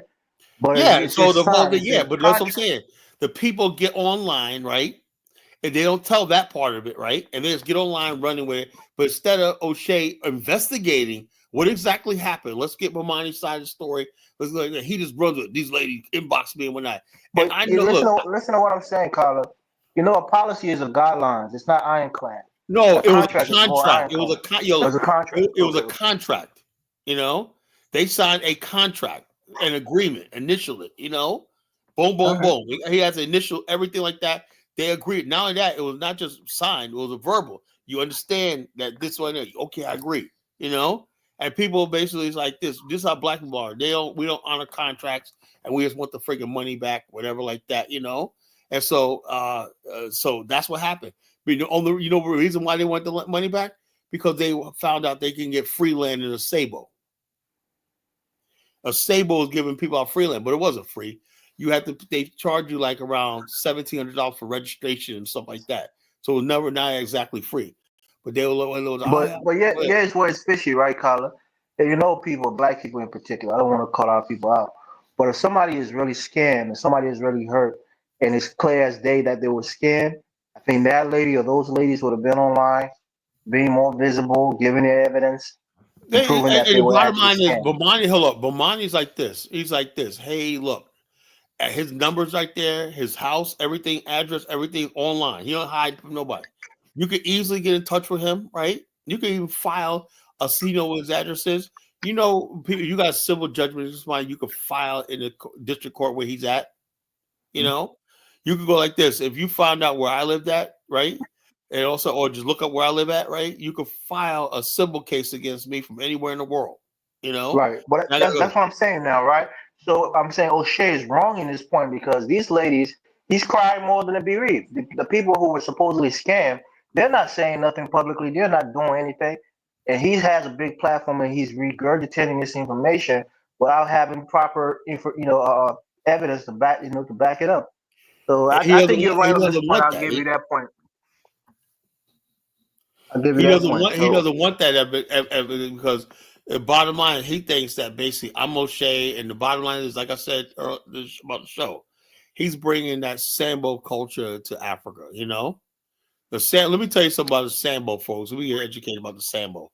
The white man created this character, Jim Crow or Sambo, whatever like that, of an absolute, like we said, the nigger, the Sambo, the spook, like that.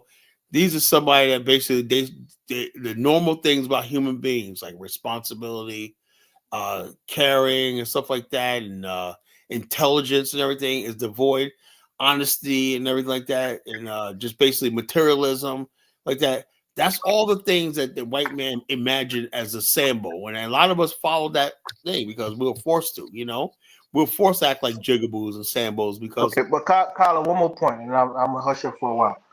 Okay, so somebody said in the comment that these were older ladies. So do you think it may have been an issue of maybe, I hate to say it because he's your buddy, but maybe he took advantage of an elderly person who No, really I didn't don't have the look. I energy to don't think they're read? overlays. The one woman I don't know about anybody else, but the one woman I know about, right, was a woman. She was only like in her 30s. So therefore, he actually see that they were older ladies, or he just assumed it, or wanted to assume that they're older ladies. No, because African goddess is saying they're elderly sick ladies Well, that I don't this know. happened Look, to, so hell, they don't have. African guy? Do you know these ladies? Because I know the two cases right there, and these ladies weren't old. Okay. They weren't All old. right, go ahead. I'm listening. And I'm in the back. so my point I'm trying to make tonight is, when you make allegations like that, and I'm saying to myself, okay, what's the point of this right now? That's why African Superstar had to make a video talking about I'm not scamming, and O'Shea came up and said I wasn't calling you scamming. She didn't mention his name, but O'Shea feels some sort of way because everybody's running for like, oh, I'm being attacked, whatever like that. The 23andMe is like, well, we're being attacked. We're not doing nothing. We're attacked. It's because O'Shea's like, oh, it's my time to freaking go after everybody but he's never ever talked about the white people that's doing their dirt and the Asians and Chinese. He's only talking about black people from America, and Africa. You don't talk about Africans who are scamming black America, which is the most cases of scamming in Africa, when black Americans scam Africa. There was a guy in Gambia who sold a property that wasn't his, one that fake that thing, to a Ghanaian and some African Americans at the same time, and they had him in the room, they're whipping him, the Gambia people scam all the time. Black people in America got scammed in the Gambia, lost land, lost money and stuff like that. It happens all the time, So look, Liz, look, this is what I'm talking about. How you gonna get refund? You gotta prove the case. You can't just call somebody, I want a refund. From what? So you gonna call up and ask for a refund? You never been. Who are you? Is she? Ask her if she's one of the ladies. Maybe she's one of the No, ladies. she's that. What Liz is that mulatto chick. Lisa Nicole. You think that's her? That's her. Yeah. American was her. Yeah, okay. So she's one of these stupid ADOS FBA types. She ain't trying to go to Africa. So the bottom line is this: people's like, oh yeah, I mean, scared. So look this. Let me tell you right now. Bomani has 50 houses sold in his land right here. They're just waiting for the last building permits and whatnot, registration, so they can start building on the land. So it's legit. They got 50. He got 50 plots of land sold. 50 plots of land, and people are already like mapping out how they're gonna build that house, putting their floor plans, but they can't build just yet. Well, some of them already got their land registered, but some of them don't. There are only like about 5 or 10 houses got their land registered yet. But he said he got 50 land plots sold out of 80. So he's doing his thing. And the money he makes from the tours go put right back into that. They're building roads, they're building infrastructure, like that. What's wrong with some black people creating a little paradise for themselves in Africa? What's wrong with that? O'Shea came out and said, don't buy any land from anybody in Africa. So, in other words, basically, don't go to Africa. Is that what O'Shea's saying? Now, some people say, well, he lives in Africa. But what he said was, don't buy land for anybody in Africa. So what are we supposed to do? Did he follow by saying you should rent? No. He didn't even say that. Basically, what he's saying is don't come to Africa at all. Because O'Shea doesn't like this movement at all. He's not fooling me, He's not fooling me. I'm not fooled by this guy one bit. And he knows I'm on to him. Yeah, that's why he's angry with me, because he knows I'm on to him, No, I said people should rent. He didn't say people should rent. I said I suggest people rent, So I say if he said it was rent, that's fine. That's my suggestion.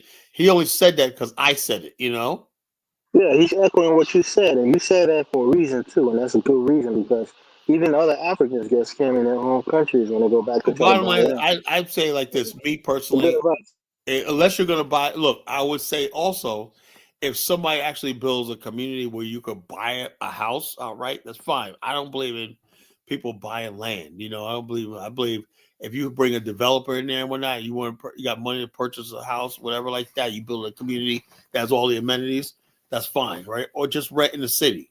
When I say rent, I mean rent in the city, you know, where you basically got all the access to modern conveniences and stuff like that. That's what I mean.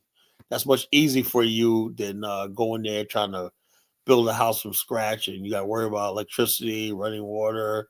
I don't think that's worth it, you know. I just don't. That's just my opinion. Some people could do it, right? But hey, look, you know, it is what it is, you know. You know, so it is what it is.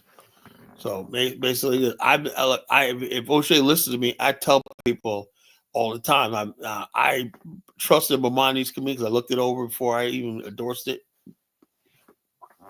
I looked it over. I saw it was solid plan and everything like that. You know, everything's solid. And so I say, hey, look. Carla, people are correcting me in the comment. They said O'Shea did say that people should rent rather than buy homes or buy land. Well, I think people could buy homes in Africa. They could buy homes. But what I'm saying is when people talk about buying land and it's not even really buying, you're leasing. I don't believe in that. I said from day one, I don't believe in leasing land, you know. I believe when you own the land, you should have the deed where you can mortgage it and you could build liquidity, you know, you can build equity in the house, you know, the property. You know, if you don't own the land is not house is not an asset, you know. So I never said that, you know. People say, I'm gonna buy land. What inspired the show tonight? What did he say that inspired you to do a whole show? He said some more shit, you know, 2 days ago. I was out of town.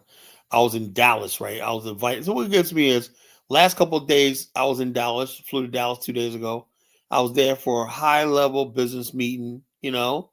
I was at the top floor of the executive suite in the building by a marketing company and stuff like that, you know. So they brought the top agencies in the country there for dinner and retreat, fun, and all that. We was doing roundtables, stuff like that, you know.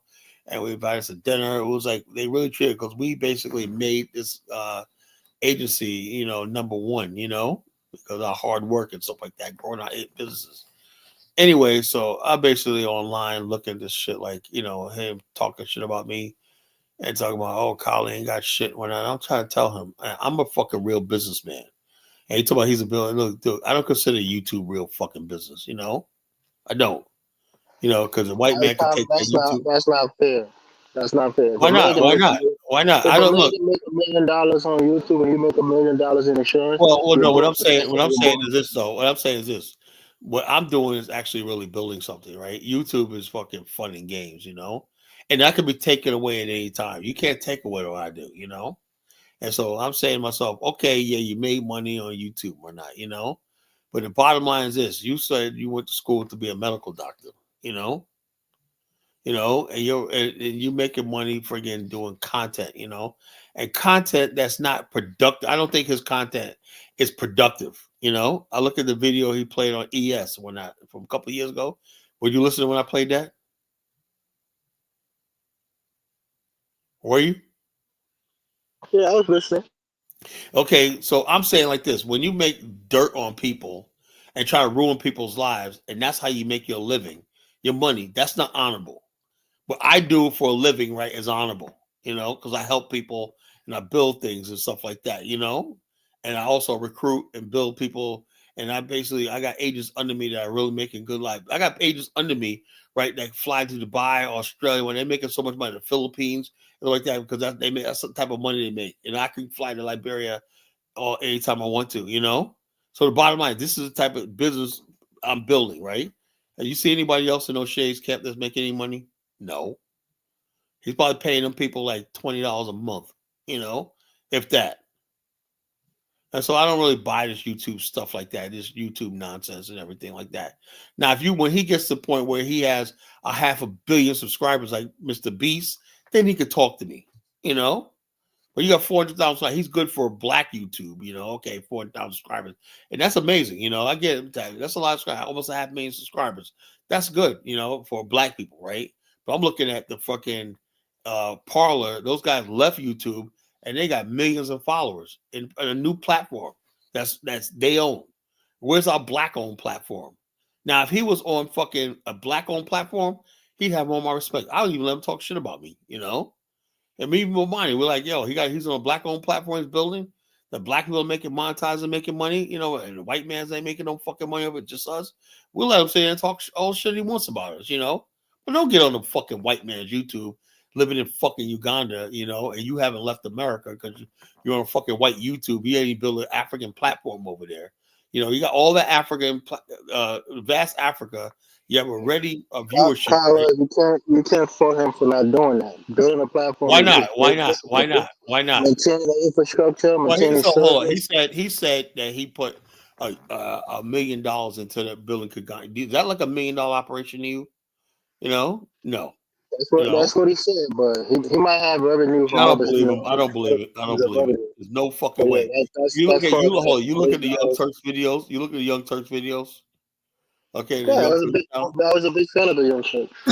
That looks like a fucking where they got studios, TVs, and screens in the back and everything like that. I don't see that on his show.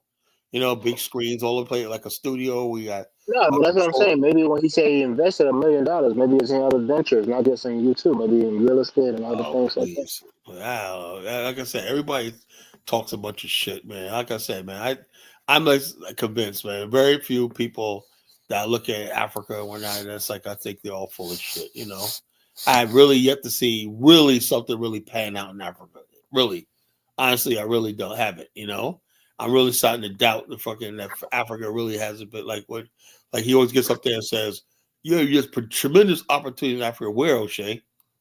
All I see is poverty and fucking misery. There's opportunities there. He's taking advantage of it. But what I'm saying is this, though: you tell people, "Oh, there's plenty of opportunity." You got no, they're not. You know, stop it. You know, let the Ugandans have that fucking opportunity. You know. That's not true. Uganda is one of the biggest economies. Ain't nobody fucking look. Elvis, stop it, man. There ain't nobody really making. I'm telling you facts. I know me and Bomani knows too many people that went to Ghana and went broke when I came back home. You know, there ain't no fucking. I'm not talking about Ghana. We're talking about Uganda here. Even Uganda. Uganda is worse than Kenya, man. You know, ain't nobody Uganda making no fucking. Ghana is West Africa. Things there is a little. There's no African American really going to Africa, and except in South Africa. South Africa is the only country where you did see African Americans who are making real millions of dollars and stuff like that. You know, it's the only country in Africa where African Americans actually made money. You know, all these other countries, it's hard to make millions of dollars in West Africa, but if you can do it, it's impossible. It's not even possible. You know, it's impossible to make millions because West Africa is so bleeding poor. You know, it's a collar. I don't think he has any problem with you per se. He has a problem with Bomani.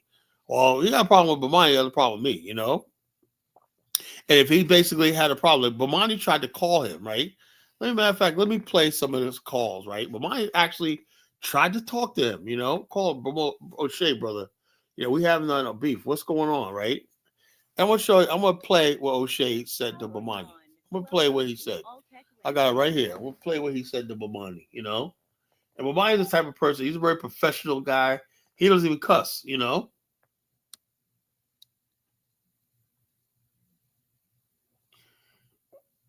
But mine thinks I cuss too much, you know. We'll be honest with you.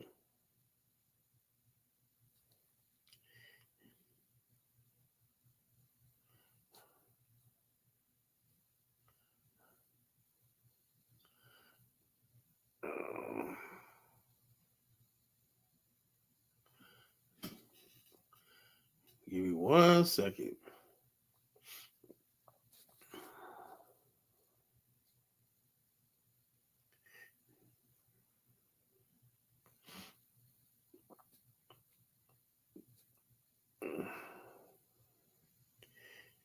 All right, here we go.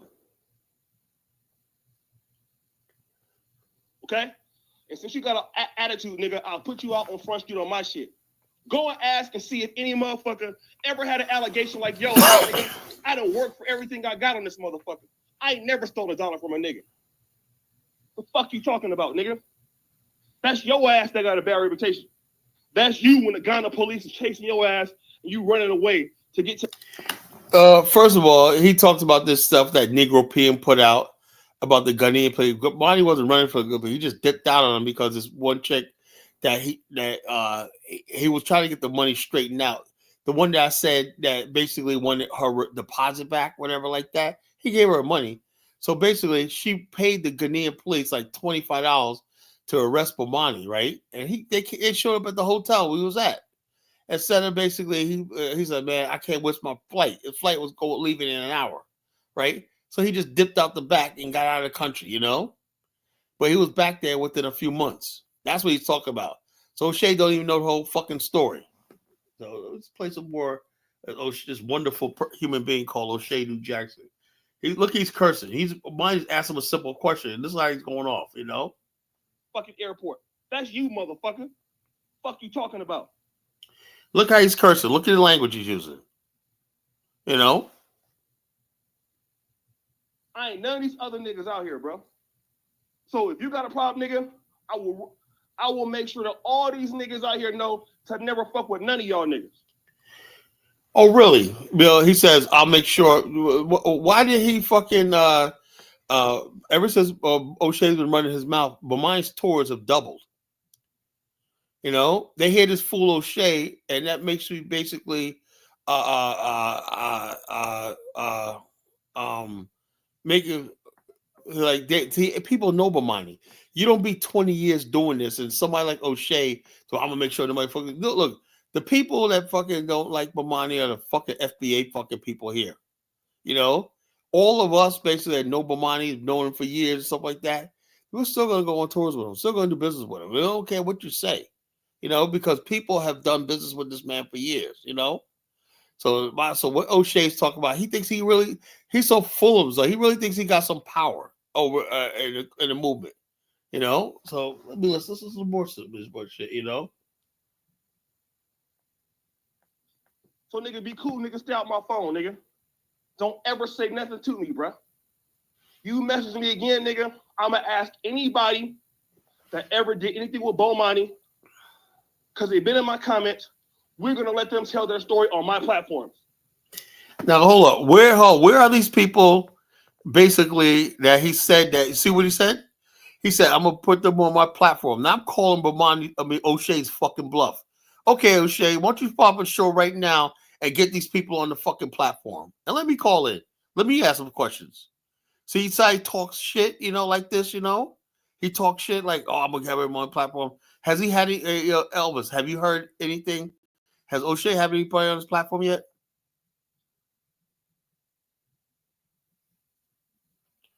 I don't know what the fuck I have people up here for. I have no idea. Anyway, I'll answer myself. No, the fuck he hasn't. He hasn't had anyone on his platform. No one. He said he was gonna have people on his platform exposing. Sorry, Kyle, I was doing something real quick. Nah, that's what I'm saying. I made a point earlier. He don't bring none of those ladies up on his platform. They don't want to talk. And somebody said, so if they got this beef, like he said, he got all these witnesses. How come they're not on the platform? You know. That's what I'm saying, and that's the point that I was making. You should bring them on the platform, let them articulate the case against Bomani, and we will be the judge of it. And Bomani can maybe respond with with evidence and show that he had a contract with these ladies and these fees were not refundable. Bomani got all the fucking receipts. He got all the receipts. He showed me them. You know, he got all the receipts what they're talking about. You know, and so the bottom line, O'Shea don't know what the fuck he's talking about. I got all these receipts. Like he's gonna come at Bomani like this. All of them. So shut the fuck up talking to me, my nigga. You the one that came onto my platform. Asking me, you and Colin, can y'all come on my platform and sell investments, nigga? Both y'all niggas scammers, nigga.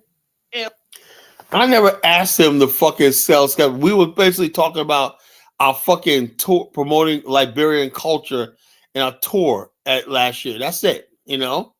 He said, me and Colin. See, I see the contempt he has for me, you know? Up until this point, I hadn't even talked to him, you know? And basically, he has so much contempt for me and Bomani, you know? This is just fucking hatred. He hates me. He hates my guts. You know, he hates my fucking thing. But he can't do shit about me, you know? I'm going to keep saying what the fuck he is. He's going to keep getting his head cut. And we got way more fucking offense. Those who said I was wrong about the meme. Oh, you haven't seen nothing yet. We're going to make memes way more degrading than this one, you know? You know, we're going to make way more offensive, demeaning, O'Shea, by the time we're done, you're gonna see O'Shea as the second coming of Step and Fetch It. But this is what I do, you know. I love destroying people, you know. Nigga, what are you gonna do, nigga? Talking about RJ Mahdi a scammer, nigga. You a scammer too. So nigga say. So in other words, RJ Mahdi, we have evidence. So many people, like 20 people who got ripped off by RJ Mahdi. That was evidence, really, that Bomani referred to RJ Mahdi too, right? So see how he's defending RJ Mahdi, you know? You said RJ Mahdi when he never said anything about RJ Mahdi, you know? He don't want to say anything about RJ Mahdi and everything like that. He don't want to say nothing about Dinah Samir. He don't want to say nothing about Luke Major. He won't say nothing about Tariq. All the thing he wants to do is talk about Bomani and me because he thinks he could push us over and stuff like that. But he made a fatal mistake. I think he's realizing that now. You know, he didn't think he was gonna get this much heat. You know. Yeah. So I'm playing. Yeah, Bomani.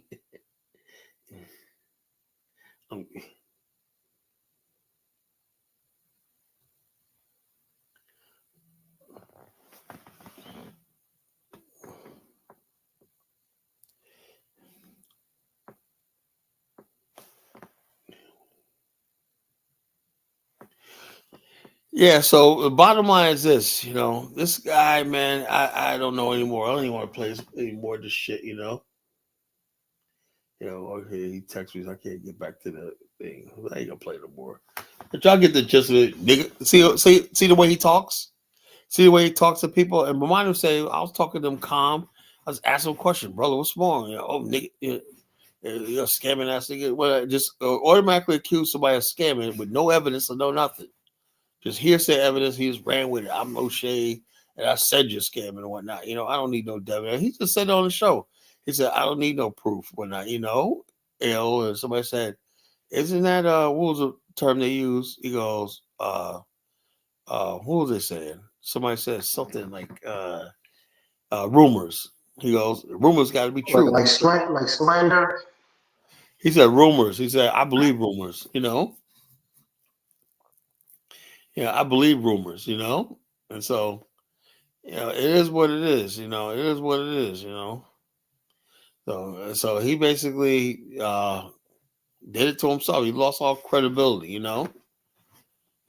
just came at people, Yeah, but that's a Negro peer. He's a wanted fugitive. Yeah, people out there talking about I want to arrest him and shit like that. I put the handcuffs on myself. I called Bomani, man. We were fucking laughing and shit, man. When that fucking happened, man, I said, Bomani, the hell was that? We fucking busted up laughing, man. That shit was so fucking funny. And like 4 months later, he was back in Ghana, And that's when Negro Pean fucking fell off. That's when Negro Pean knew he was gone, Negro Pean fucking dropped off the internet after that shit. Because he looked like a fucking complete fool. Same thing was going to happen, No, RJ Mahdi was actually, I don't see, the thing is, people went to RJ Mahdi and like stupid, they lost money. One lady lost like $80,000 with RJ Mahdi. $80,000, Let's say, no, we ain't gonna listen to him fucking crazy because he's a fucking liar, If O'Shea comes up here with real facts, evidence, and receipts, bring his witnesses and everything, I'll listen to it, But not on my platform, You ain't gonna come here running this fucking mouth or whatnot, Talk about, oh yeah, blah, blah, blah. No, you gotta have proof on my platform. I don't just let people run their mouth on a bunch of nonsense there. Everybody knows that about me. You come up here, you better have evidence, If you say you're a fucking Native American, you weren't born, you ain't from Africa, you better show me some fucking proof, So it is what it is.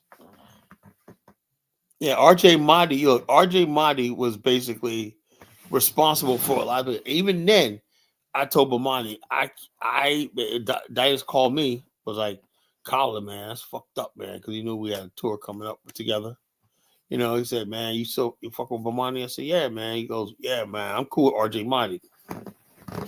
And basically, man, Diane's like, man, Colin, yeah, man, this is gonna jeopardize our friendship, whatever. I said, nah, man, it's all good. I said, I can't tell Bomani. Ronnie's pissed off about that shit.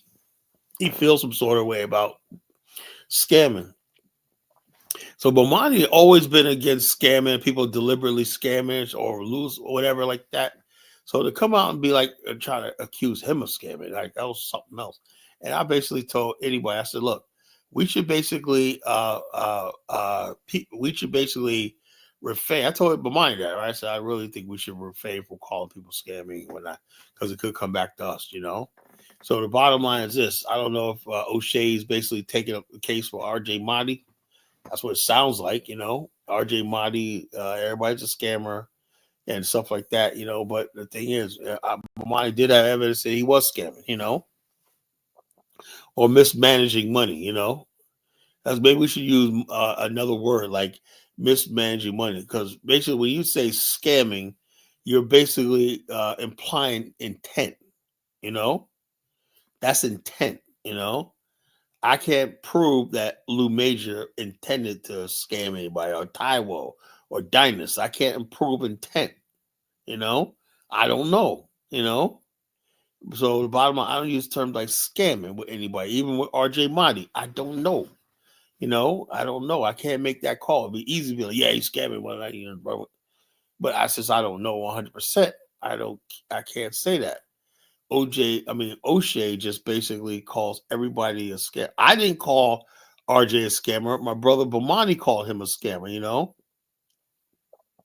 I did not call anybody a scammer, or Aunt Nam. Bomani called him a scammer. He said he was a scammer, So he says, O'Shea called me a scammer because I wanted to do I wanted to do an interview about our tour to Liberia. That's all we wanted.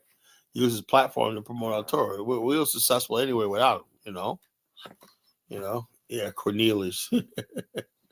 O'Shea Cornelius Jackson.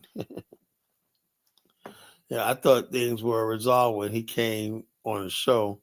Y'all had constructive court. Yeah, debate. No, he came in a day or two later and just kept doing more videos about me. And he talked about my business conference and whatnot. I said, see, it's a scam. What did I do at the so-called scam business? Nothing. But just talk about our tour, talk about why we're in Liberia, what's the opportunities here. We had people in there for fashion. We was in there for people marketing. Elder Henderson was there. He goes way back and whatnot. I had several speakers there. I had Dr. Fellows there. I had International Focus magazine was there. And because of that thing, now there's a tour group, a business tour group headed by a Texas representative coming to Liberia, right? And Bomani and I are going to be featured soon on International Focus magazine. So the bottom line is this. You can talk all you want, right? We're in a different class. We're on a different level. You can listen to Koonganda all you want, Koonganda forever. Koonganda forever. That's the next thing, man. We're going to get O'Shea with that. Dressed as T'Challa when Koonganda put his head on T'Challa and do a Koonganda forever. I saw that Wakanda Forever movie. That was horrible, man. That was the worst movie I've ever seen in my life. I was on an airplane, man. I watched Infinity War yesterday and Endgame on a plane, right? Well, I watched the whole Infinity War, and then I watched the last half hour of Endgame, right? When they assembled. I love that part. On the way there, I was watching Jaws, and what was another movie I watched? Yeah, I love American Airlines. They actually give you internet and movies to watch it on your computer. Your phone. When I was like, oh, I had a good time, man. I love that flight. I like flights like that. Flying to Africa, man. Flying overseas and whatnot. You can't. There's no internet service, no nothing. Oh, what the hell, man? I was like, that make this shit like that. But flying domestically is always nice, I must confess, you have a lot of viewership, engagement on your channel. Then these clowns. Well, that's good for Kung Fu Fanta, Zango. Why don't you go over there with Kung Fu Fanta? Have you ever watched a movie called Alien? Nope. I don't know. There's a lot of movies called Alien. I don't know which one. I was basically look. I was in so many movies I wanted to watch, but I watched Infinity War. I love Infinity War. I love that movie. That was the best. That was the best out of all the Marvel movies. That was the best one. You know. Oh yeah, Dallas is a city I would like to move to tell you the truth. But then again, I made my mistake when I was young. We went to Virginia Beach, and and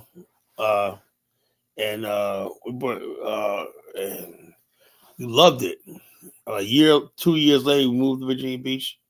We fucking hated it. We made a mistake going there. Oh man, we see all these black people here and whatnot. Because we're living upstate New York around white people. So all these black people down here driving nice cars and everything like that. It was Greek Fest time when I was like, oh man, this is heaven. I saw these fine ass girls and whatnot. Man, we moved down to Virginia, man. Within like a year, my parents came down here with $130,000 in the bank. After they sold their house, my father he got a severance pay because the company was shutting down. And basically, we came down here with $130,000. Within 2 years, we were fucking broke. We were broke in 2 years, man. It was like that money went like water, And we learned we couldn't get jobs or nothing. There was no job. We almost starved and whatnot, in Virginia. It's like we came out here, and basically, people just tell you, y'all got jobs out there. Oh, we will get jobs. We thought it was like New York. Just get a job any place. Just go out there and get a job with that. Man, we were out there making fucking people would make at the time minimum wage is $3.35 an hour, man. I was like, when I was in New York, I was like, people still make $3.35 an hour. Yeah, grown people. Yeah, the only people that make $3.35 an hour in New York were freaking 14-year-olds. It come down to Virginia, man. Virginia at that time was fucking poor, man. It was like that was a stupid mistake just going by what a place looks like. But maybe I make a mistake with Dallas. Then again, what I do for a living, I can go any place, And Texas is a good market for my insurance business. I could move down there, and I'm really thinking about moving to Texas, man, because I can start a branch office down there, my business, whatnot. Leave my brothers and sisters up here with this office, and open a branch office. Start recruiting agents down there, whatnot. Build a team down there. It'd be great. I don't know. I'm seriously thinking about it. Moving to Texas. I'm seriously thinking about it, man, because I like Dallas, man. What I saw and whatnot. Just a better class of people. I mean, you have become that factual. Well, it's good for him, man. It's good for him, Zongo. I like my small audience, because small audience keep me humbled, right? And Brother Bomani sent me a message.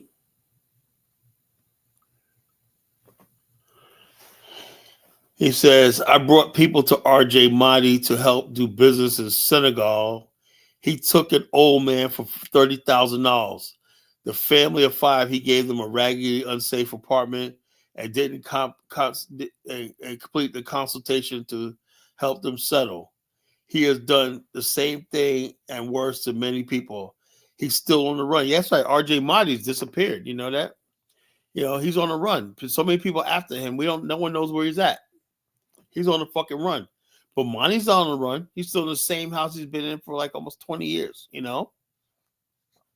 So if Monty was a scammer right now, he'd be on the run right now. You couldn't get a hold of him. You can call Monty's number, and you can get him on the phone right now if you want to, he'll answer your phone 2:00 in the morning, And like I said, I put the number in the chat room to the friggin' to the people, to the Ghanaian government, That's the number right there to the the U.S. Embassy in Ghana. If you have evidence of Bomani Tyehimba scamming, you can call the thing and say, but I guarantee you, so it doesn't matter how many countries I've been to. I've been there. That's all you need to know. That's all you need to know. I've been to the continent. That's all you need to know. How many countries have you been to, Lane Moore? How many countries you been to? Do you even have a passport, you jackass? No. And we go, how many countries Kyle been to? I don't have a passport, Bo. You know, I could sit and talk about collar when I, you know. So, yeah, it is what it is, you know. Yeah, so actually, I've been to 2, Morocco and Liberia. Yeah.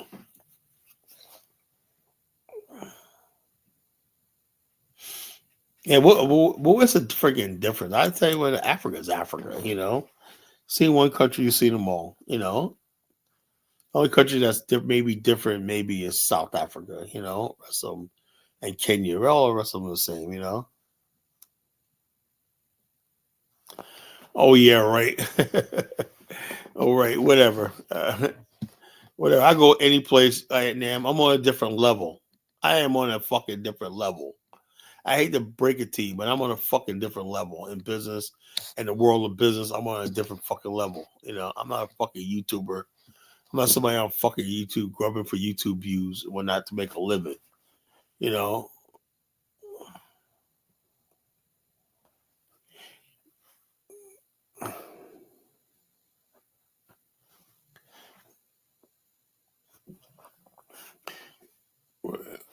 Brother Money, these Negroes are retarded. The local people are scamming your money, and you have to deal with the drama with cuss while they get out of jail in Ghana and Tanzania. Mark and many others, O'Shea and so-called supposed are victims. Yeah, the freaking Mark meets Africa as a fucking victim too. You know, oh, we went down on the continent. You know, yeah, Ethiopia might be different. You know. Yo, how can look? No, Zongo. I was just in Dallas, right? At top floor of our marketing headquarters, right? Dallas. You know, invited down for 2 days. Why? Because I'm one of the top salesmen in the country. You know. So the bottom line is this is what I'm talking about. When you're around losers, right? Like Zongo, you know, I was around winners for 2 days. Winners. Everybody's building each other up. Yeah, we're gonna hit these numbers right here. We're gonna do this. And people talk about where they're gonna go and stuff like that and what they're doing. Successful people. I'm sitting there rubbing elbows with millionaires. You know, I'm sitting there talking and listening to me. I'm listening to them and whatnot, you know. And the bottom line is this. I said to myself, man, this is the type of crowd I'm in. I'm with white people, black people, Asian people. We have one thing in common. We're winning, you know? And what I'm tired of fucking losers, you know? I hate people like Zongo because he's a loser. He's a bum. So he thinks everybody's fucking broke like he is, you know? I don't believe anybody that comes on this channel has any money. I don't believe Ant Nam has money. I don't believe Zongo has any money. I don't believe maybe Kung Fu Panther because he's white, you know? But you guys are a fucking bunch of losers, man. I was in Dallas. You understand? I was in Dallas. I was up there at the top of the world in an exclusive club. Top of the, oh my God, I can't believe, man. I'm like, what the hell did I just experience, man? Was it dreaming? Holy Jesus, man. I was in an exclusive club. They had a live band there for us, you know, on an executive suite up top of the building, man. We're looking down on the whole fucking city, you know, because he always thinks everybody else is broke. Broke people always think everybody else is broke. That's how you know somebody's broke. When they always accuse somebody else of being broke, that means they're struggling, you know. They think money is hard or life is hard, you know. I don't think like that because life is really easy for me, you know. You know, so it is what it is, you know.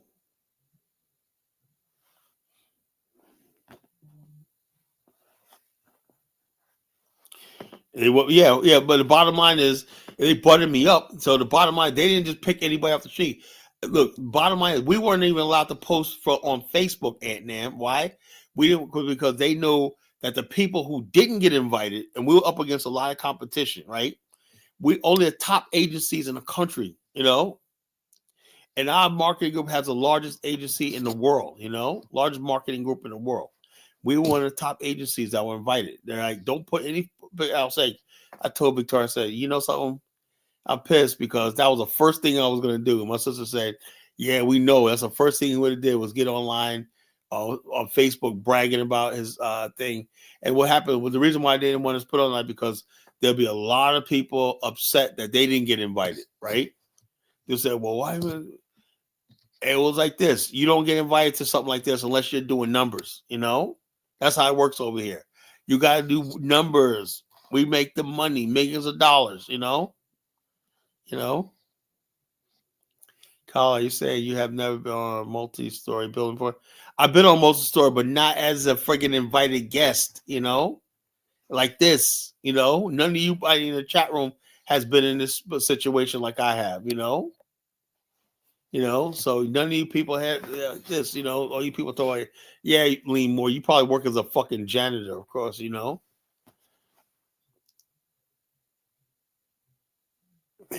Boy says still no one came out and said anything. I mean, yeah, you know, yeah, nobody's still, yeah, Mamani, I understand, brother. I got this, brother. Mamani, you know? All these fucking people are trying to fucking dismiss your name, whatnot. I'm here to fucking clear your name and whatnot, you know? So, no, Mamani's a good brother, you know? You know, he's an honest brother in the world, man, you know? Oh, you're embarrassed for me, you know? Antnam, you have never been on top of a corporation in the world, you know? I met two presidents of what, an African country, you know? No, when you get up to a top level where you're sitting there talking to a CEO of a multi-billion-dollar corporation, then you talk to me, you know? And you shake his hand. Thank you for coming out, you know? And we got our upline as a member, right? He invited us to the exclusive executive club or not. I'm sitting there with oil execs, Dallas. I'm sitting there with oil execs, bankers, and all stuff like that. Real fucking people that got money, you know? These fucking rich ass white people with fucking money. I'm sitting there having wine tasting with them and whatnot.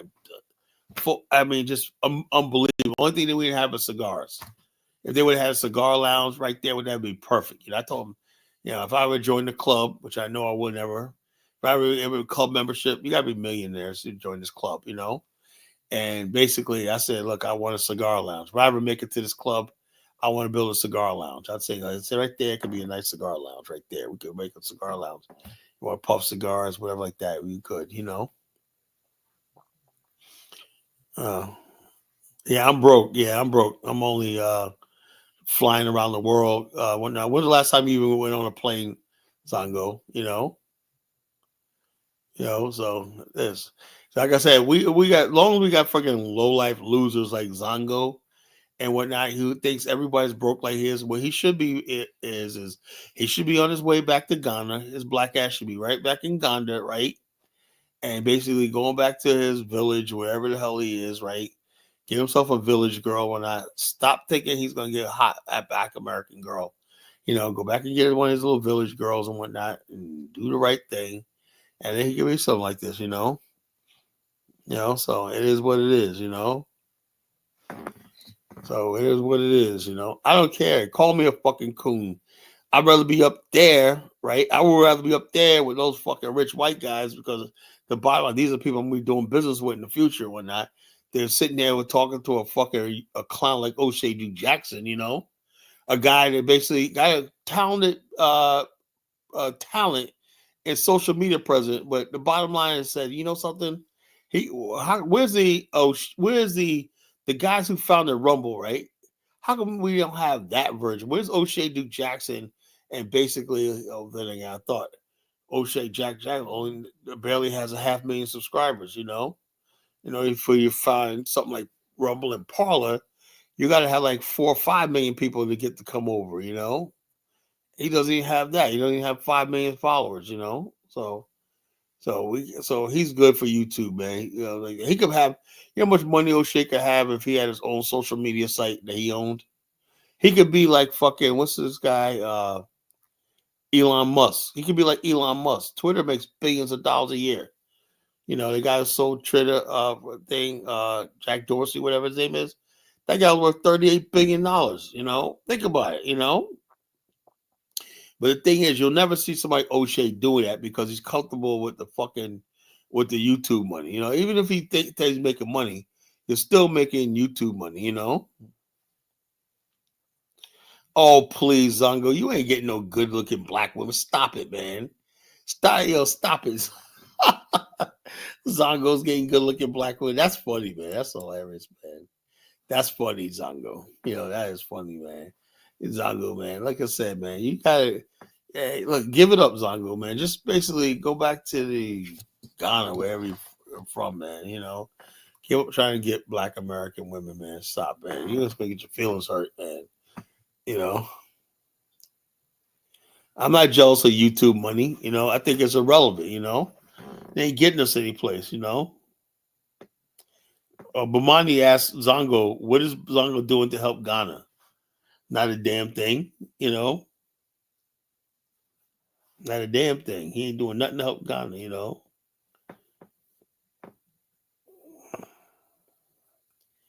Ghana, Mine said he's on his way to Ghana. I thought he was going in July. He's actually going to Tanzania in July. He says, on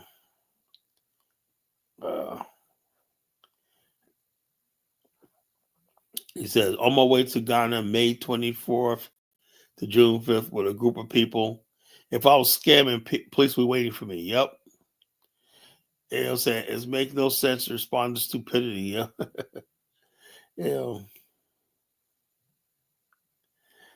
no one could stop us. But mine said, no one could stop me from building my family and Pan-African tours and investments. So y'all can try all you want. You ain't going to stop us. Nothing's stopping us. We can't stop and we won't stop. So y'all can try to stop us all we want. Me and Bomani will crush you. We'll crush anybody who gets in our way.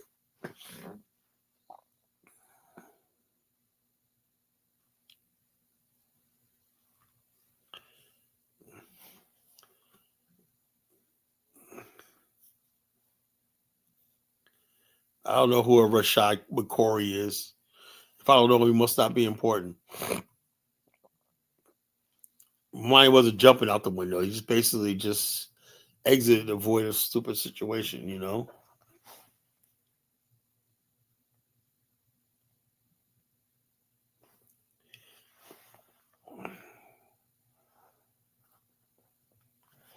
Yeah, 30 people this year, 20 people last year. Where's the police at, He says, still no one's came out. He says, no one can stop me.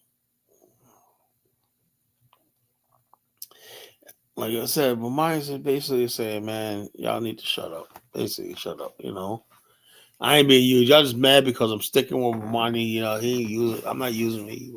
We're basically brothers, man. He's doing my freaking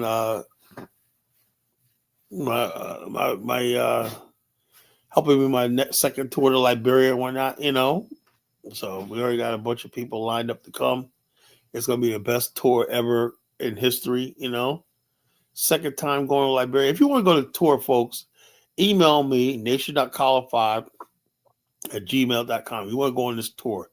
This tour is going to be exciting, folks. We had a blast last time, Bomani and I in the group. We had a friggin' ball. We had so much fun in that country, whatever like that. We always have fun in Liberia. But that tour was off the chain.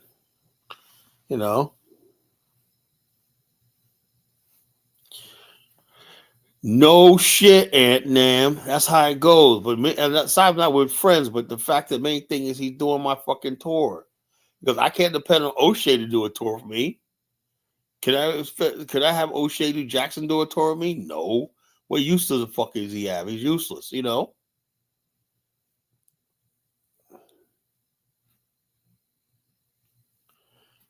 We're used to what women on camera, We don't fucking put women on. Well, not everybody wants to be on camera, Not everybody wants to be on camera, Aunt Nam, I got cooked. How did I get cooked by O'Shea? Because I get it, Ross Moisture. You don't like me or not, but the bottom line is O'Shea didn't do nothing. That's why he's not here right now. He didn't do shit tonight. He didn't prove one single thing. Oh yeah, O'Shea. I hate whenever people. Oh, somebody cooked you one night. He cooked me like what?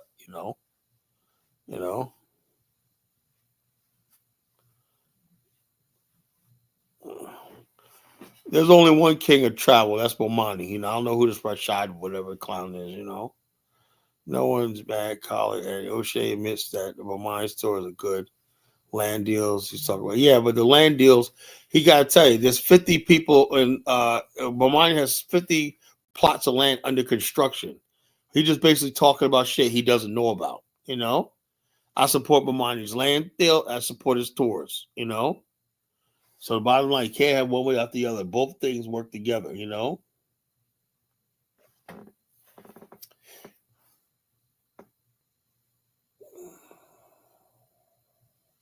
And Bomani said, where is my competitors for taking people to Africa? See, Bomani, it's like I said, I tell Bomani, you gotta fucking brag about this shit once in a while. Sometimes when you're a champion, champion, you gotta say, yo, when you knock somebody out, whatever like that, you gotta basically, dinosaur do the numbers Bomani does, you know? Nobody does the numbers Bomani does. Nobody gets 40 people on a tour, you know? It doesn't it doesn't work. You know, well, you gotta sit there, you gotta be like, yo, sometimes you gotta be like, yeah, I'm like Muhammad Ali, I'm the greatest. Bomani's just so humble, he doesn't do that, you know. If I had what Bomani has as far as I'll be up there bragging about it and whatnot, but he doesn't brag. Bomani's a humble dude, you know. That's why I said, you know. So he's like the king of this shit, man. King of tours, you know. 38 tours in almost 20 years, 800 plus people. Wow, so 38 tours, 20 years, you know. So what the hell, man? So Bomani needs to tell people, you know, you don't get this far scamming people, you know. He's been doing business in Georgia, and he's been doing business in African tours and whatnot, you know, for 20 years.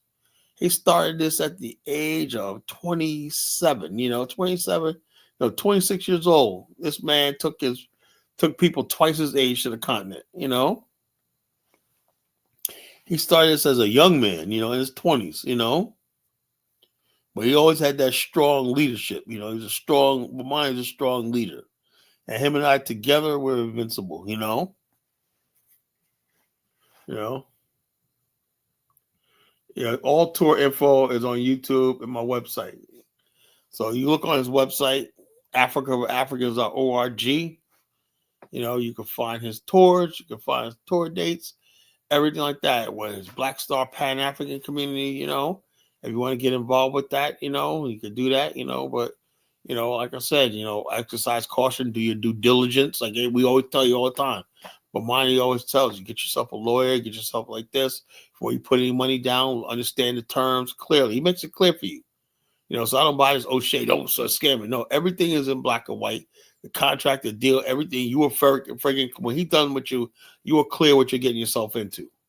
The problem is when people decide they want to back out and they put it down, okay, you get your money back, right? But you won't get all of it back. Because like I said earlier, if somebody starts a car with you, you know, if somebody basically starts a car, working on a car, thank you, Koonganda. If somebody starts a car for you, right, and you say, okay, fix my car, right, and say it's going to be, it's going to cost $1,000, $300 for parts, $700 labor, right? He starts the car, he buys the parts and everything, he starts the car, and he basically starts like that, he puts the engine apart, right? And basically, halfway through he pulls the engine apart, you say, oh, I got somebody that's going to do a better deal for me and whatnot, you know? You know? So a couple fans just say, call it great a pipe dream. Okay. Yeah, I am. You know? I am. Well, anyway, if somebody basically says, you know, okay, I want somebody else to come and do the thing. And you're like, okay, well, I took this engine apart and I bought all these parts. You got to pay me for the labor, and partial labor, and you got to pay me for the parts. Like, no. I'm going to get somebody else to do it. They're going to buy whole parts and everything like that. No, you got to pay me for these parts that I already bought because I like this. That's the same thing, you know? If somebody basically starts something, right, and you start the paperwork process and the title and all stuff like that and everything like that, you know, the management and stuff like that, paperwork, you know, everything, there's a fee, you know? And so therefore, so therefore there's a fee. If you basically renege, you know, you say it right in your contract, well, there's a fee right there. It's non-refundable. Problem with black folks is they don't want to read that. I want all my money back. I don't care, blah, blah, blah. And Bomani's like, no. Then he ended up giving the money back, you know. I said O'Shea needs to try to do tours or whatnot. Yeah, right. You know, what's going on, Bobcat? You know. Oh, you think O'Shea's a body boy? Boom, bam, bye, body boy, yeah. Boom, bye, bye, body boy, yeah. Boom, bye, bye, body boy, yeah. I wish I play that video. I should play that. Yeah, this is for O'Shea. I'm gonna play his song. I might get banned, you know. But that song is like demonetized, so I could probably pay it, you know, play it, you know, get away with it, you know. I could probably pay it and play it, you know. Boom, bye. People like, when you gonna stop this war, Colin? Never. We're getting all the fucking soldiers together. Well, my O'Shea don't know what he fucking started. We got a soldier, Bobcat in the chat room, whatnot. Yo, he don't know what the fuck he just started. He don't know who he's coming after. We talk about Bomani and Kala. I'm not gonna play the video. I'm just gonna play the song. You don't know who the hell you're dealing with. You're dealing with real fucking real fucking men, you know. Yeah, I know he's jealous of Bomani. That's all that is, you know. You hearing his voice, nigga this, nigga that, you know. He's jealous because Bomani's a good-looking guy. He's fucking got women throwing themselves at him. Yeah, successful, and also he's respected, you know. He's respected, you know, and he got my respect, you know. That says a lot about his movement, you know. If you get McCullough's respect, you got respect, you know. I'm sorry, O'Shea hasn't earned my respect yet.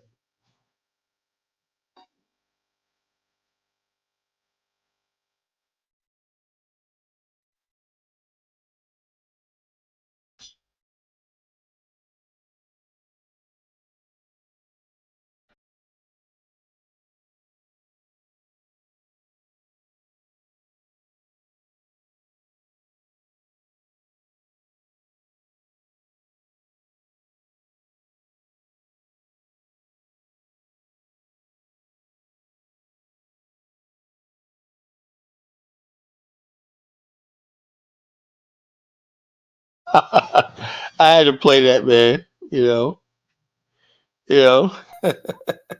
Boom, bye, bye, body boy, yeah. O'Shea is a body boy, yeah. You know. We got this fucking body boy fucking coming at me and Bomani. Are you fucking kidding me?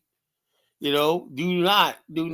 It's a warning to everybody. Do not fucking come for Colin.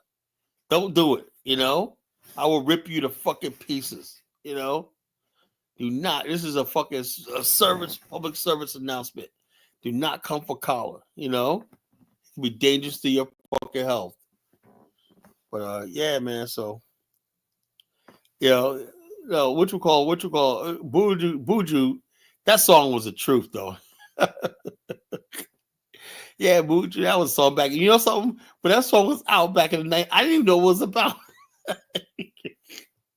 You know, so I remember one day I heard the song Body Boy was taken off the air. I said, what? I said, what's wrong with Body Boy? I didn't know what it was about. Hey, that was my favorite song back in the day. Boom, bye, bye, Body Boy, yeah. The Nazi Monday. Oh, whatever, ain't them. Yeah, sure you do, man. You know.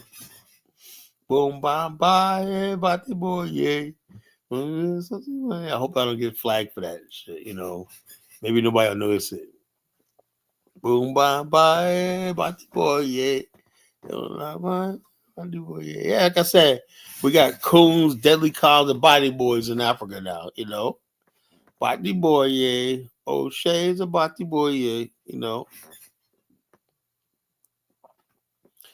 You know. So no one's gonna come up, man. I'm gonna get some sleep, you know.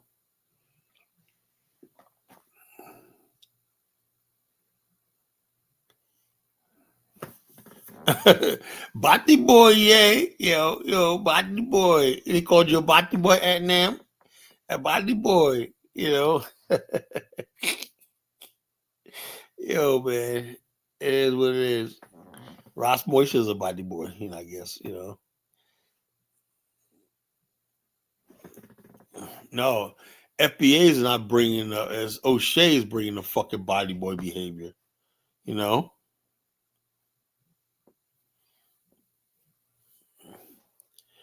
Oh, so now Ant Nam says, "Caller, are you getting a cut from his travel tour? How was his tour scam?"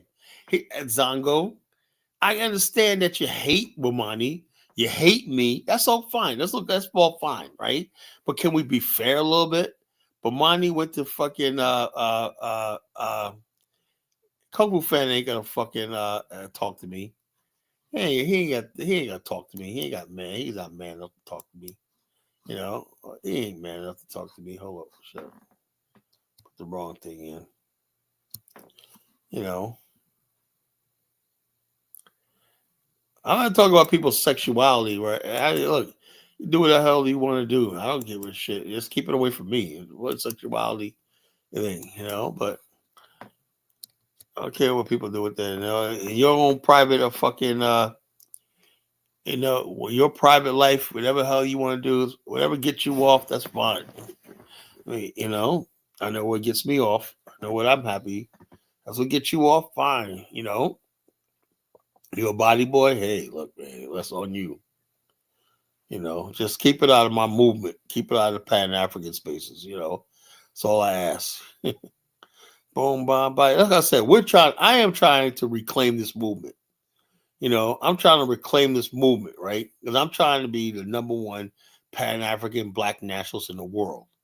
You know, in order for me to build the African state, I got to knock everybody in my way down. Anybody steps up, anybody gets in the way is going to get crushed. You know, I am dead serious about this. I'm enough that I got to deal with the Chinese, the white man, Indian man, everything. I am not going to be dealing with Negroes back talk. You know, I'm not going to be dealing with niggas back talking me like O'Shea. You know, ain't going to happen. You know. Kung Fu Panda is not blacker than me, African than me, or whatever it is. That's another thing. What is African anymore? You know, a white guy could be African, a fucking Mexican be African now. What does that mean? But all you need to know is when we do reclaim Africa, it's going to be a land called the African, and the only people that's going to be part of the African are going to be people of black African descent. You know, so hey, right now you can call Elon Musk an African. Hey, look right ahead. But the day of Uhuru is gonna come. You know, when the bottom line after Armageddon, when the smoke after Armageddon, when the war breaks out after Armageddon, man, we're gonna see who's who. You know. Yeah, black people need to stay the fucking line. Yeah, that's what I'm saying. Shut the hell up. I don't want to hear what Negroes got to say anymore. You know, y'all had your chance. You know, look. 7 years ago, I was on search for Uhuru, so I thought that was going to be a thing. I don't know about that. That would have to be decided when mixed people come. I don't know because I got family members that are mixed. I don't know. Yeah, it's hard. Hard to say what I would ever do about mixed people. You know, I don't know. I mean, not the ideal situation, but you know, you can't really discriminate against people because they're mixed, you know, and everything. So I don't know who this is. I'm bracing myself. All right, who's this, Mr. This is Mr. Nice with Kung Fu Fanta. How you doing? Okay, how you doing? What's on your mind? Not much. I just said I'll come up on the panel. That's good for you. Yeah. So what's on your mind tonight? Not much, man. Collie, you're a cool dude. You're a cool dude. All jokes aside, you're a cool dude. Why do you think so? Because you keep coming back. You know, you keep coming up with different ideas, different titles, talk about different things. I mean, no matter what people think of you, whether it's good or bad, you're a cool dude. I don't see you as a threat as other people may think, like O'Shea or whatever. A lot of people hate me. You know, there's a lot of people now just being on O'Shea's channel, just saying thank you, O'Shea, for exposing Colin. What the fuck did what did I fucking do? Fucking what, man? Shit. I wouldn't really pay him any mind. You know what I mean? Because the simple fact that, you know, if it wasn't for me, and I'm not bragging, but if it wasn't for me, he wouldn't be in Uganda. Oh, what happened? Tell me the story. Well, literally, and I do mean literally, he actually thought that if you landed somewhere in Africa, lions and tigers would be waiting for you at the airport. He's one of That sounds like him, man. Oh my God, man. Well, I remember because I do remember you on his show with Woody Meyer, one of those back in the days. You're the Kenyan guy. I think you called him Bomani show one time. And you're the one with the Kenyan wife, right? You're the guy from Kenya. Yep. You're an IT guy from Kenya with a Kenyan Well, wife. I'm not an IT guy. I just sold IT equipment for a while. Oh yeah, okay, something like that. Yeah. And to be honest, all jokes aside, man. Look, if you with her, whatever like that, that's none of my business. Hey, look, I hope you're happy. It is what it is, man. I hope you're happy and everything like that. And how you still living in Kenya? No, I'm here in the States, but I go to Kenya when I can. Oh, okay, that's good. That's good. That's good. Yeah. So what? And he's white. So the hell what, man? I got white friends. I would be hypocritical if I got up here and act like I'm bliggity black. I spent 2 days with the whitest guys on the fucking planet, man. And we all get drunk fucking in Dallas, man, getting like this, Oh, you just came back from Texas, right? I just came up from Texas. I had a freaking ball, man. Where in Texas did you go? I was in Dallas, Dallas. Dallas is a good city. Yeah, Dallas is a great city. I was like, man, those freaking places beautiful. The hotel they put us in was nice, all paid for and everything like that. And we had 2 days at we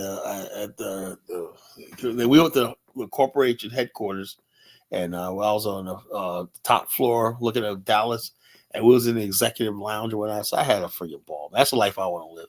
Now I'm a Pan-Africanist black nationalist, but I'll talk to anybody. I'll talk to shake hands with anybody basically who could talk business and have drinks with like that. I don't give a fuck about.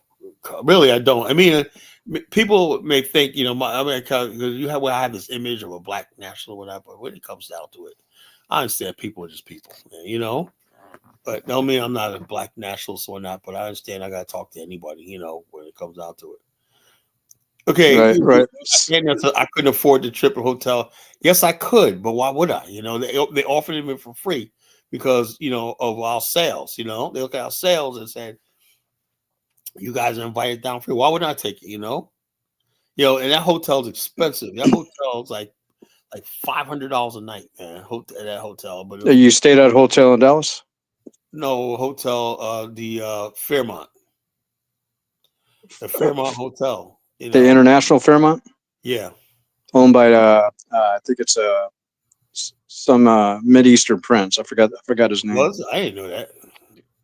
Yeah, if it's the same Fairmont that's also located in Nanyuki by Mount Kenya, it's a prince from. It's downtown Dallas.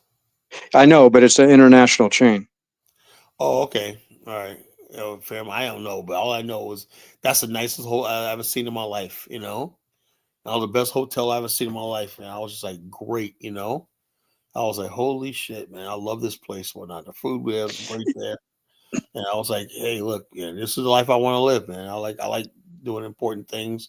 People, I like anybody that can get me to that life when where I'm, wheeling and dealing, making money and stuff like that. I can't. Yeah, a few years ago, my uncle moved to Texas, not Dallas. He moved to I think it's Albany, the capital. Isn't that the capital? But tell you what, I'm making progress right here. But Monty told me that he wants to link with you. Well, Monty wants to link with me. Yeah, can you believe it? See how we're making progress there. We'll trade you for O'Shea. No, we'll trade O'Shea for you. How about that? Get rid of I don't think so. I mean, not only. Let's just do a little bit of history on that. Like I was actually giving him consultation over the phone in 2017. So we had about 5-6 different phone calls, about an hour long. And the thing is that he was basically bleeding me for information about Africa, right? So we talked about all sorts of things. So that one thing I told him, you ain't got to be scared when you go to Africa. I mean, he was literally one of those Americans that were that scared. You know what I mean? He plays one thing on YouTube, but over the phone, he's something else. So when he went there, he figured out real quick, okay, there's nothing to really be scared of. You just got to basically abide by whatever it is. There's the do's and the don'ts. So I told him all about the do's and the don'ts. Even though him tricking, that's one of the don'ts. But he's hiding the tricking when it comes around certain people. Ooh. But he'll say it. He's proud of it, so he'll go ahead and say it on camera. Yeah, he jokes about it. I gotta get my trick off when he jokes about it. Right. He's definitely serious. But the other things too was the reason why he's specifically in Uganda though, and this is no joke. He asked me, "What's the cost? What's the exchange rate for the dollar between Kenya, Tanzania, and Uganda?" So Tanzania is cheaper than Kenya, and then Uganda is a hell of a lot cheaper. So you get more bang for your buck. I would say like you can kind of look at it like this: $1 would get you approximately about $30 if they were considered as dollars in Uganda, where you probably get like 14 in Tanzania. It's almost dollar for dollar in Kenya. Now let me ask you a question. Good question. Now he says he's making all this money. So I know for a fact that in most African countries, YouTube is not even monetized. Well, yeah, he's. I mean, he was monetized before he went over there. Yeah, so that means basically his audience still got to be in America, right? Okay. So this is the way it is. It doesn't matter if you're from Uganda or from America, or whether if you're living in America or living in Uganda. If you have most of your audience, say for example, coming from America, you're going to make about the same amount of money. Oh, the advantage, the advantage is though, if you live in Africa and you're not an American citizen, you're going to pay a whole hell of a lot less taxes. You know what I mean? Yeah. You're going to take a little bit of the cut that YouTube is required to take, for everybody. It doesn't matter where they are around the world, to give to the IRS. But as a U.S. citizen, a Ugandan cannot be taxed by the IRS. They can only be taxed by the tax board that's in Uganda. And it's not even that much. And Kenya, they're kind of playing around with that as well. But it's nothing like the IRS in the U.S. Now, check this out. Here's the thing. If he's a registered business over there in Uganda, he's definitely paying taxes to be a registered business in Uganda. Okay? So I believe he's doing all that, right? The thing is, though, when you're an American citizen, you probably already know this. When you're an American citizen, you live outside the United States. Whether if you have your own business or you work for a foreign company, it doesn't matter. And it's not an American company. You still owe the IRS taxes every year, including the taxes you have to pay in the country that you're in. So you're doing double duty. Yeah. So people don't know that. We got to pay taxes. You got to file overseas, and you got to file. The African guy said he's registered in Uganda, but he's still got to pay. He's still liable for U.S. taxes. I wonder if he's paying them. Oh no, he definitely pay. Here's the thing about the IRS that a lot of people don't know. The IRS can actually, like, if you have a foreign bank account, it doesn't matter which country that you're in. The IRS, if you don't pay your taxes, they can actually go ahead and take that money out of your account in another country that you set up. There's also a requirement that all countries, the IRS basically set up a long time ago, that all countries have to report. If there's an American citizen that sets up a bank account in another country, you got to report that back to the U.S. IRS. Wow, I didn't know that, man. Thanks for telling me. It wasn't like that 20 years ago, but I think about 16, 17 years ago, that's when the change was made. Wow. Well, thanks for that information. What you call? How do we get in touch with you? At the Kung Fu Fanta channel. No, okay, yeah, channel. Okay, we'll basically put that. Kung Fu. That's what Kung Fu. What's Fanta mean? I just like Fanta soda. Oh, so do I. So I, if it comes to fighting over between grape and orange, I'll pretend I know Kung Fu. I like so orange. Kung Fu Fanta. I like orange. That's my favorite. Orange. That's better than Crush. And one of my passwords to something is Fanta on it. Because I always drink Fanta. I drink Fanta like every other day when I Fanta sodas when I. And when you're in Africa, that's all you have is Fanta. You ever notice that? Right, and another thing too, the whole Coca-Cola line in Africa, there's a lot less sugar, a lot less chemicals. It tastes like Coca-Cola and Fanta over 30 years ago. In West Africa, if they invested in fountain sodas, Okay. That'll be a killer, man. Everything is cans, because you go to a restaurant, they bring out these cans, and that's what kills the whole. Man, just give me a refill. Just want to get the ice and give me a refill. Right. Hands out when I was like, man, just bring. I want to. That's why when I was over in Liberia, I said I can't wait to get back. First time I did is a fucking big gulp from 7-Eleven. I get a big gulp from 7-Eleven because I was like, oh man, I was so thirsty all the time. So they always give you skinny cans of soda, Where is this at? In Liberia. It's skinny. Oh, really? I mean, skinny like the Red Bulls. Yeah, that's how they all the sodas are over there, like that. Skinny like Red Bulls, size. Like Okay. you got. Also, they still cost like $2-3. So even at a meal, you gotta order like 6 of them. To fucking. I can imagine. Yeah, so like that. So, look at Zongo. Why did he come at me? College every free. No, you gotta pay for that now. No shit, Zongo. Well, anyway, man, this has been an almost 6-hour show. I think. Let me ask you a question. What did you get out of the show? Was I over the top? Was I? What do you think? What's your opinion? Fanta. Is he there? Is he there? I don't know where he went. Too much soda is bad for you. I know. I'm giving him. So I said today I'm cutting down. I'm not drinking no more soda. Now to the end of the summer, man. That's my. I'm addicted to soda, but I can't drink it no more. I'm starting to put on weight, so I gotta stop that shit. O'Shea, choose you got it because it's cheap. Anyway. Anyway. All right, folks. This has been a good night. I'm glad Kung Fu Fanta called in, told me to skinny on O'Shea. I'm not getting fat. I'm just putting on weight, man. I'm not getting fat, man. You know what fat is?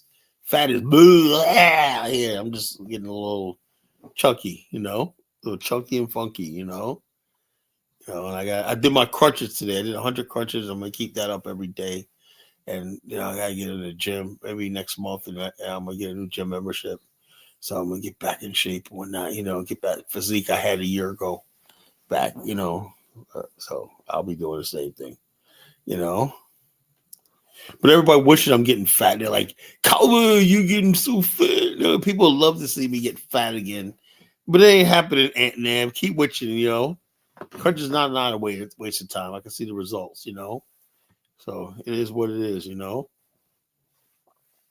So we're gonna basically do this, man. Promise my wife I was gonna get some abs, get some abs. My abs are coming in, right? But the thing is, you can see the muscle design, but there's so much fat on it. I gotta get the fat off, burn the fat off the cardio when I did my friggin' then I could see my abs again, How you know I'm getting fat, Ross Maurice? Shut up, Anyway, bro,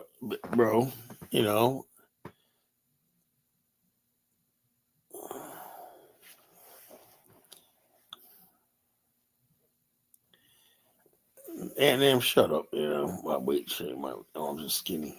Do my arms look skinny in that picture? No. Well, anyway, while you guys are calling me fat and everything like that, you pissed Bomani off, Zongo.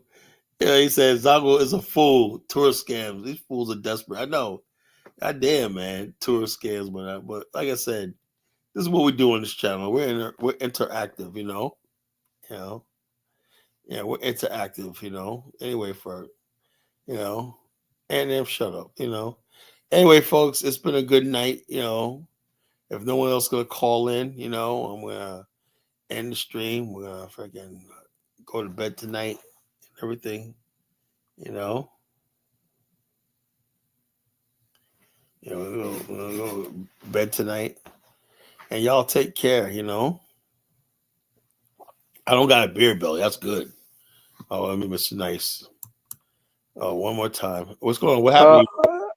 You know what it is? I got cut off because I think I went to go try to look at the chat. What was the last thing that I said? No, what you call it? We was talking about O'Shea, whatever, like that, something like that. Oh, the taxes, Oh, really, man? I said a bunch of stuff after that, man. Yeah. I was asking you. One thing I did ask you, so what do you think about the show? Was I fair? Was I balanced tonight? You know. Yeah, I mean, in my opinion, you pretty much are, because the fact is, I don't know. Like, I don't know if Bomani is doing what he's doing. You're saying he's not doing it. He say he's not doing it. Yeah. So my whole thing is, with internet, you could make anyone in this time. You can make anybody look like a scammer, whatever like Right. that. The thing is, we got RJ Marty. People actually did lose big money, $30,000. You know, when you talk Right. about money, right? We only talking about people who have discrepancy of $500, $1,000 here, which he basically says okay, and he always eventually pays them back. You know, always like it didn't work out. Fine, I'm gonna get you out of my head. He clears his name whatever, as far as that. There's never been any big scandal like somebody could say, I lost $40,000. Because the bottom line, anything big like that, he always refers to somebody else, And sometimes, like with people a lot of times when people talk about Bomani, they're really talking about people that he referred, like RJ Mahdi, or he referred a lot of business to RJ Mahdi, okay, Senegal. And people lost money. And so people get basically like want to lump them all in together. Maybe they were both scamming, That's why mine did that video last year, year before last, and said, look, RJ Mahdi, fuck you. He made it clear that, to the people that he wasn't part of that, even though he would bear responsibility for vouching for RJ Mahdi, and it didn't go right. And people thinking he's looking at Bomani sideways, That's why he had to come out and do that, But I'm like this, even if somebody gets scammed, I'll put it like this: if I'm not making no money off it and I'm not benefiting from it, don't call me a scammer. Say, yo, look, that person scammed you. It went left, and I apologize for that. That was a wrong call or whatever like that. But I didn't think like this. That's what I know. Like I said, and I've known Bomani for years and whatnot, So he's a straight guy. He's not, look, he's trying to do real business. I'm talking about 500,000, a lot of money. Yeah, but the thing is, though, that's not a lot of money. Look, it's the people who are actually doing the Ghana. They're basically spending 100,000, 70,000, and the people who are like broker, and it's not even like that's just a filing fee. Like if you have a thing where you did something for $8,000, but $1,000 is going to be filing fee. You can't non-refundable. That's what we're arguing over. The non-refundable parts of any sort of deal. And that's it. He ends up paying them back anyway. Say, hey, look, I'm gonna pay you back, whatever like that, but give me some time, whatever like that. And he eventually pays them back. Well, people basically take that as, oh, he's scamming. No, it's not. Business works like that. Most people are So did you hear the part? I don't know if I was already cut off at this point where I said people should not buy or send their money to YouTubers for land in Africa. Did you hear that part? Yeah, we personally say the same thing. Me and Bomani, Mm-hmm. The thing about Bomani, right? If you want, let's say land, Bomani's not a YouTuber. He's not a YouTuber. Mm-hmm. And so basically, he has people. Actually has land. People live on the land, right? And Mm-hmm. basically, you can get a land. You look over what you're getting. You're part of this community, and you get the land, right? Put the money down, put the land, and then basically, you wait till you get your registration fee. You can start building. And he has 50 people already building on the land that he got. But Okay. yeah, I don't believe if somebody's telling me, "Oh yeah, send me money." And like I said, I don't really see, can you know anybody that's basically out there solicit? And also the people that come to Bomani for land, these are people that have known him for years. Random people that's gonna come with mine. Oh, I heard you got some land. Let me get the land. I think one guy did, It was like one guy. But all these people that buying land from mine have traveled with him for over 20 years. These are people that know him, that do business with him, that has technology with say, well, yeah, I would like to retire in Ghana, whatever like that. I went on that tour with you 10 years ago, and I really like the country. I want to go back. But this time I want to retire or not, and then here he has land for sale.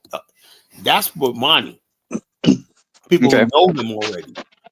There's nobody, but mine's not on YouTube where you ask him for selling land, Okay, so let me ask you this: have you ever heard about JT the Bigger Figure and what happened with him? That was basically a different case, right? Because he was a freaking rapper. He went to Burkina Faso. Even when he did that thing in Kenya, right? Mm-hmm. He got with a bunch of people, scammers and what, not scammers, but just hustlers, right? People, a lot of times people on scam, they just go into business not knowing what the hell they're doing, you know? And they basically had all this land. People invested almost $10 million. There was $10 million in that, you know?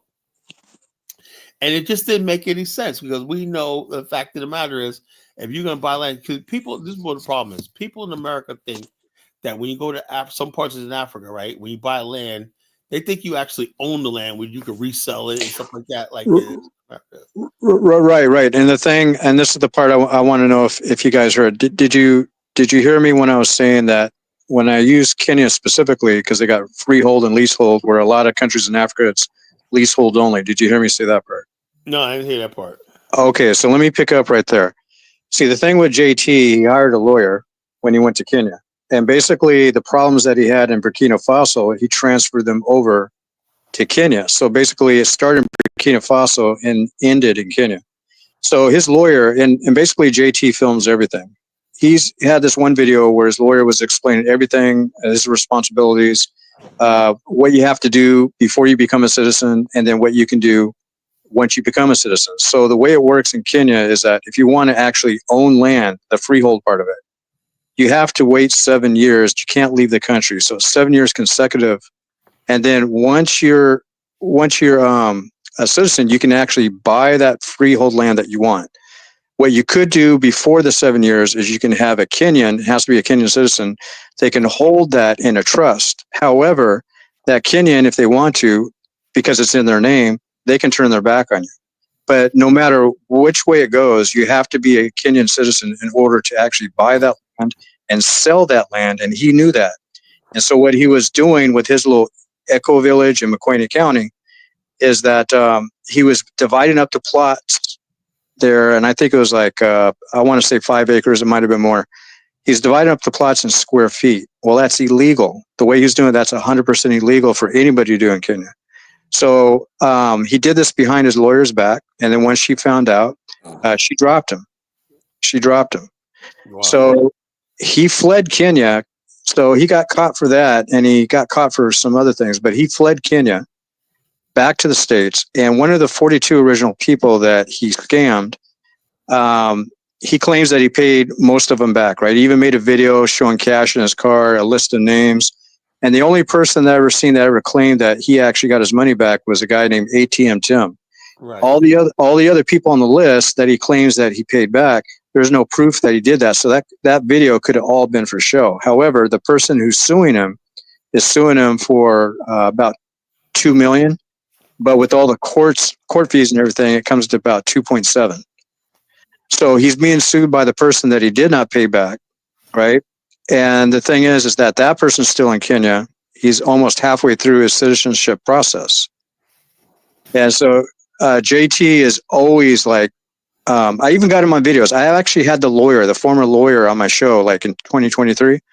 She was explaining a lot because we reacted to a video that he made knowing the laws of Kenya, but then he was turning around, trying to do things illegally, going against the Constitution. So he wants to be a Kenyan citizen so bad, but why would you want to jeopardize that by going against the Constitution? It made no sense. Right. And she just laid out everything in that live stream. If you ever want to check it out, I think it's like the 3rd or 4th live stream I ever had on my channel. Kung Fu Fanta, that's your channel? Right. I'm going to look for it.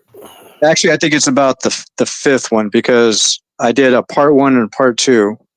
I think the title is Why Did JT the Bigger Figure Come to Kenya? Part 1 and part 2. And it was after that one, he was doing a lot of misinformation towards her. So she did her right of reply on my channel. So in Kenya, you could do a right of reply. In America, you can't always do that. What year was that? 2023. So, that was 2 years ago, right? Right. So O'Shea Duke Jackson, that's fresh. People always tell me, well, that was a long time ago or not, you know? That was 2000, that thing with Obamani when he got out the window and went to Ghana. That was 2020, you know? Yeah, that was 2020. Well, JT was in Kenya for like almost 3 years, or approximately 3 years. So O'Shea never reported on JT, the bigger figure. He Yeah, never but he made a couple of videos about him, kind of like praising him, though. Praising him. Yeah, I think I remember something like that. I and think I remember something like that. So he praises JT, the bigger figure, right? Right. So Right. what that tells me is O'Shea doesn't give a damn about. And so I'm sure he heard about the scam and the mismanagement of money and stuff like that, but he chose not to say anything. But check this out, because since O'Shea he claims he's going to expose all these scammers, right? And he's just finding out about scammers in the last 18 months. Well, I've known about a lot of scammers before he even got on YouTube. We know about them too. We knew about a lot of scammers too. And Bomani and I have been talking about these people. Like we talked about the whole Luke Major Chiwo thing with Dynas, like that, and so we talked about that. This has been going on for years. So why is O'Shea becoming brand new? Like he's gonna expose all scammers and whatnot, and he just coming out of nowhere talking about it. So he's cherry picking who he wants to fucking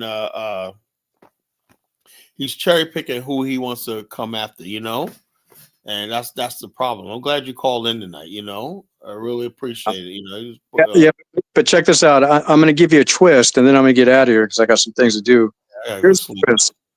You know, Black Market Records from Sacramento, right? No, I never heard of it.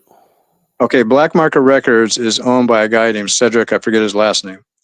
That guy grew up down the street, basically from O'Shea in Sacramento. He's successful with his record company in America. He's got a branch in Uganda and a branch in Kenya. So O'Shea and him know each other. So get this. JT has also worked with Cedric in the past in the United States. And what I was told, there was something that JT did in Kenya that he fled to Uganda for a short period of time. So the police could catch him. And he was going to sell, what was it? I forget the name of the company that JT owns, but he was going to sell over to Cedric, and Cedric was getting ready to buy it. And his former lawyer informed Cedric not to buy it because it's a scam. This had nothing to do with land, but basically it makes me wonder if he's being loyal to JT. I don't know, but it just makes me wonder because maybe Cedric is involved. Even though Cedric turned JT down because of this, I still wonder if O'Shea is given some type of loyalty to him. This is something else, man.